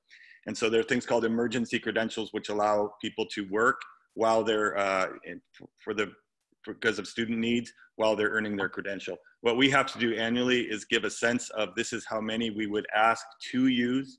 This shouldn't alarm us that the number 50 is on this thing. That was a high watermark for need years ago, but this is in essence giving us the ability to utilize those if necessary. Part of being or having our application accepted is that we demonstrate that we look for qualified applicants first before ever looking for emergency credentials, and that we work with reputable universities in making sure that they do enter into a program if this is necessary. There is public comment on that, and I'd like to read it, if that's okay, Board President. Yes, thank you. Yes. A question, and then I'll be able to address the question in part of this presentation. So the question comes from Dan Robles. He is a parent. And the question is this: is there an estimate number as to how many credentialing holding qualified teachers will be hired in the 2020-2021 school year, not including those with an emergency permit? Would there be a place to know how many teachers will be hired at each school site, or is that not something available to the public? So to answer Mr. Robles' question, we do not make public, besides posting positions on EdJoin in terms of what the openings are. We are obligated, however, to include the numbers of fully qualified staff and staff that is on an emergency credential in our student accountability and report card, which we produce annually. So Mr. Robles and any member of the public can see how many of our staff is on a permit. It's typically about a year behind. And about 2 years ago, the number of our teachers that were working on an emergency credential was somewhere around 3% for that year. So what you have is just essentially the application so that if we ever do get in a need to hire somebody on emergency credential, that we're able to do so. Thank you. I'll move to approve, and I have a question. All right. What's the question? Well, my question is, of the number of teachers we have on emergency credentials, are any of them classified employees working on our own classified employees working on a credential? We have had situations like that where we've had, I can speak very specifically of some paraeducators that went into study, into a field of study looking to become a special ed teacher. And at one point we're on an intern credential. Is that something we can encourage? It is something we can encourage. In fact, there is a county or a grant right now with the county for people who would want to participate in a rapid form of study to do so while they work. and we can make that information available to our staff. Awesome. More so than we already have. So Board Member Cortese moved, and maybe Board Member Chavez or Lay could help with motions since she and I keep making them. Second. So motion by, Cortese, second by Chavez. Any more comments? Okay, so Rashida, how would you vote on this agenda item? Aye. Okay, so let's start with a roll call with Board Member Lay. Aye. Okay, Board Member Herrera. Aye. Board Member Cortese. Aye. Board Member Chavez. Aye. So that's 5-0. Continue with 14.02. This is discussion or action to adopt or approve classified management and certificate administrative holiday schedule for the 2020 and 2021 school calendar. This item is even more standard than the previous one. Yeah, move for approval. Thank you. Oh, no, give that to Member Lay. She's moving for approval. Moved by Lay, second by Cortese. So let's ask our student board member, Rusty? Aye. Okay, so Board Member Lay, how would you vote on this one? Aye. Board Member Herrera? Aye. Board Member Cortese? Aye. Board Member Chavez? Aye. I would also vote aye. So that's 5-0. Okay. I just want my board member to be aware that as I get close to 11 o'clock, my brain is slowly dying down. Just in case you wonder, you know, so. The wheels are turning more slowly. Huh? Yeah. Okay, so consent calendar. Move for approval of the consent calendar. No, we have 15.1, please. Excuse me. I would like to move for approval of 15.01. Yeah, I don't have it. Is that a new? Because I don't have it on. It's to approve the bond capital projects contracts over 50,000. So moved by Herrera, second by. I'll second. Okay. Rashida, 15.01. How would you vote on this one? Aye. Okay. So let's start with Member Lay for the roll call. Aye. Board Member Herrera. Aye. Board Member Cortese. Aye. Board Member Chavez. Aye. Okay, so that's, I was a vote aye, that's 5-0. Watch Board Member Chavez move to approve the consent calendar. While I'm hugging my child, yes, I move for approval. Moved by Chavez, second by Herrera. Herrera. Oops, I think Von Lay had her hand up. Okay. Give it to Von Lay. Okay, so second by Lay. Rashida, how would you vote on this consent calendar? Aye. Okay.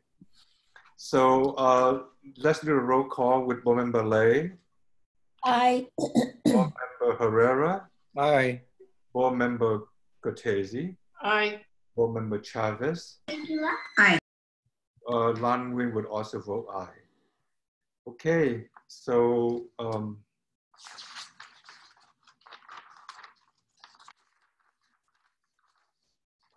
21. 2101. Written report or recommendation. 2101, anything that, okay, so 2102, this is a mental health and wellness statistics for students during COVID-19. Yeah. And this is a report. So unless board members have any questions or comment on this one, we would continue. What item? That was 2102. I think I had a question on it. Did it have ethnic breakdown? It did not. No, it did not. Is there a way that we can look into that? We can attempt to pull ethnic breakdown, yes. Yeah, and I had a question on, were there trends in the types of cause or support needed for our students in particular? Anxiety and depression. Okay, okay. And I'm thinking that there's going to be plans as we come back this upcoming year to support our students in those specific areas? Yes, and specifically just even collecting input from the social workers. They would be one of the positions that would work to have in-person sessions with students. Given the group gathering would be smaller, we would just make sure that we adhere to the health guidelines to ensure that the students receive the services that they needed. Yeah, okay, that's helpful. Also, I noticed that there was a school that had an overwhelming amount of calls or numbers there. Is there some like additional support there? Is there a reason why that is true? Or like, do we have a focus? If we go to the data.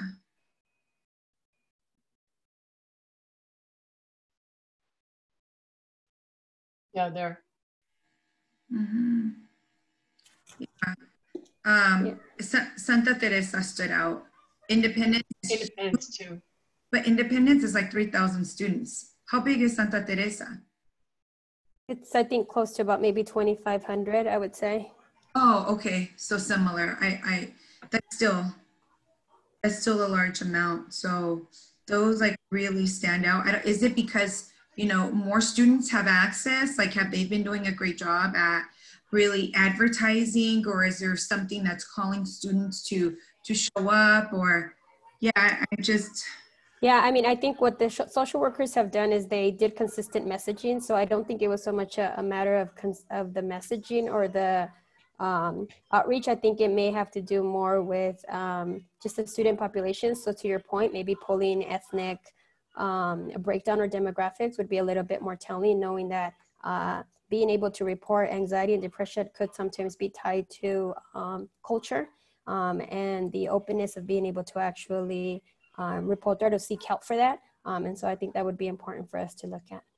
And Teresa, do we know if these are unduplicated or just total number of contacts, interactions? It's duplicated, so it's total number of actions as well in terms of number of contacts and interactions. The social workers are actually each working on an end of year report that is more detailed and more telling that we could always bring back to the board. That would be great. So this is a pretty helpful to know. So it seems like this is mostly services provided by our own social workers to our students. So I'm aware that, or I realize that during the regular school year where when students actually go to school, there are other so-called community service providers available at the sites. So do we know that during this shelter in place, that if our students were able to utilize services by those providers as well? Because I know that they do provide telemedicine services, Zoom counseling, and so on. I'm curious whether do we know or track that information? Yeah, they were able to access those resources as well. Not as much, obviously, during the shelter in place as, you know, the adjustment to receiving counseling services via a virtual setting was a little bit difficult. And then especially when you look at if my trigger towards my mental health is something at the home, how do I engage in a confidential conversation about what's happening at home when I'm at home? And so that made it a little bit more difficult, but we did continue providing services, but I can tell you that it was not as much as we are able to offer while students were on campus.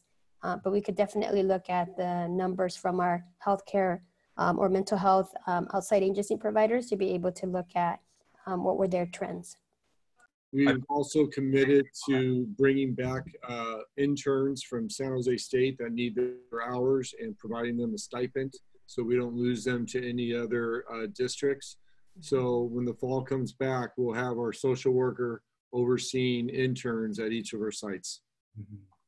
Yeah, okay, because I could imagine that the services might be greater than the number of social workers we have available. Absolutely. But the issue you mentioned before, or that you just mentioned now, that because the issue with confidentiality, and some of our students might not have the technical capability to be able to receive these services in a conducive, safe environment at home, having a laptop in front of them to receive such service. But yeah, thank you for this. And can I just say, Rishta, can you please make sure that the Student Governing Board sees this? Because this report came at the request of Nina. Sure. Okay, thank you. So continue with next agenda item 2201, opportunity for Board of Trustees to request item on future agenda. Any board members have any requests for any future agenda item? Yes. Teresa, can we, when is that report going to be available? You said end of the year for the this mental health that was like broken down in more detail. Yeah, so they're still working on it. So their goal is to get it done hopefully by the end of this month. A few of them are already done, but they there were some social workers that still were working on their end of year report. And so probably it would be at the end of June. Okay, does that have a more detailed breakdown of like the ethnicities at each school site? Well, it's specific to school sites. So it's based on all the information and contacts by each of the social workers from each of the sites. So it's a lot more detailed. Okay, great. Love to see more information on that. Absolutely. I know today we talked about ethnic studies a bit. Can we get an update where we're at and how we're thinking about that? And you know, an update on ethnic studies.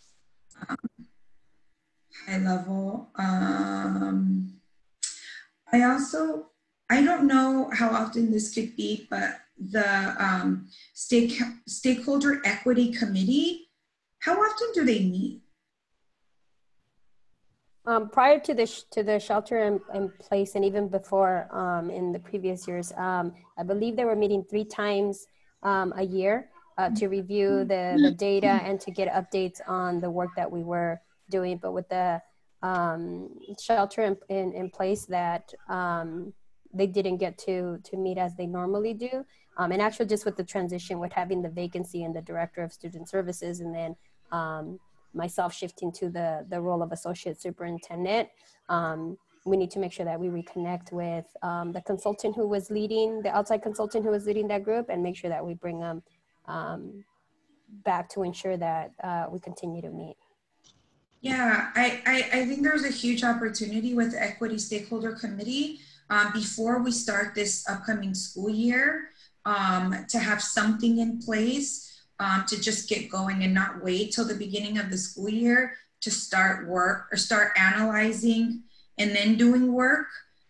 So I don't know if that's a future agenda item or what, but I think that's going to be important. So Teresa, excuse me for getting out of my lane here for a little bit, but it might be helpful for us to resend in the form of a report the recommendations that the Stakeholder Equity Committee made toward this work and how it linked to MTSS.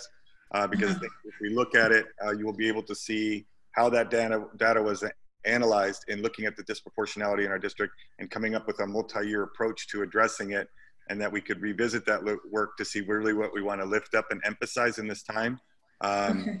Because it would give us, there's a direction to it and really solid work that's been done and recommendations that are pretty comprehensive moving forward to address these issues that maybe we just want to spend a little more time in detail with and prioritize for how we want to prioritize it during distance learning format and in coming when we return to schools, what we want to emphasize. That sounds great. I think it would just have to start with a new level of data analysis. I think some solid recommendations are already in place. And I have to say, staff and students alike have already made some progress in implementing that, but are committed to seeing the project through as a whole. I think that'd be amazing. Can we talk about that next meeting, or when would that be? I think at least it would just be in the form of report, bringing back to you what was presented previously. Maybe a second viewing, you know, we can take it in a bit more in terms of what's been addressed and laid out as the work to do. And then take a look at how we might, as an institution, adjust or prioritize certain work, or if we find there's a gap in that really want to add in, to discuss that after we review it. Okay. Yeah, I think a report for this upcoming meeting sounds great if that's possible.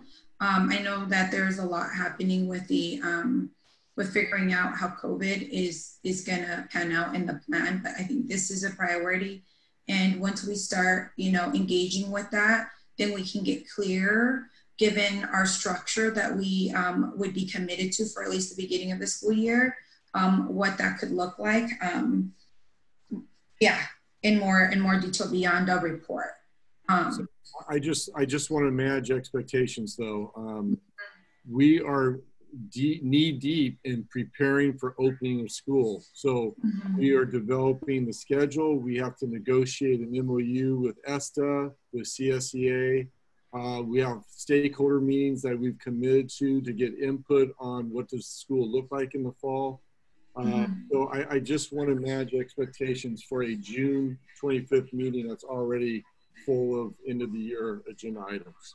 Yeah, and just as a reminder, for the June 25th meeting, we're also bringing forth the LCAP required COVID-19 operations report that needs to be approved alongside the budget.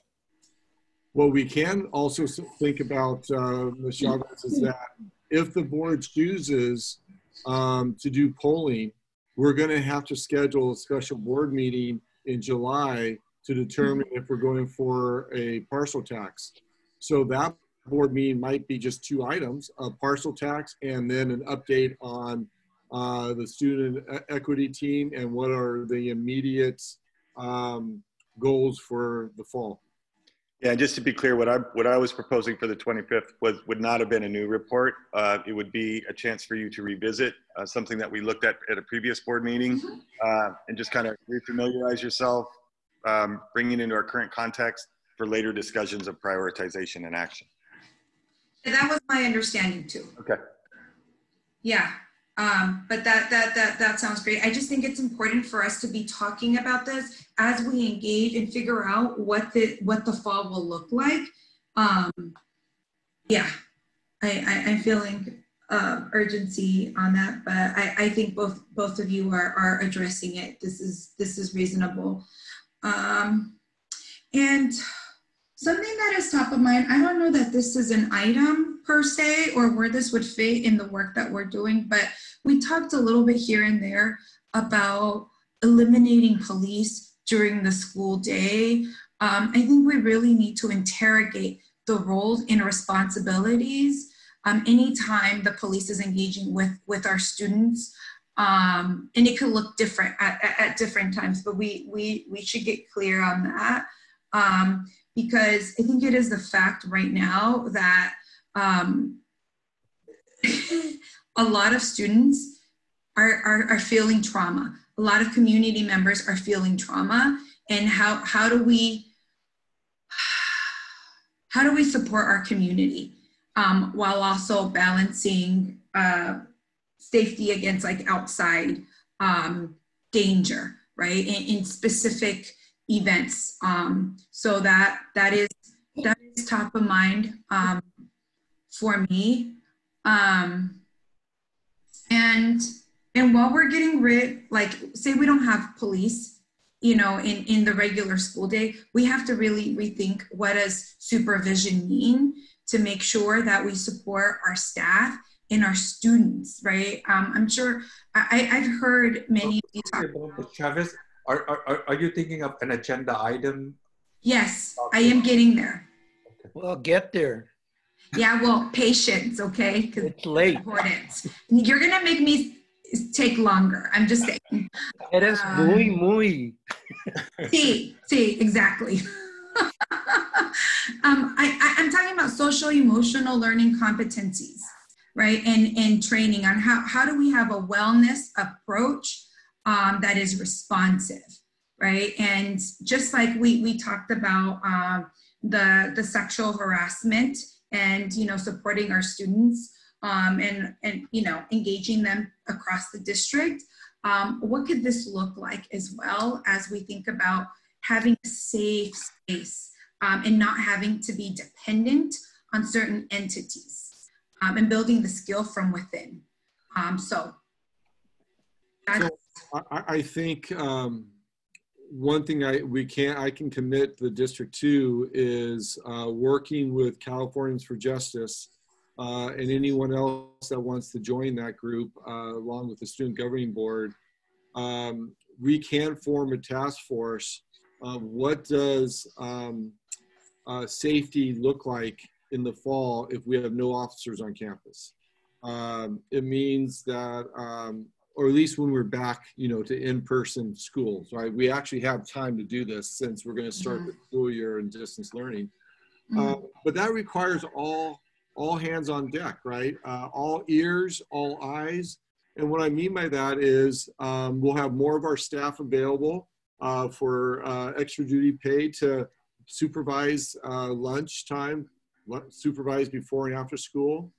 I think it's a serious responsibility that we now require moving forward, all staff at all times to have their ID badges on, and all students at all times to have their student ID badges on, because we still have adults that come to our campuses and no one asks who they are. They're just wandering the campus. And it's got to be a collective all to walk up to someone, greet them, and ask them if they need to support finding someplace or asking them for their ID. Because we have so much construction going on. We have so many visitors that come to our campus. We're going to have to put some things in place to help secure our campuses. And I would love to get feedback from students on what that would look like. And so we can commit to doing that between now and the start of the school year. Great. Thank you. I'm done. Okay, Board Member Lay. I don't have anything. Hello. Are we talking about any item that we need to agenda item. I saw your hand, that's why I called you. No, I don't have anything right now. Thank you. Yeah. All right. So any other board member have any requests on future agenda item? No. Board Member Cortese? No. Can we talk about, can we have an agenda item regarding sexual assault training? It's actually already on there. Oh, well, sexual harassment. It's sexual harassment. It's. Oh, okay. It's coming in the fall, right, Superintendent? Yes. Okay. Okay. Sorry. Okay, so board member good question. And superintendent communication. Let's start with Vice President Van Lay. I just want to say that last Wednesday, I stopped by at Enter Hill and I saw the work of CSCA. Kudos to Julio Paro with his staff and also hand delivery to those meal to community and student. I also want to appreciate Principal Jose Hernandez and Vice Principal Long Trung, along with the teachers. Last Wednesday, I was there with few community member and they donated from a Vietnamese business to boba drink to the student who return books and pick up their yearbook. So I think this is a nice a Wednesday. Is very hot day and very sweat, but kudos to those people that really work hard for the community and student. That's all I have. Okay, thank you. Board Member Herrera. I have no comment. Thank you. Board Member Cortese. Really no comments except to, again, thank the staff for their hard work and, you know, well wishes to Superintendent Ju for speedy recovery. Thank you. Board Member Chavez? Yeah, are you bracing yourself and hoping I won't take forever? That's a joke, but kind of serious. I do have a few announcements. So this year, there was a virtual competition for MESA. So I just wanted to send a congrats to Independence and Santa Teresa winners.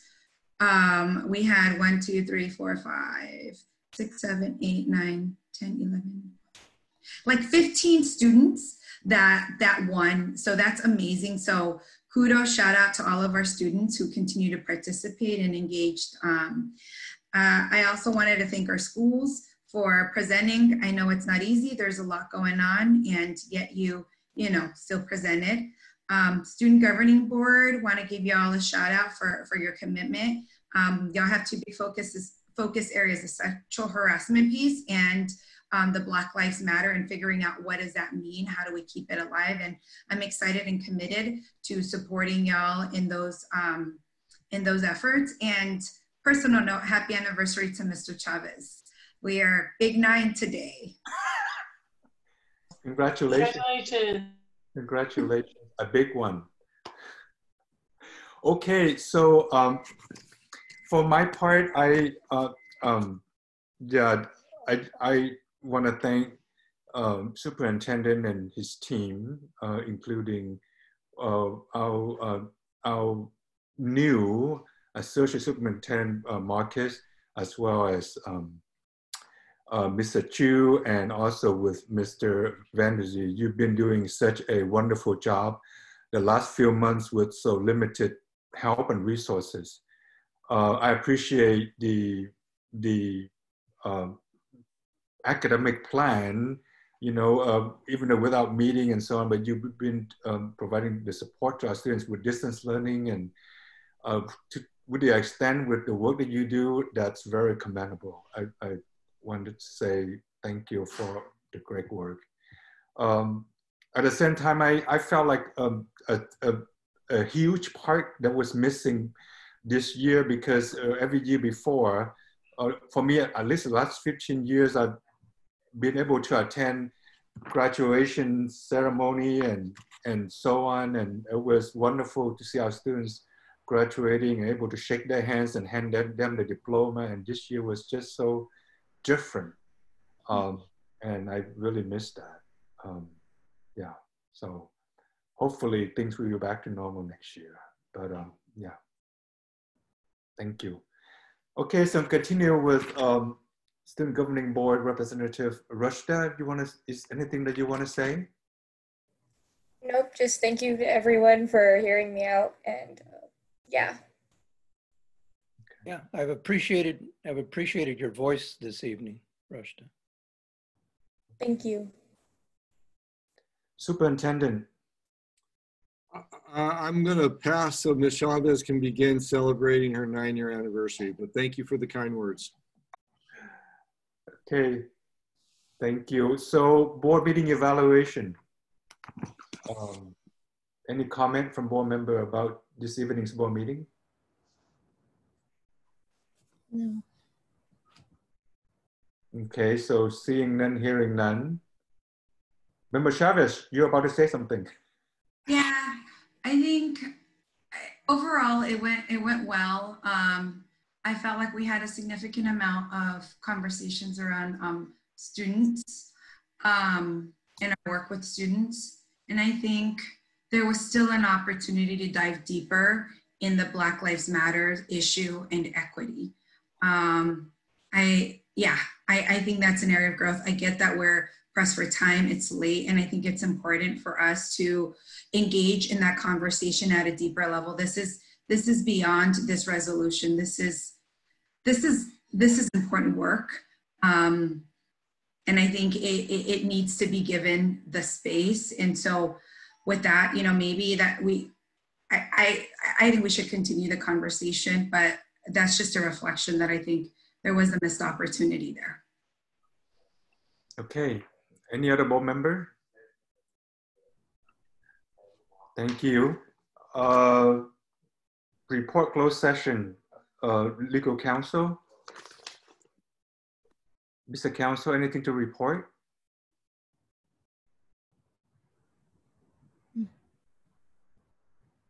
Mr. Ruiz, closed session reporting. Uh-oh. Superintendent, is there anything that you can report on our council's behalf? I can. I'm sorry, Mr. President, I can. Oh, okay. Closed session item 2.04. The board unanimously approved the appointment of Martha Guerrero as Director of Curriculum and Instruction. Also 2.04, the board unanimously approved the appointment of Michael Sialaba as Associate Principal. And item 2.05, the board unanimously approved to accept the award and opinion of an arbitrator in the matter of Eastside Union High School District versus CSEA, and the board unanimously approved the dismissal of one campus monitor. There are no further actions to report. Okay, thank you. Now the meeting is adjourned. Thank you.